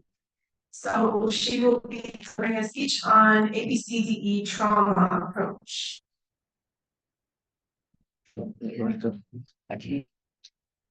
Hi, good afternoon. Actually, my voice is loud. I don't need a mic. Good afternoon, everybody. I know that, I hope that you're still awake by now. I know my presentation will be presented very late. I hope that you will be still interactive. Okay, my name is Dr. Sahar Mohammed.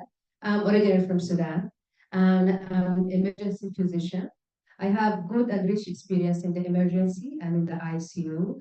I finished my diploma in infectious disease from Royal College of Physicians Ireland, and doing my ongoing master degree of education from Warwick University.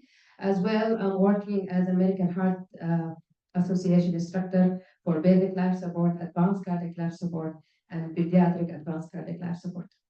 So,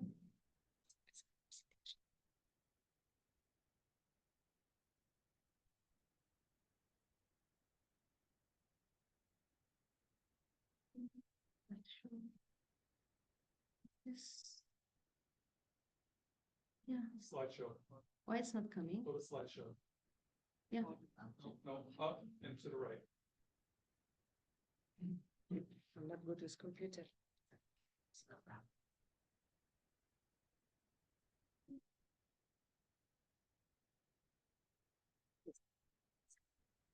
Thank you.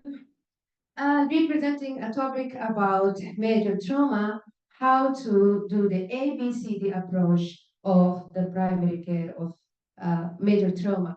Actually, the topic is very huge, and it's very big, and it's very interesting. And we have so many scientific information that should be presented, but I'll try to give you just a points, and very important points to take home message.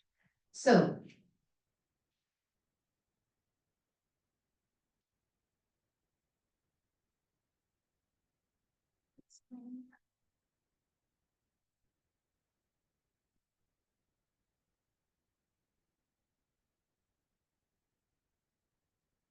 so my source of information is from the European Society of Intensive Care Physician, okay, which I remember.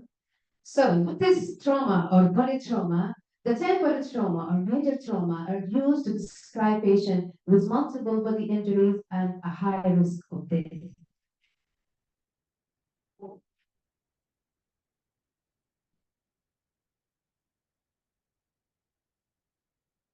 I don't know what's wrong with this. I'm not using this computer. I think I'm really bad. I'm really wrong. I think I need your help because I'm not used to that computer. Get the slide advance. So it's very important to have a systematic approach, the ABCD approach, not to miss a life-threatening condition. Okay, and we have to start from the site of trauma. We have to identify the patient with major trauma, and we have to do the proper triage for that. So trauma is a significant global health problem causing over 5 million deaths annually. So most of it is because of road traffic accidents. Of course, there is other source of trauma like drowning, falls, and other causes, but the most important component is trauma, major trauma.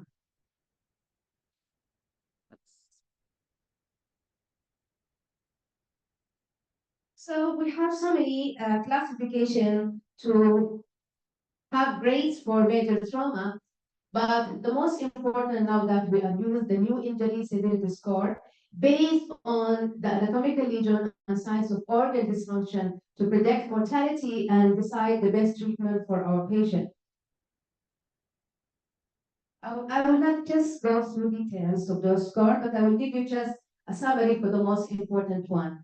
The revised score is when you have different body region, where you can give a score or a code for the major, the major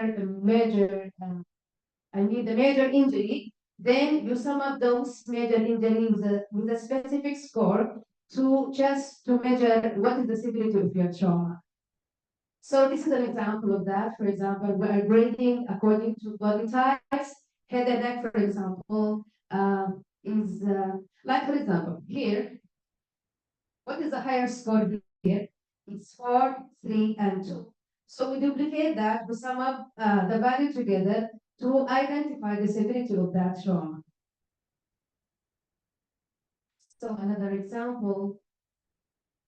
So the new injury severity score, it is an enhancement of injury severity score.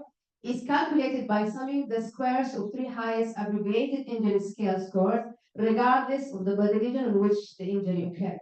This method provides a more comprehensive assessment of patients' overall injury severity compared to the injury severity score, which only considers the most severe injury in each of 3 different body regions. It's the same information. This is other score. We have revised trauma score, trauma and injury severity score. Actually, I'll be having my slides at the background if I need to. Is it okay like that? Yeah, okay. So at any time you can go back to my slides and have more details, because I just need to emphasize in the important points here in my presentations about ABCD. Okay. Okay, advanced trauma life support protocols. Initially, we have to go for the primary survey, the secondary survey, resuscitation, and tertiary survey, and I will give you more details throughout my presentation. So this is trauma triage. What is trauma triage? It's important to identify and transporting patient with. I think I can go without the mic. Is it okay like that? Is it clear? I think the mic is noisy. So trauma triage is identifying and transporting patients with serious injuries to appropriate centers, utilizing physiological, anatomical, and mechanism of injury component adapted from different trauma systems. Rapid identification of major trauma to allow the trauma team to be involved immediately. Triage is based on a set of criteria associated with a high morbidity, probability of serious injury, and increased risk of unfavorable outcomes, using vital signs, clinical signs, dynamic of trauma, and detailed history and background. So other indicators like Glasgow scale, less than 13. So those indicators will let you know which patient is having a critical situation and he has to go to the hospital, life-threatening condition. Like Glasgow scale less than 13, equal or less than 13, systolic blood pressure less than 90, respiratory rate more than 29, other things, penetrating injury, chest wall instability, and among others. Okay, other indicators, falls more than 6 meters, ejection from cars, the type of road traffic accidents, how it was severe, and so on. We will not forget, of course, special population like elderly. Of course, if you have an elderly, you will be more exposed to life-threatening condition and poor outcome, like patient above 55, patient with burns, patient with coagulation problem, among others. Okay, what about the primary assessment? In hospital, the primary survey is a structured clinical and ultrasonographic examination aiming at identifying acute life-threatening injuries that requires immediate resuscitation. The following outlines follow the classical atlas structure, which is ABCD. What is ABCD? Any help? Airway, breathing, circulation, exposure. D, then E. D is disability and exposure. Okay, then I will give you in details how I will go through ABCD. So can I go for ACAB? Is it possible to change the approach? Can I go for AC? You can, but you shouldn't. Hmm? You can, but you shouldn't. Any other suggestion? What if you have a patient that you just step to the ER and there is a problem with his airway? Then when you are approaching the patient, you manage his airway problem, but you notice that he has a major bleeding. So you will continue with AB and forget about his bleeding? No, you have to stop. No, you have to stop bleeding at simultaneously, right? Of course, because you can't identify that this patient that is also bleeding. You have to stop bleeding.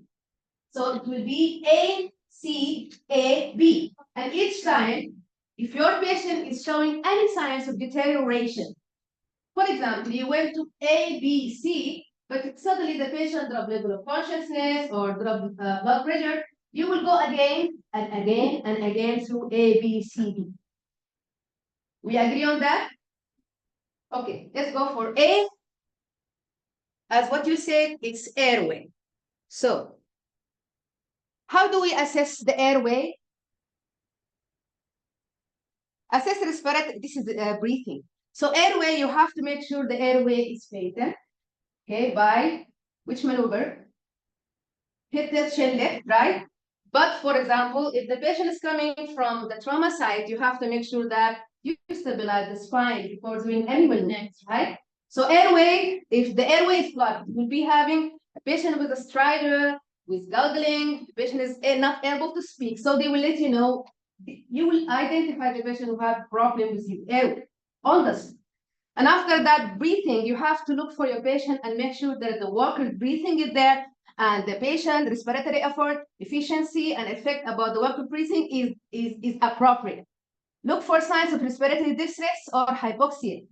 Remember, severely anemic patient or shock patient, this might not be reflected in his pulse oximetry, right?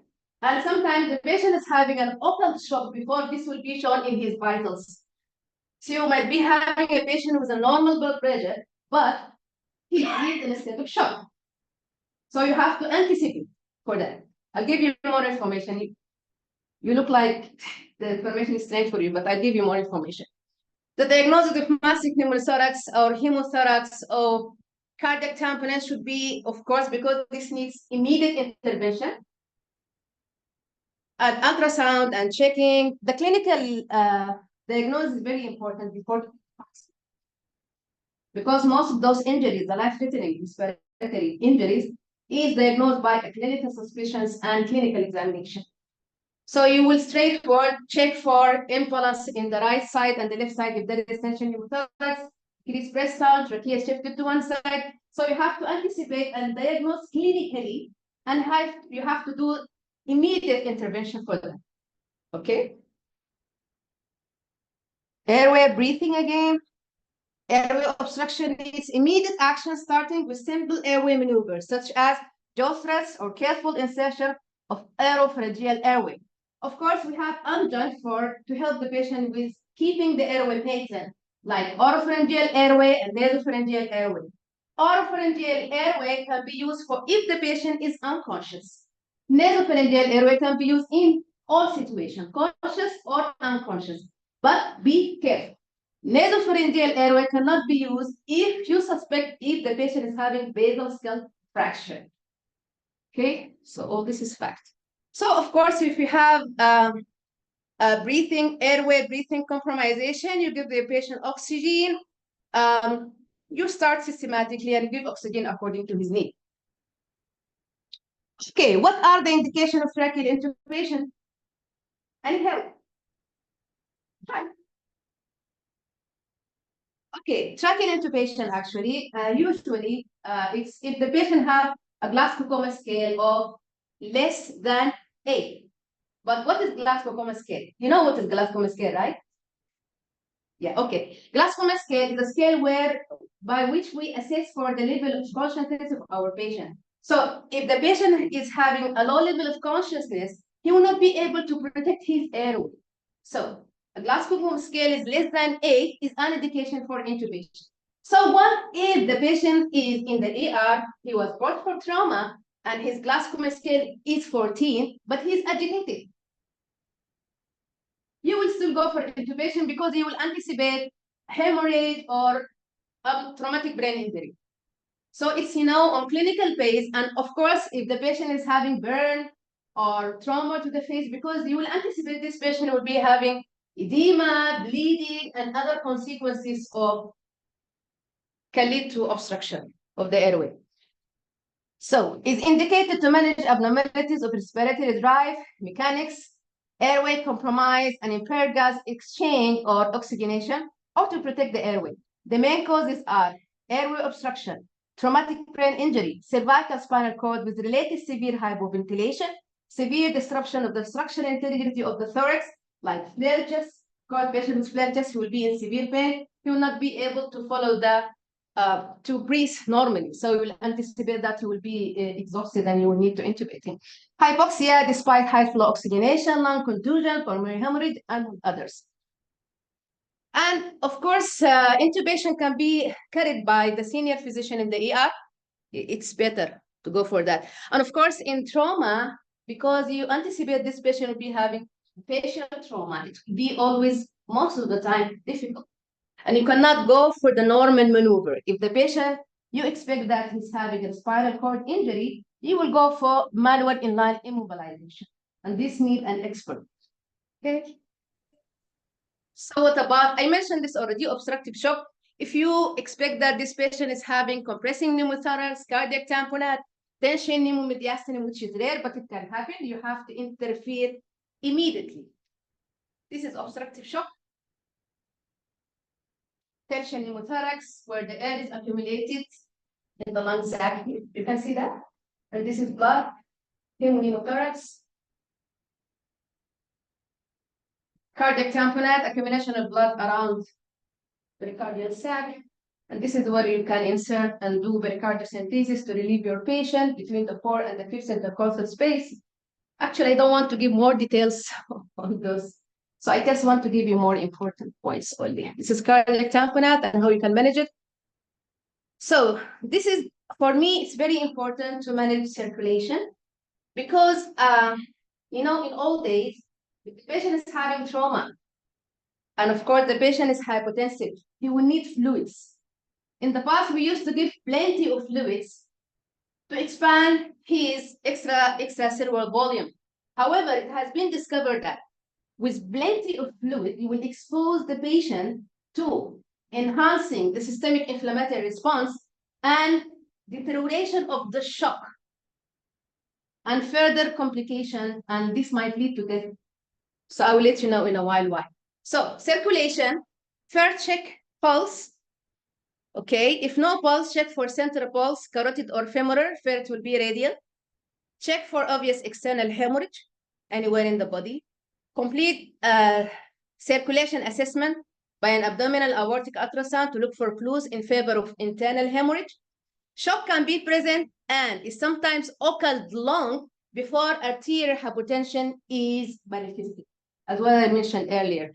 Look for alternative and non-specific sign of shock, hypoperfusion such as cold extremities, capillary filling time more than 3 seconds, mottling, among others. So it's, as what I say, sometimes you have the patient in the ER with normal blood pressure, but you have to anticipate by looking for other signs of shock, which I mentioned here.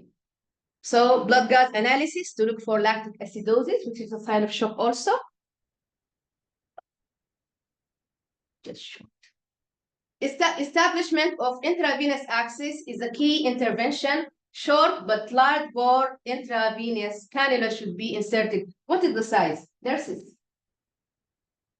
In trauma, what is the size of the cannula? 16, 18. Yeah. Should be 2 wide bore cannula. It's very important. Promote rapid fluid infusion in patient with severe trauma early. Insertion of at least 2 such cannulas may be life-saving. Okay. Okay, if the patient is, he presented to you short after trauma with cardiac arrest, you have to look for the HNTs, you have to reverse them very fast. What are the HNTs? What are the reversible causes of cardiac arrest? No, okay. Reversible causes, hypoxia, hypotension, Hemorrhage control is crucial to treat the underlying cause of hypovolemic shock. In external hemorrhage, tourniquet, external compression, stitching, and splinting is very important. If an external compression cannot control hemorrhage from extremities, tourniquet may be used. Principle of hemorrhage in shock resuscitation. In case of hemorrhagic shock, it is paramount to maintain adequate tissue perfusion. Fluid resuscitation, appropriate fluid resuscitation remain crucial. For example, what is the best fluids to be given to the patient in trauma? I give you options: normal saline, colloid, ringer lactate, blood products. The best is, yes, ringer lactate. What about blood products? As early as possible. Of course, as a short measures, you have to give normal saline, yes, sodium chloride, but not for a long time. You have to implement blood transfusion very early. Fluid resuscitation, appropriate fluid resuscitation remains a crucial element.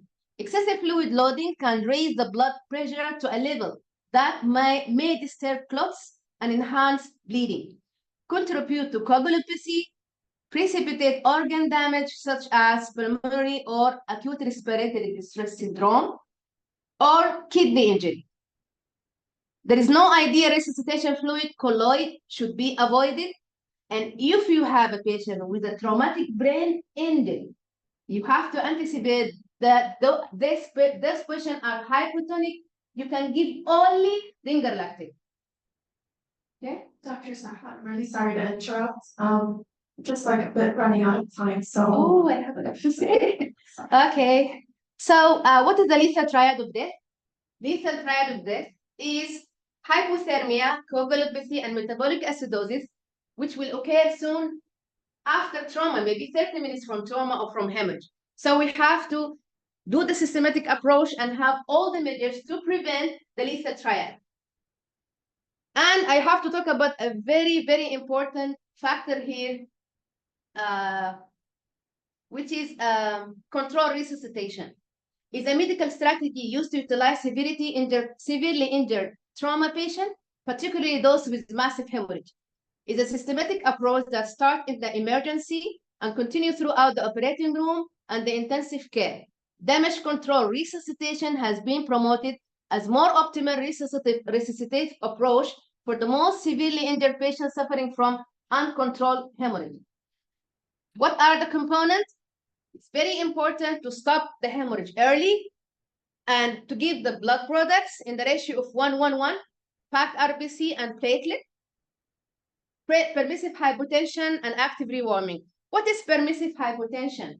Of course, if you want to help the patient with bleeding, you have to maintain an adequate blood pressure to maintain blood perfusion to the vital organs. So what is the level? It has to be in the range of 90.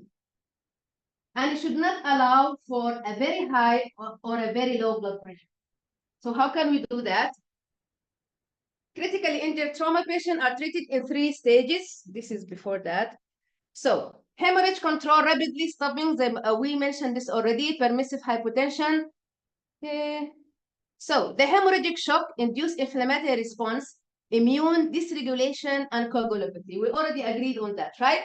So permissive hypotension is the strategic decision to delay the initiation of fluid resuscitation and provide limited resuscitation with fluid blood products to bleeding trauma patients by targeting a lower than normal blood pressure to allow adequate perfusion without disturbance thrombus formation. If you will give plenty of fluid for a patient who has a hemorrhage, this will lead to disruption of clot formation and will make the patient condition deteriorate more. So you have to accept a low blood pressure at the level of systolic 90 to preserve your patient and to guide against having the lethal triad. Okay, so what is the blood pressure? One question, what is the blood pressure target in the brain injury? Can be 90?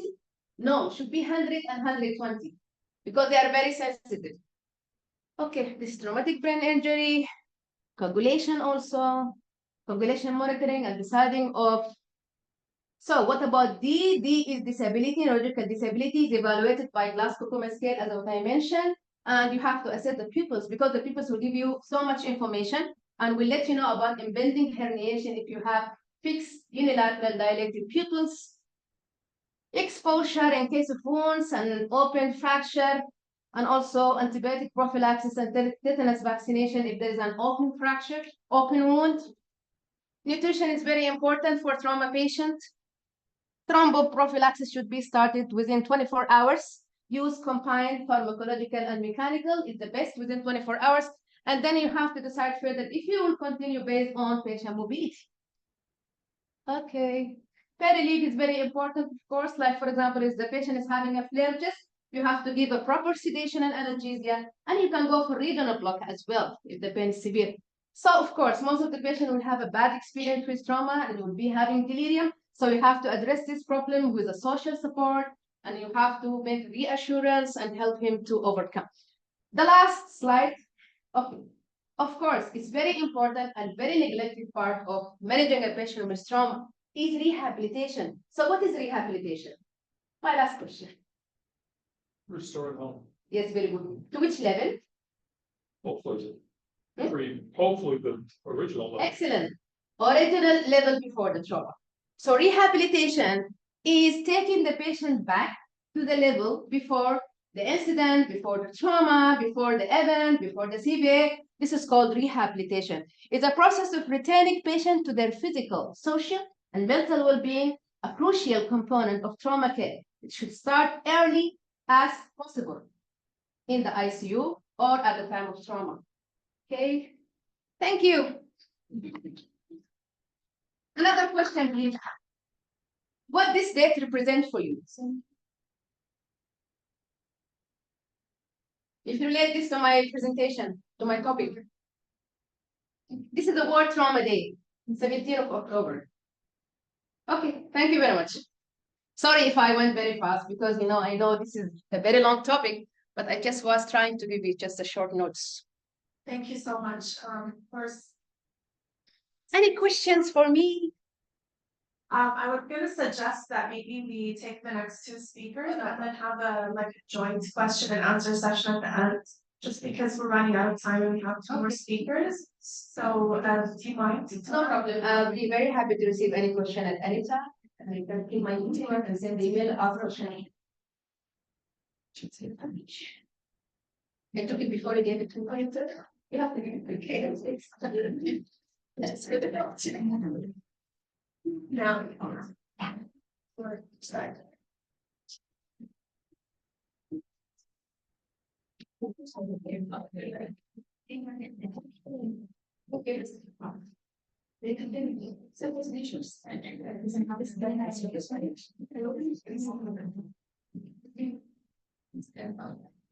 Our next speaker is Mrs. Deborah Vance from the USA.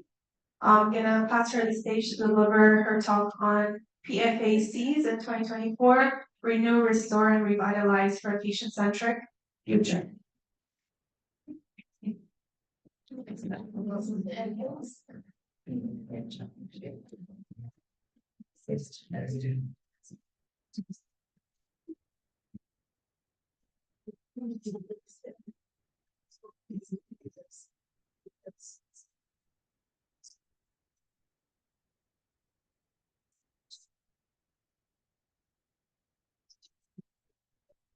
Good afternoon. Thank you very much. So before I begin, the good news is I will not take my full time slot. So you can rest assured that the rest will go a little bit quicker than you intended.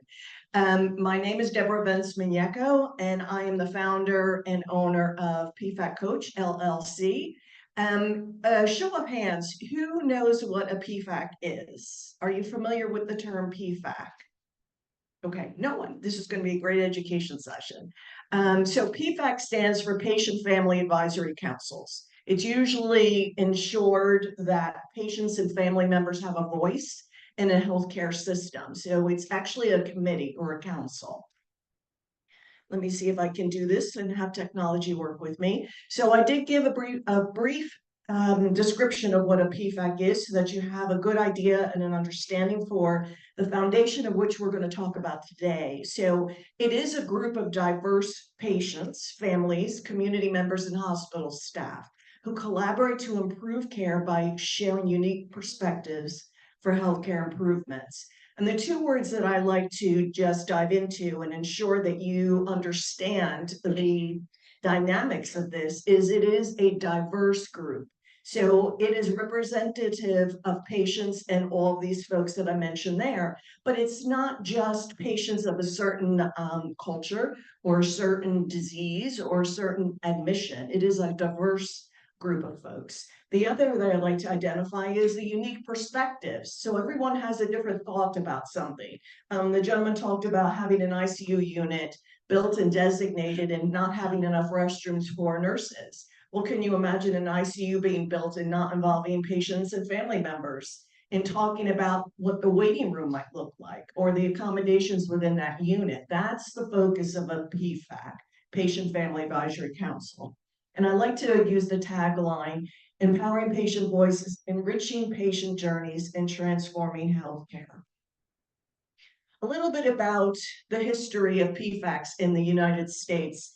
You don't know where you're going unless you know where you came from. So in the United States, as of today, there's approximately 51 or 52% of the hospitals having patient family advisory councils. We started, meaning the US started about 50 years ago, talking about PFACs. Canada, UK was about the early 2000s. So we do have some timestamps there. Unfortunately, though, in the US, only Massachusetts is the one state that requires hospitals to have functioning and operationalized PFACs. The rest of the United States does not. If they have it, great. If not, so be it. So there is regulatory statute in Massachusetts. We are pushing for additional states to get this requirement, but as of right now, Massachusetts is the pioneer and the forerunner. Three types of patient family advisory involvement. The three that I have seen in the US, you may have a different version of this. E-advisors, as you can imagine, is something very simple where an individual is receptive to receiving a text message or an email, asking a question. Those questions are generally something to the nature of, we're looking to change the color format of our logo. Which color would you prefer? It's something very basic, it's non-committal, and it's a tool that marketing can use to gather an additional amount of information in a good volume of responses. The second is a focus group. This is also a non-committal group. Marketing most likely will run this as well, where they gather a bunch of patients and family members, community members, but it is something that is done infrequently. It's usually a one-time gathering, and that gathering might ask, we're looking to redeploy a new menu in the cafe. What would you like us to have on that menu? What are some of the options that you would like to see? And then the last there that we have STAR, Patient Family Advisory Councils. This is a very formal committee. It is a vetting system, it is a selection system, and it's also a diverse system of balance, representation, and commitment from the organization. The purpose and responsibility, you can't have a fully functioning PFAC without having a foundation of which it serves. So these are 4 elements that I put here in the slide because they do justify the purpose of a PFAC. I'm not going to read these to you, but you can certainly get an understanding of the involvement in the value that PFACs bring to organizations. Again, I think it needs to be seen as a collaborative effort with the hospital setting or healthcare organization, with previous patients, families, and community members. If you're looking to embark upon a PFAC council and have membership on a group, this is a recommendation of what might be feasible for you. There are about 20-25 members on a council. They generally are held either monthly or quarterly, and they do have a facilitator. I can tell you, having been one facilitator in previous times, you can end up going all over the map if you do not have a strategic system. This gathering cannot be a coffee clutch. That's a term I used to use when I was much younger. It cannot be a gossip session. It has to have a formal agenda. It has to have an outcome and a goal. It's a very strategic meeting. So I listed some members of the group who might be represented there. You can read that for yourself. Diversity is key. So when we talk about diversity, I also talk about the outlying areas, the underserved areas of your healthcare organization, because now you're probably having to deal with conversations such as transportation. How do I get to your meeting? I can't be a member if I can't attend. So conversation is there about that. And then just a selection process. There does need to be a formal vetting process. So that does require someone responsible for the program as well. How can PFACs be of value? There's 5 items here, and I think that on the right, the true value of a PFAC lies in its ability to bridge the gap between healthcare providers, patients, fostering a collaborative environment. What I loved about running our PFACs is having clinical staff sit at the table, non-clinical staff, patients, families, community members, leadership. That was key. And having dialogue about concerns focused on healthcare environment for a particular hospital setting, and even talking about strategic goals in the next 5 years, 5 to 10 years. The interpretation of all of that is so vastly different between the clinicians, the leaders, and the patients and community members. You need to get the perspective from these various groups to really have a thorough understanding of what's going to work best in that environment, in that community that they're serving. But certainly patient experience and satisfaction tends to improve. You're having a more collaborative, more investment in the systems. Enhanced quality and safety, that's been proven as well. What I love about this slide is it talks about empowerment and advocacy. When patients have voices, they tend to have a more invested opportunity in either their care or their community members' care. So they become more engaged, hence more compliant. So it does pay to involve patients and families and communities in setting direction and having a good outcome or a good future envision. These are examples that I took from the Beryl Institute conference back in April. It's just 3 different buckets of where PFACs have helped organizations. Access improvements, patient safety, as I mentioned before, patient and staff satisfaction. Interesting to see reduction in falls and medical errors, as well as reduction of mental health stigma. Any idea as to where the reduction of mental health stigma came from? It came from patients and communities, but what do you think was the underlying push to make this a difference in that community? Interesting enough, the young lady who was in the red dress prior, it was all about marketing. So it was all about reaching out to the community members to share with them what available services are for behavioral health, that it is not a negative to reach out for assistance. It is not a negative to have therapy or to be receptive to it. So it was all about a marketing tactic that worked very, very well. A multidisciplinary or multi-dimensional, framework for patient and family engagement now. So we're talking more about the involvement of patients and families, and this is a 3-tiered approach. So as you can imagine, direct care, you're a patient in the hospital, you're going to be interacting with clinicians. But I will ask you, do your clinicians interact with you based upon the preferences of what you have? I would argue that most times you're not being asked your preferences. They have those wonderful whiteboards where that's the best intention to put your preferences and your special requests on, but most time you will not find that detail there. So here's an opportunity to engage patients during direct care. This is engagement of organizational design and governance. It looks a little bit different, but pretty much the same. We do know that organizations, healthcare organizations, survey their patients. So whether it be HCAHPS, CGCAHPS, OAS CAHPS, or just standardized surveys, text surveys, emails, that's the feedback that they're getting to then build upon for the foundation next steps for that organization. That's the patient's voice. And then this one's very unique. I don't see a lot of hospitals doing it to this degree, but it does exist, policymaking. We've had several encounters where, in particular, my hospital was being purchased by another.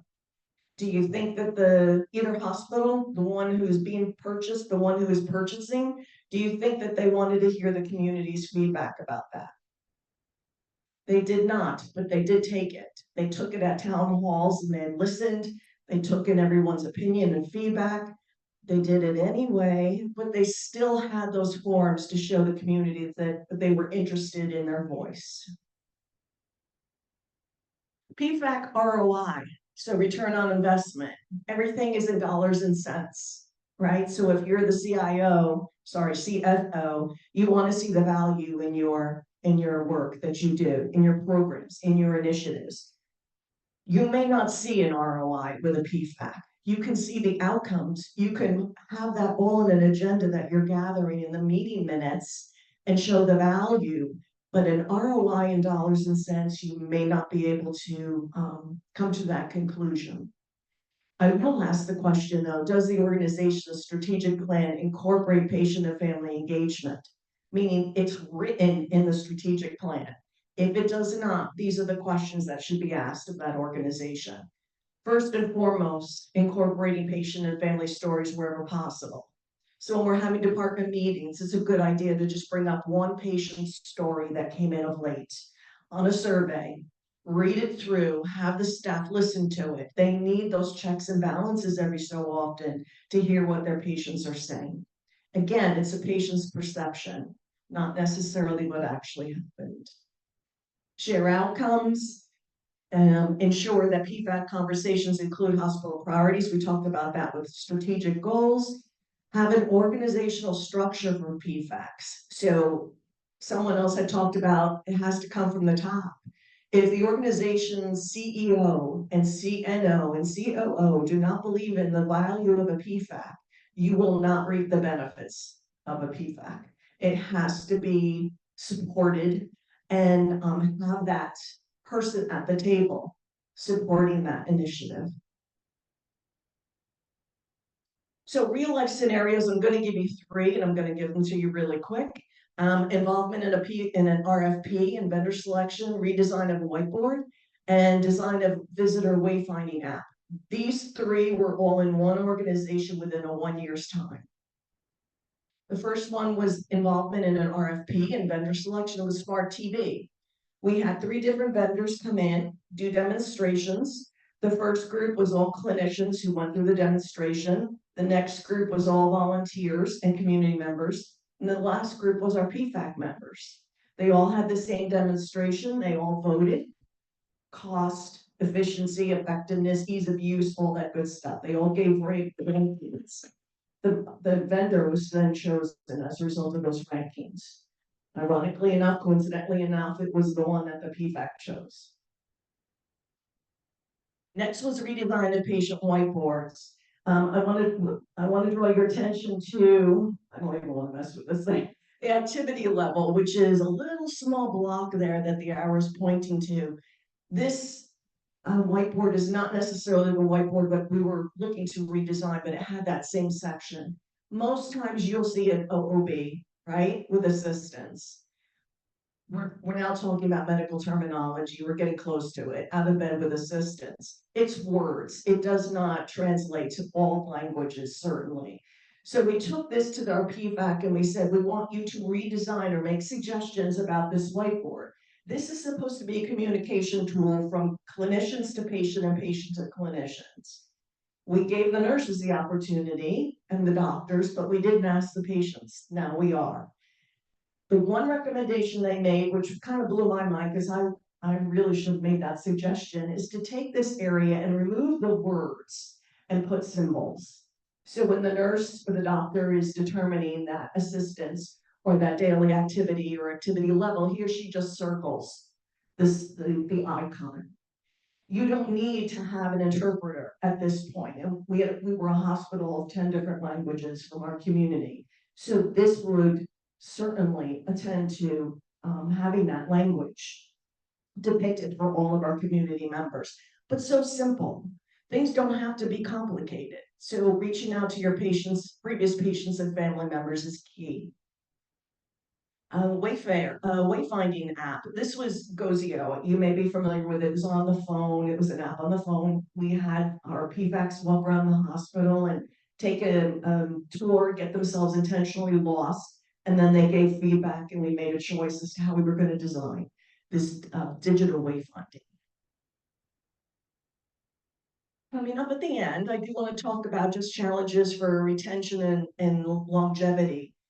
One of the areas for PFAC failure is a lack of interest from the PFAC members and a lack of time available for the PFAC facilitator. So it does need to be dedication from the hospital that facilitator is going to be the person gearing and driving that committee. But losing interest from PFAC members is most likely because they feel that their input does not have value. They haven't seen the results of their sharing of information and opinions. It's just a general meeting that happens. They get to voice their opinion, but no response comes back. We haven't closed the loop. You're going to lose those members because they don't feel that they have any value.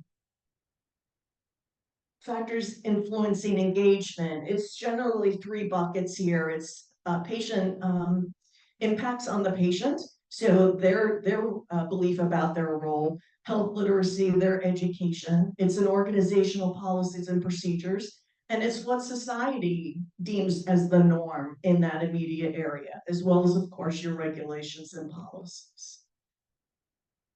Strategic consideration for revitalization. So if your organization does have one and it's starting to wane a bit, this is a way to recoup or re-inspire your PFAC. The one I love the most is raise awareness of the value, and this is where you go out and you brag about what your PFAC has done.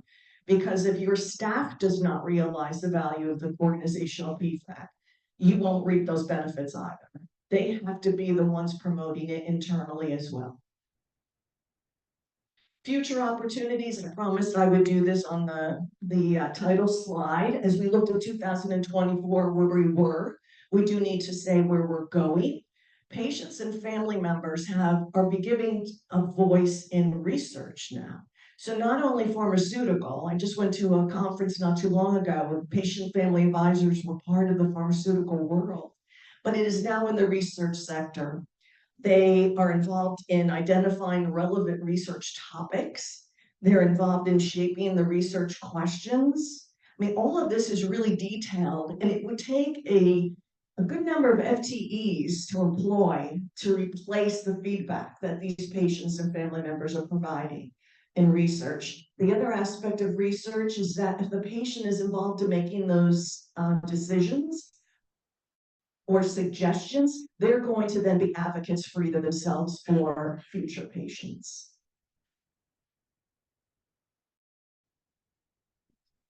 And just a statement here that engaging in research ensures that the outcomes are not only relevant, but also impactful.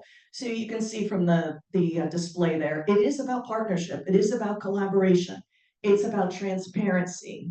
And in a difficult time in healthcare, that's hard to do right now, but it is something that we very much need to do. I do want to, I was talking to, I forget, a young lady, when we have PFAC members, also remember it's not required that they come to us. We need to meet folks where they are at, meaning wherever they are in the community, whatever their struggles are, we need to make it easy for them to join our PFAC, our Patient Family Advisory Council. So asking them to drive an hour to a meeting is not feasible. It's also not certainly the goal of having your folks involved. So we need to meet them where they are at. This is just an overview again of the value that PFACs bring. I work with hospitals in initiating PFACs and restoring them and then reinvigorating them. So if you're interested, please just let me know. Happy to have more conversation.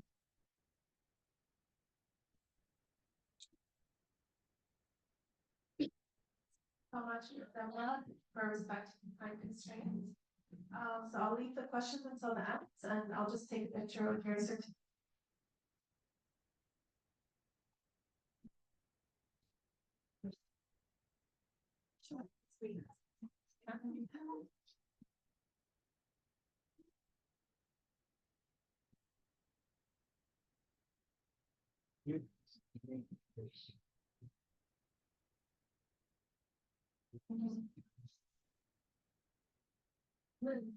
All right, our last speaker is Miss Christina Foxwell from Australia, who will be talking about enhancing resilience and mental wellness among healthcare professionals in Australia.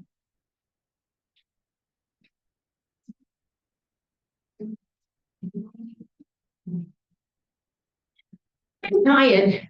Are you tired? Come on. What we're going to do is we're going to shake it up a bit and you're going to change seats. Otherwise, it's boring. Guys, you enjoy that. Students, do you know there's something back there like wallflowers? Hey? Come on, we need some energy, don't you think? Whilst I try and find my presentation. Hello.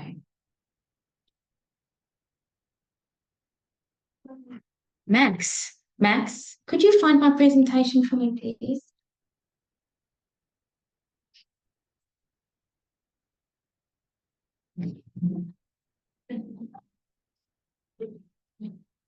While Max is finding it, I'm just going to introduce myself. My name is Christina Foxwell. I am originally from Africa, and I moved to Australia 17 years ago because I fell in love with an Englishman living in Australia. It can't be more complicated except my son-in-law is Korean. And my son is in fact a Chinese girl, so we're definitely going to be an international family. So I feel very at home with all of you. I am not a doctor. But I'm going to introduce myself to you. I run a small global practice called Ignite Purpose. I've been in learning and development, human behavior for the last 25 years. I turned 50 in October and I am a granny of two of the most beautiful little boys ever. Thank you. And actually, as I stand in front of you today, I'm just a human. How good is that? Are you human? Are you sure? But you were Superman, Supergirl. How many of your patients feel you've got to be super? Okay, amazing. Superman, Batwoman, Catgirl, whatever you want. Amazing. You're human. I'd like you to do something, please. Take your right hand and put it on your heart. Can you feel your heart beating? Please tell me it's beating, otherwise we're just going to jump in and beat it. It's beating? Somebody say slow. Coffee is outside there. I'm sure it'll sort you out in 2 ticks. Why am I introducing myself to you like this today? Because what does it matter what I do? Isn't it who I am?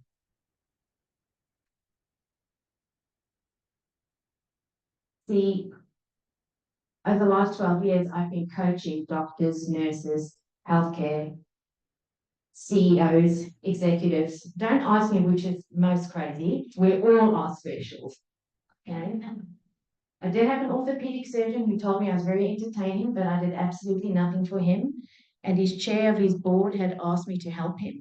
So I said, well, why don't we just keep hanging out? He's no longer with that organization. Only because he forgot who he really is. I'm going to share with you a little bit about a research project that I'm very passionate about that we kicked off 18 months ago. I have an uncle who is a pathologist. He is 90. When he was 78, he started a pathology lab in Cape Town. Anyone been to South Africa? To Africa?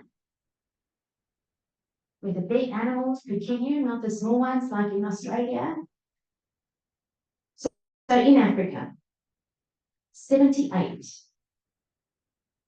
My dad died when my dad, about 4 years ago, my uncle phoned me. He kind of puts the iPhone here, so all I see is one eye. And he said to me, I've missed out on everything good in my life. I mean, what are you talking about? You were a lecturer at university, you were dean of pathology, you were one of the most renowned pathologists in critical ski, you started your own path lab at the age of 78. What are you talking about? He said, I missed you. I missed your brothers. I missed my brother. That was 4 years ago. 18 months ago, I should actually follow the slide. So I'm going to share a little bit about that. 18 months ago, I'm sitting on a phone call with my brother who runs a care home for aged care people in the UK. It's his wife's family business, and he's been the director of operations there for about 20 years. You bored yet? Are you bored? Are you with me? Okay. And he said to me, Tina, which is what my family call me, I've just heard the most awful news. I said, what's going on, Paul? He said, a general practitioner has committed suicide in Sainsbury's parking lot. I said, what did you just say? He said, committed. And not just committed suicide, she literally made sure that nobody would be able to revive her the way she took her life. Now that hurt. I was just, why?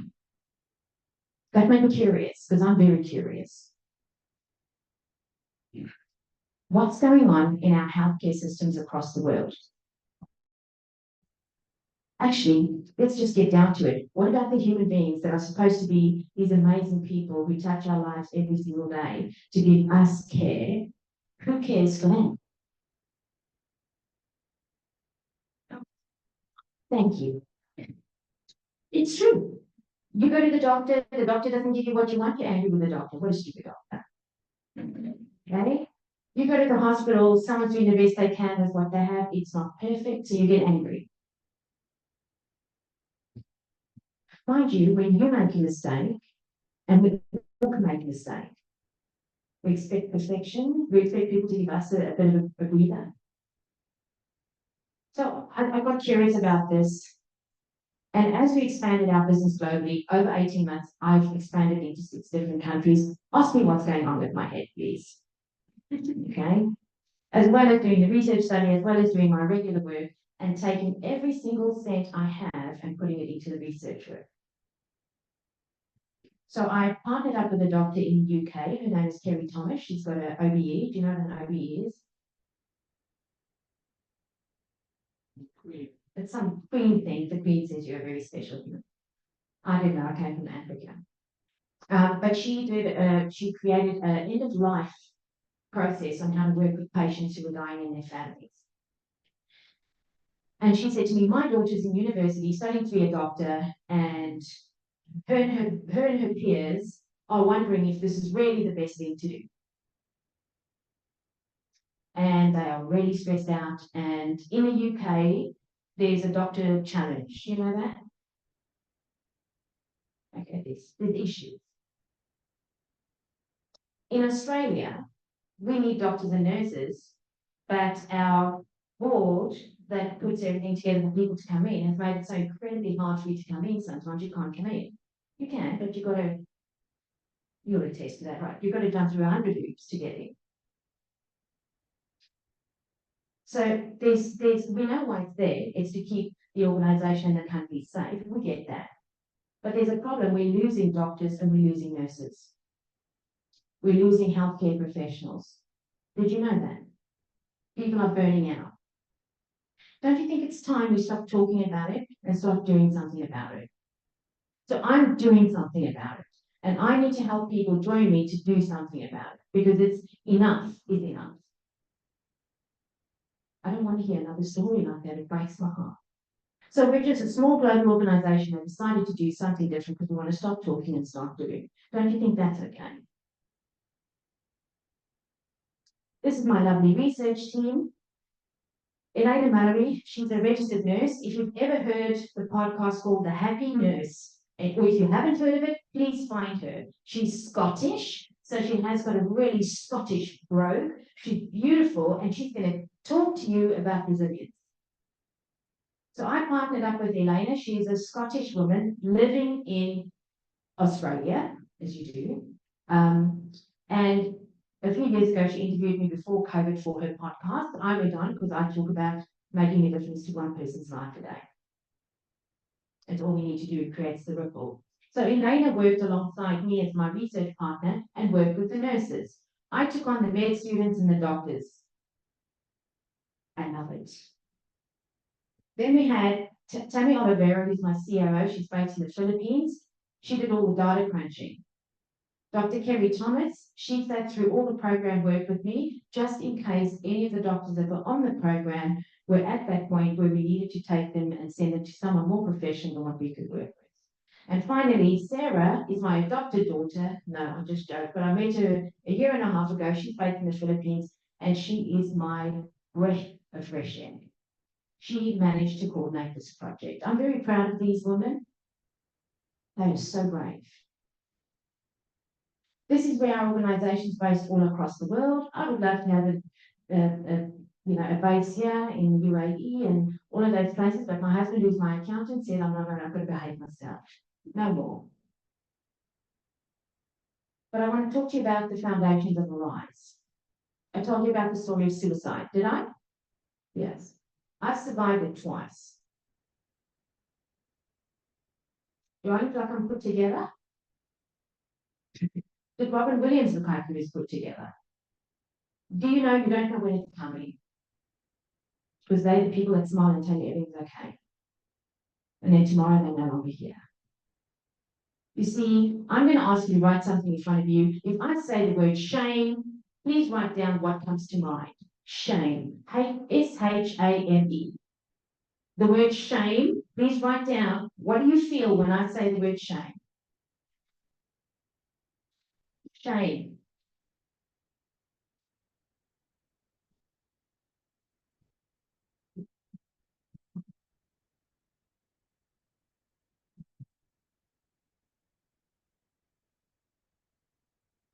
Shame.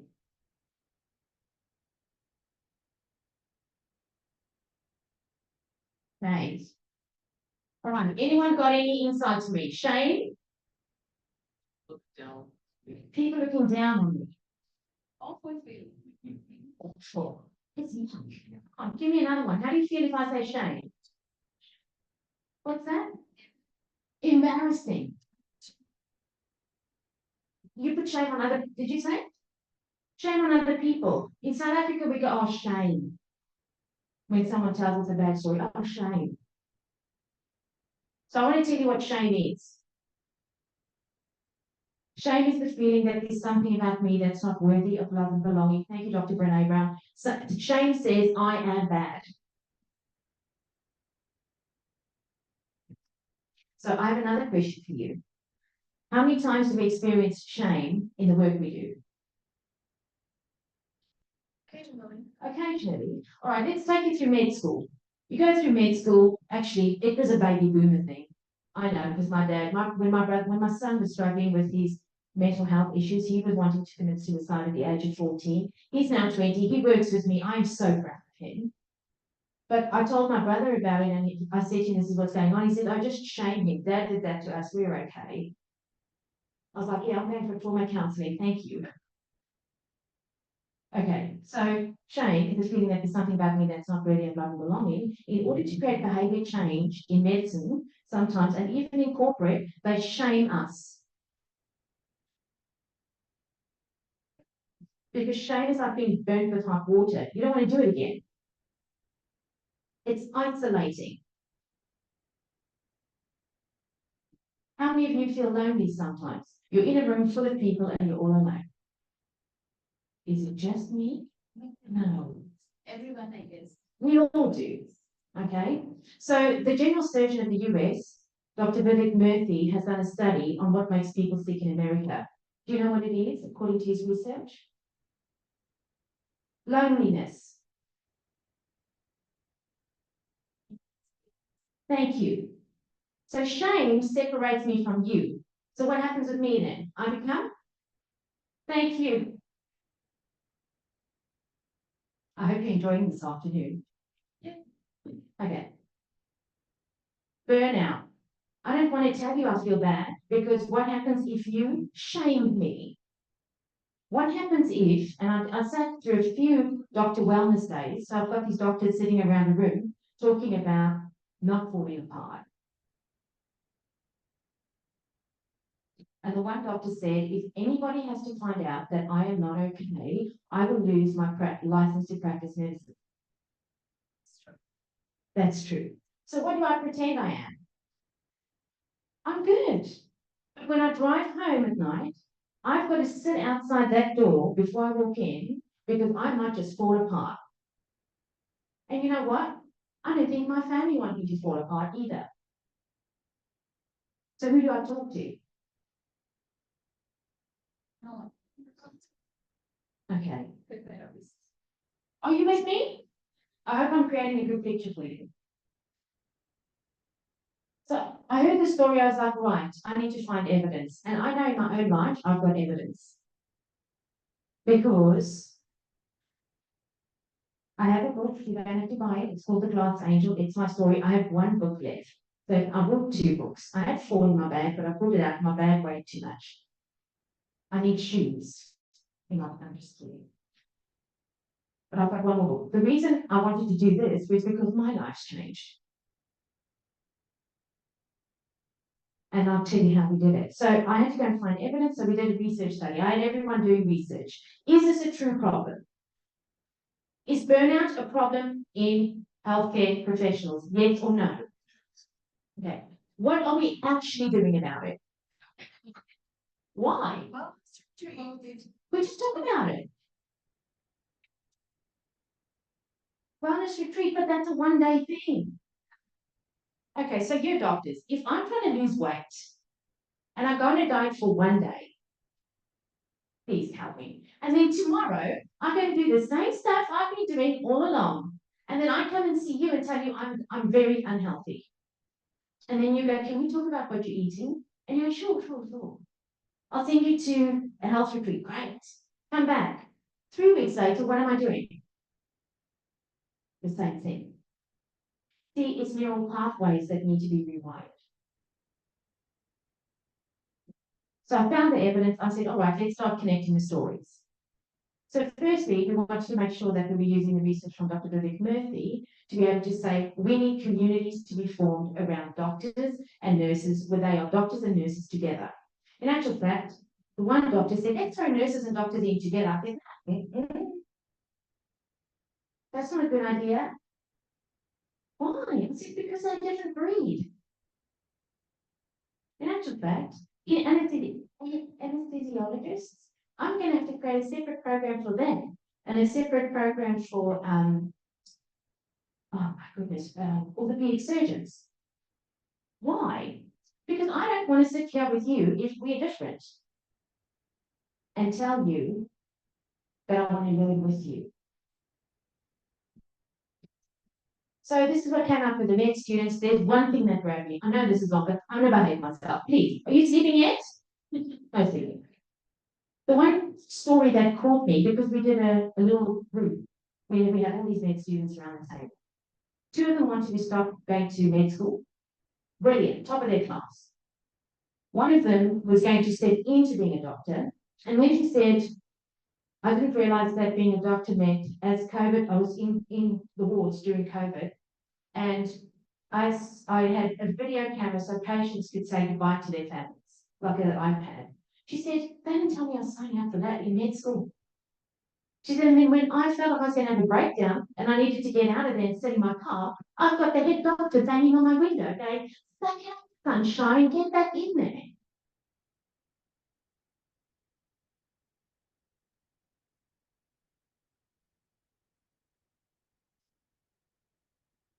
Please put your hand on your heart again. Oh. Is it beating? What are you? Say it again. Thank you. You know what, if I was that doctor, I would have pulled it out the car and held it and said, cry, let's go. Let's do a big old cry. This is shit. Sorry for the word. I'm African, forgive me. High expectations, physical exhaustion, pressure to do the right thing, be perfect.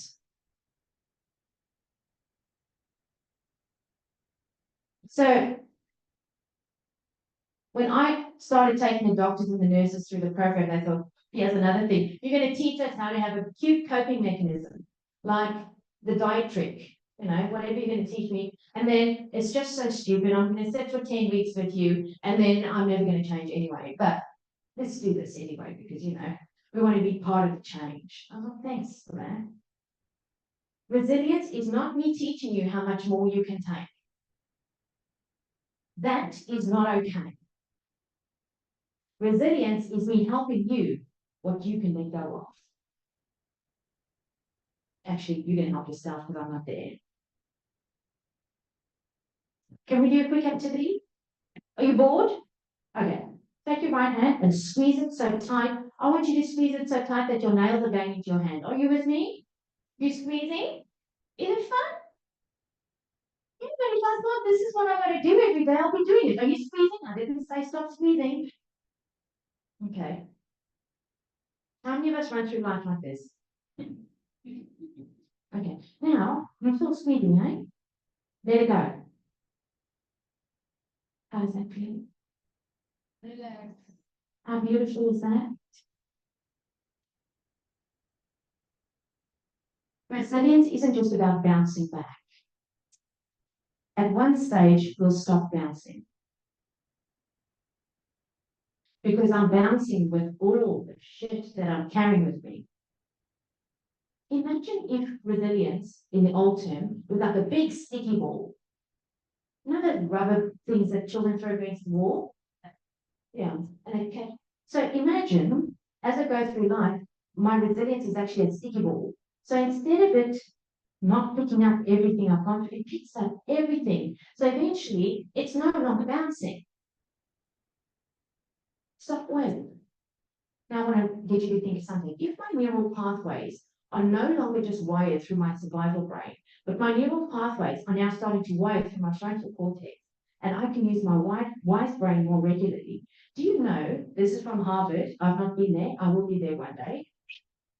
If I am more peaceful and I'm using my frontal cortex and not my survival brain, 30% more accurate diagnosis as a doctor. Did you know that? You know, how many of you drive to work or get to work and you don't remember how you got there? Is that just me? How many of you have arrived at work on a weekend thinking, what am I doing here? No, is it just me? Come on, thank you. Be honest. That is my survival brain just taking me on a journey. Most of us operate in our survival brain every day.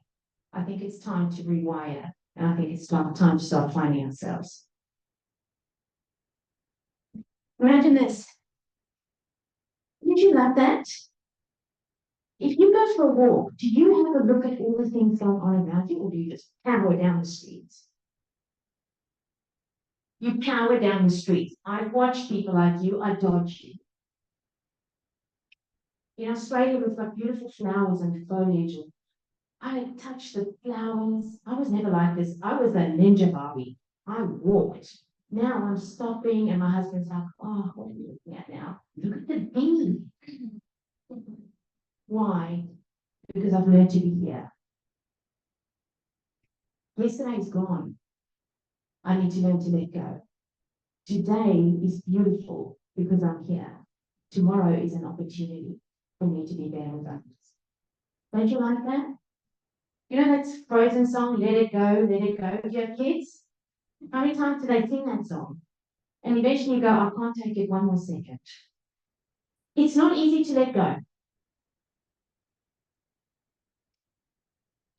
So, do you like that? Resilience is not just about bouncing, but what we want to share with you, what we found through our research, it's about looking at how you bounce. Those moments when you've got to bounce is a gift. Learning, opportunity, not shame.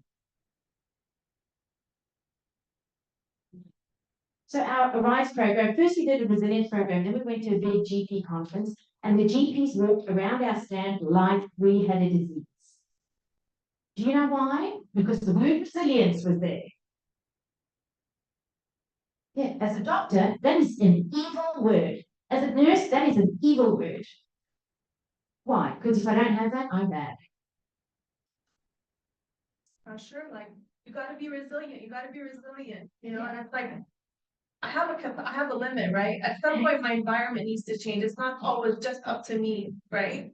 100%. So it's just very unfair, like, you know, it's almost like I have to be resilient, but in fact, it's my environment that's the problem, not me and my resilience.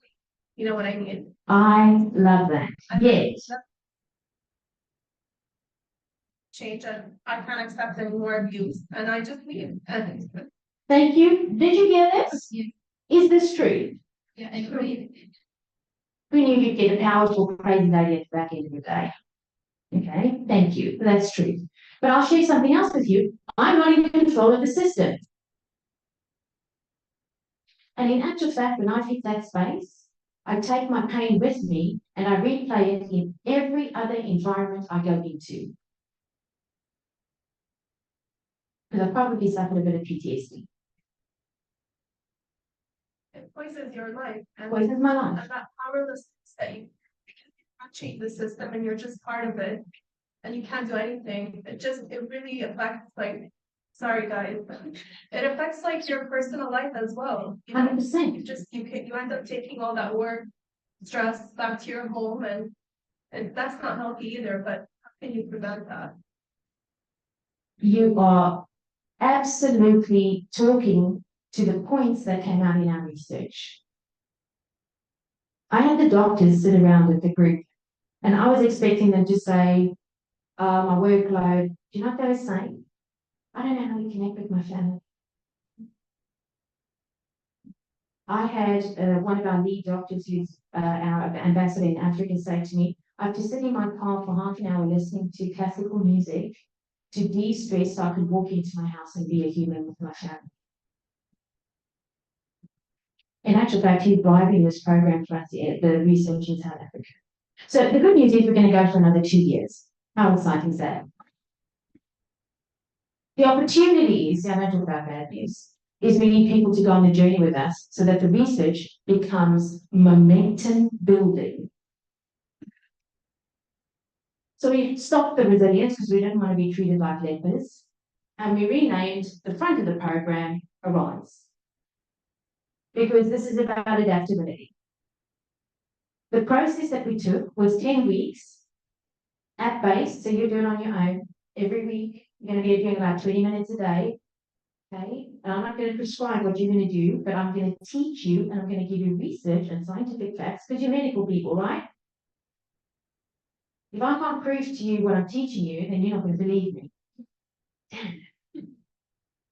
So then what we did was we said, okay, we're going to do this, and then we're going to teach you how to navigate adaptability. Apparently that building here in Dubai, the sales building, does it move?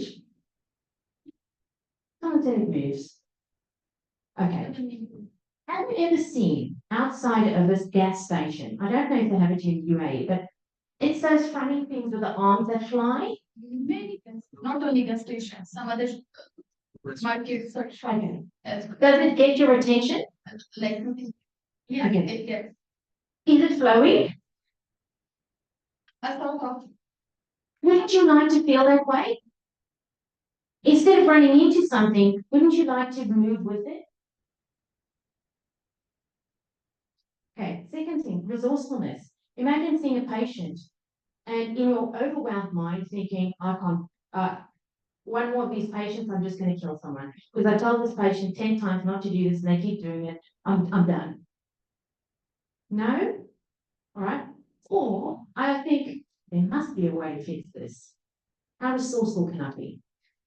It unlocks your ability to be resourceful. Inner strength. Who fills your tank? Who fills your personal tank? You're supposed to. Do you know how? Okay, so how about this? I'm going to ask you to quickly, on your notepad, see, I'm having fun with you because I want to give you something good for the end of the day. Right? I'm going to ask you to write down 3 things you love about yourself. And you're going to do it in a note saying, Dear Christina, but you're not Christina, I'm just your name. I want to remind you that I love you because of the following 3 things. Come on, do it for me. This is your love letter to yourself. Many, many love notes.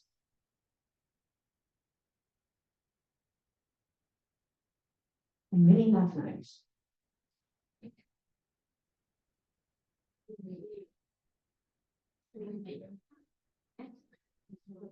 Now, as you look at it, do you believe it? Good. Because it's about loving you first. No amount of awards, degrees, recognition is going to make you feel your own, you're the only person. So if we talk about resilience, it comes from you. So I sat with my PTSD doctor of psychology. He said, what do you want? I said, I want to surrender. He said, oh my God, am I going to put you into a hospital? I said, no, I'm not going to. I'm releasing. I'm at the point where I want to release. I want to release what I've been holding on to. Stress management. Do you like that one? Okay. So my husband and I, he's my CFO, my business partner, but he's actually got a job somewhere else. That's another story. We're standing at the door arguing about some big investment I've made that he didn't agree with. And instead of going into I'm just going to lose my mind, I'm watching the trees move. Now, this is one of the techniques we teach. And as I did that, I could feel that I could take a different approach. And I looked at him and I thought, oh, Mr. Darcy, I love you. He calls me Bridget Jones. The last one is emotional regulation. Who gets angry here? Have you ever thrown your shoe at your child? When they run away from you because they're a teenager and they don't want to clean their room and it's disgusting. No? Well, that's just me. He said, that's child abuse. I need to go to the hospital. I said, no, you're not. That's just me losing my ability to regulate. I don't do that anymore.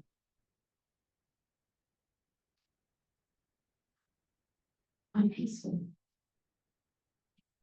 So I want to show you a quick clip.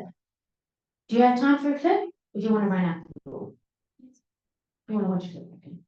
I've put together parts of our research into a quick 3-minute video that's just going to show you the key reasons why we chose to put this research project. By the way, it's quantitative and qualitative, which is science.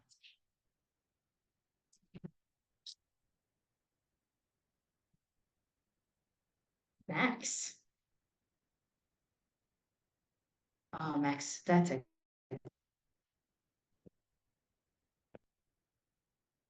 Is there sound? Can we have the sound?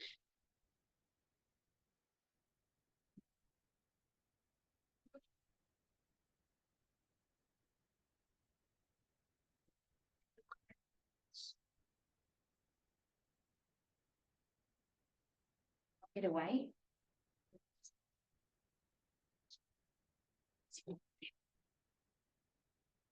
Right? Good.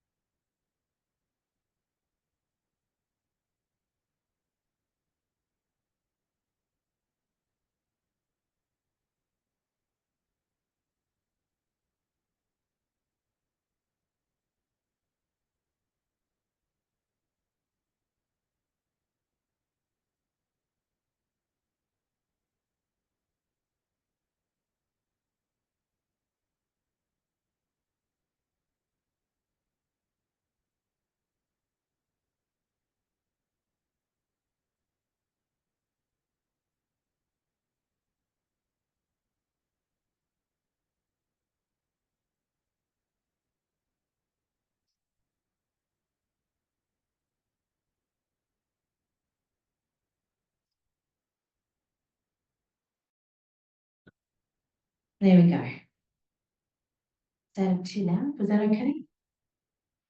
Okay, do you like evidence? You love evidence. Have you heard of Connor Davis? Resilience tool from the US? No. So we got permission, I had to pay license fee, to actually use this resilience tool because we wanted to measure pre and post. Do you like that? Okay, good. So can I tell you the first gift? We saw an 11.2 something %, I'll give you the number now, a shift in people's ability to manage resilience. That's massive, over 10 weeks.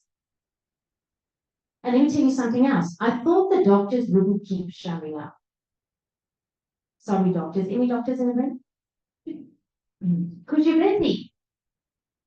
You know, they didn't miss one evening. I even had a doctor guy from India who works with heroin addicts. He's a psychiatrist.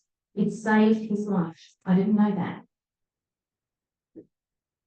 So the Connor Davis assessment is our to measure how much can it shift by. And in actual fact, we're keeping it in this program for a lifetime. Because I want to be able to check how I'm feeling as I'm going.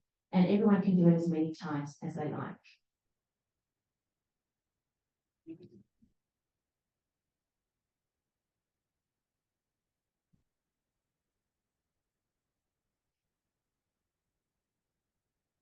I don't use this too much. Now I feel very silly.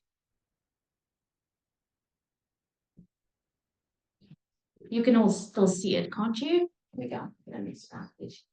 So this is what came out in our research. These are the issues that people face. So shall we have some fun? How many of you have long working hours? Sometimes. Sometimes? Okay. High patient loads. In the UK, in one day, a doctor has to see 40 patients. 40 per day. That's a general practitioner. In Australia, it's quite similar. The challenge is there's about 2 hours of paperwork a day that has to be done. So when are you going to do it? Thank you. It's hard, right? Emotional stress, okay, you don't have to raise your hands, but I can tell you emotional stress hangs out there for everyone.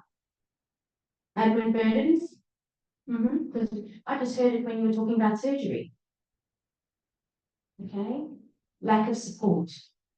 How many of us feel that the healthcare system we're working in is giving us what we need?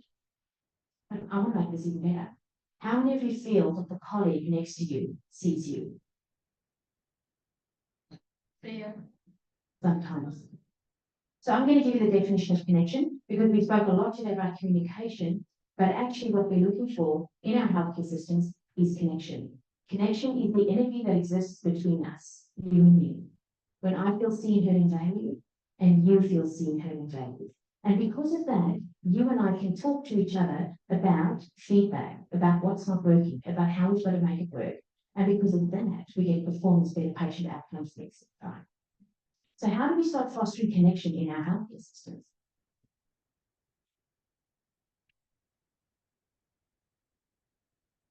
We tell people not to be ninja Barbies or Kens because that generally helps, but we've got to take our armor down. Here's the research. Just after 10 weeks, so we did nurses, we did med students, and we did doctors.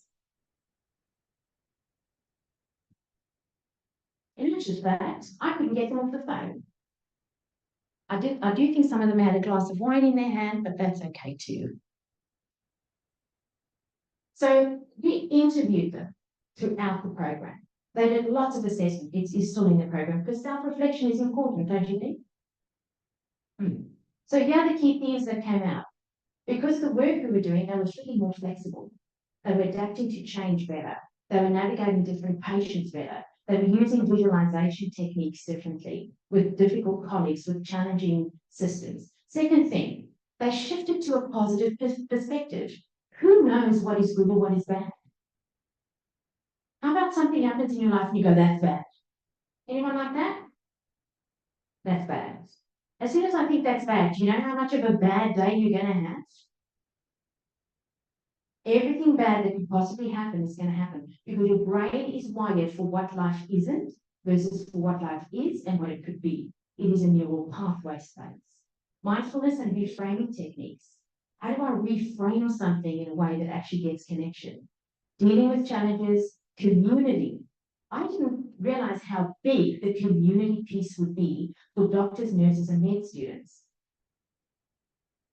It's the thing they come back for. Why? Because where else can they share how they feel? And then finally, that deep power of connection.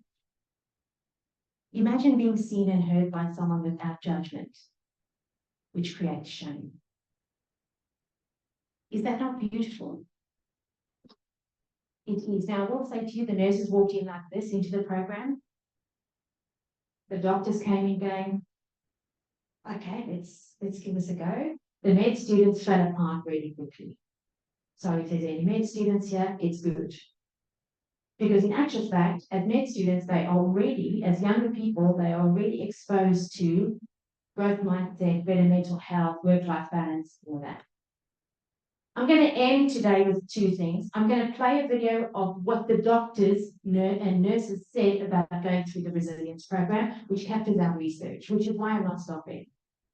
And this is why I'm traveling all over the world to teach people that this can make a difference in your institutions. I think we should save lives for those who save ours, don't you?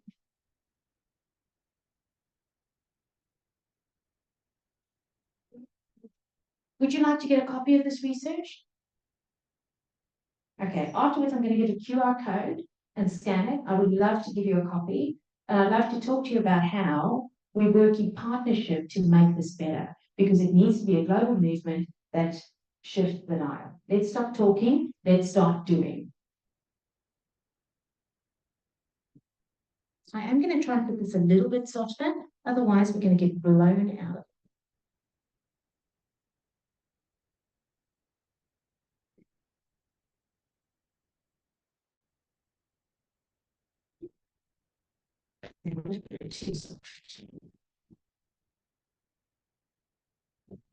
Right.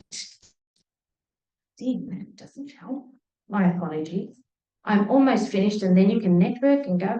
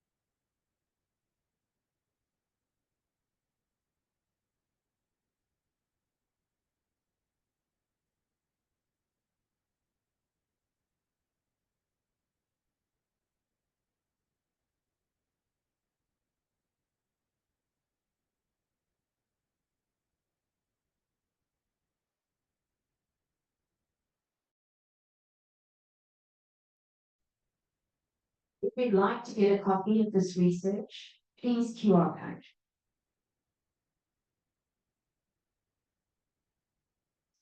We're currently appointing partners across the world to help us move this program into the healthcare systems. It's needed, it's time. Was that okay? Any questions? Did you have fun? Are you wide awake? Thank you, Christina. That was very enlightening. So I tried to add you on LinkedIn, but it seems I can only follow you. So whoever wanted to add them, Christina, she's on LinkedIn. And I'm sure she would welcome any questions and any engagements. So we are at the end of our 3 talks. If you have any questions for any of the speakers, including Christina, please feel free to volunteer.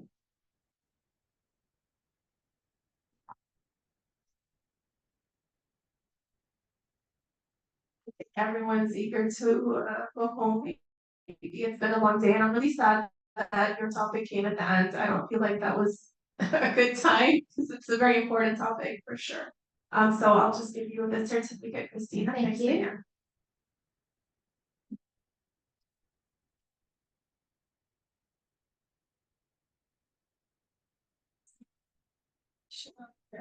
And just do it justice.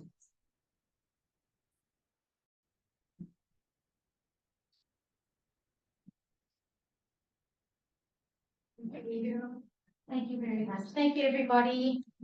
Thank you.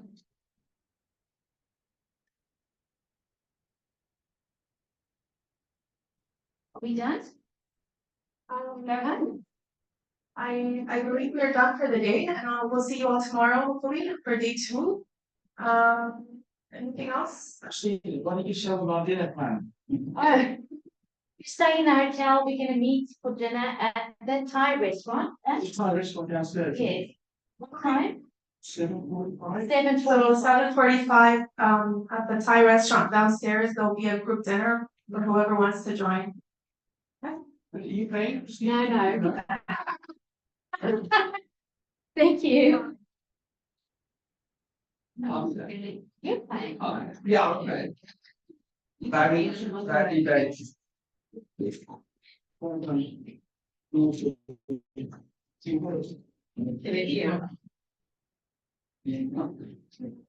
Thank you so much.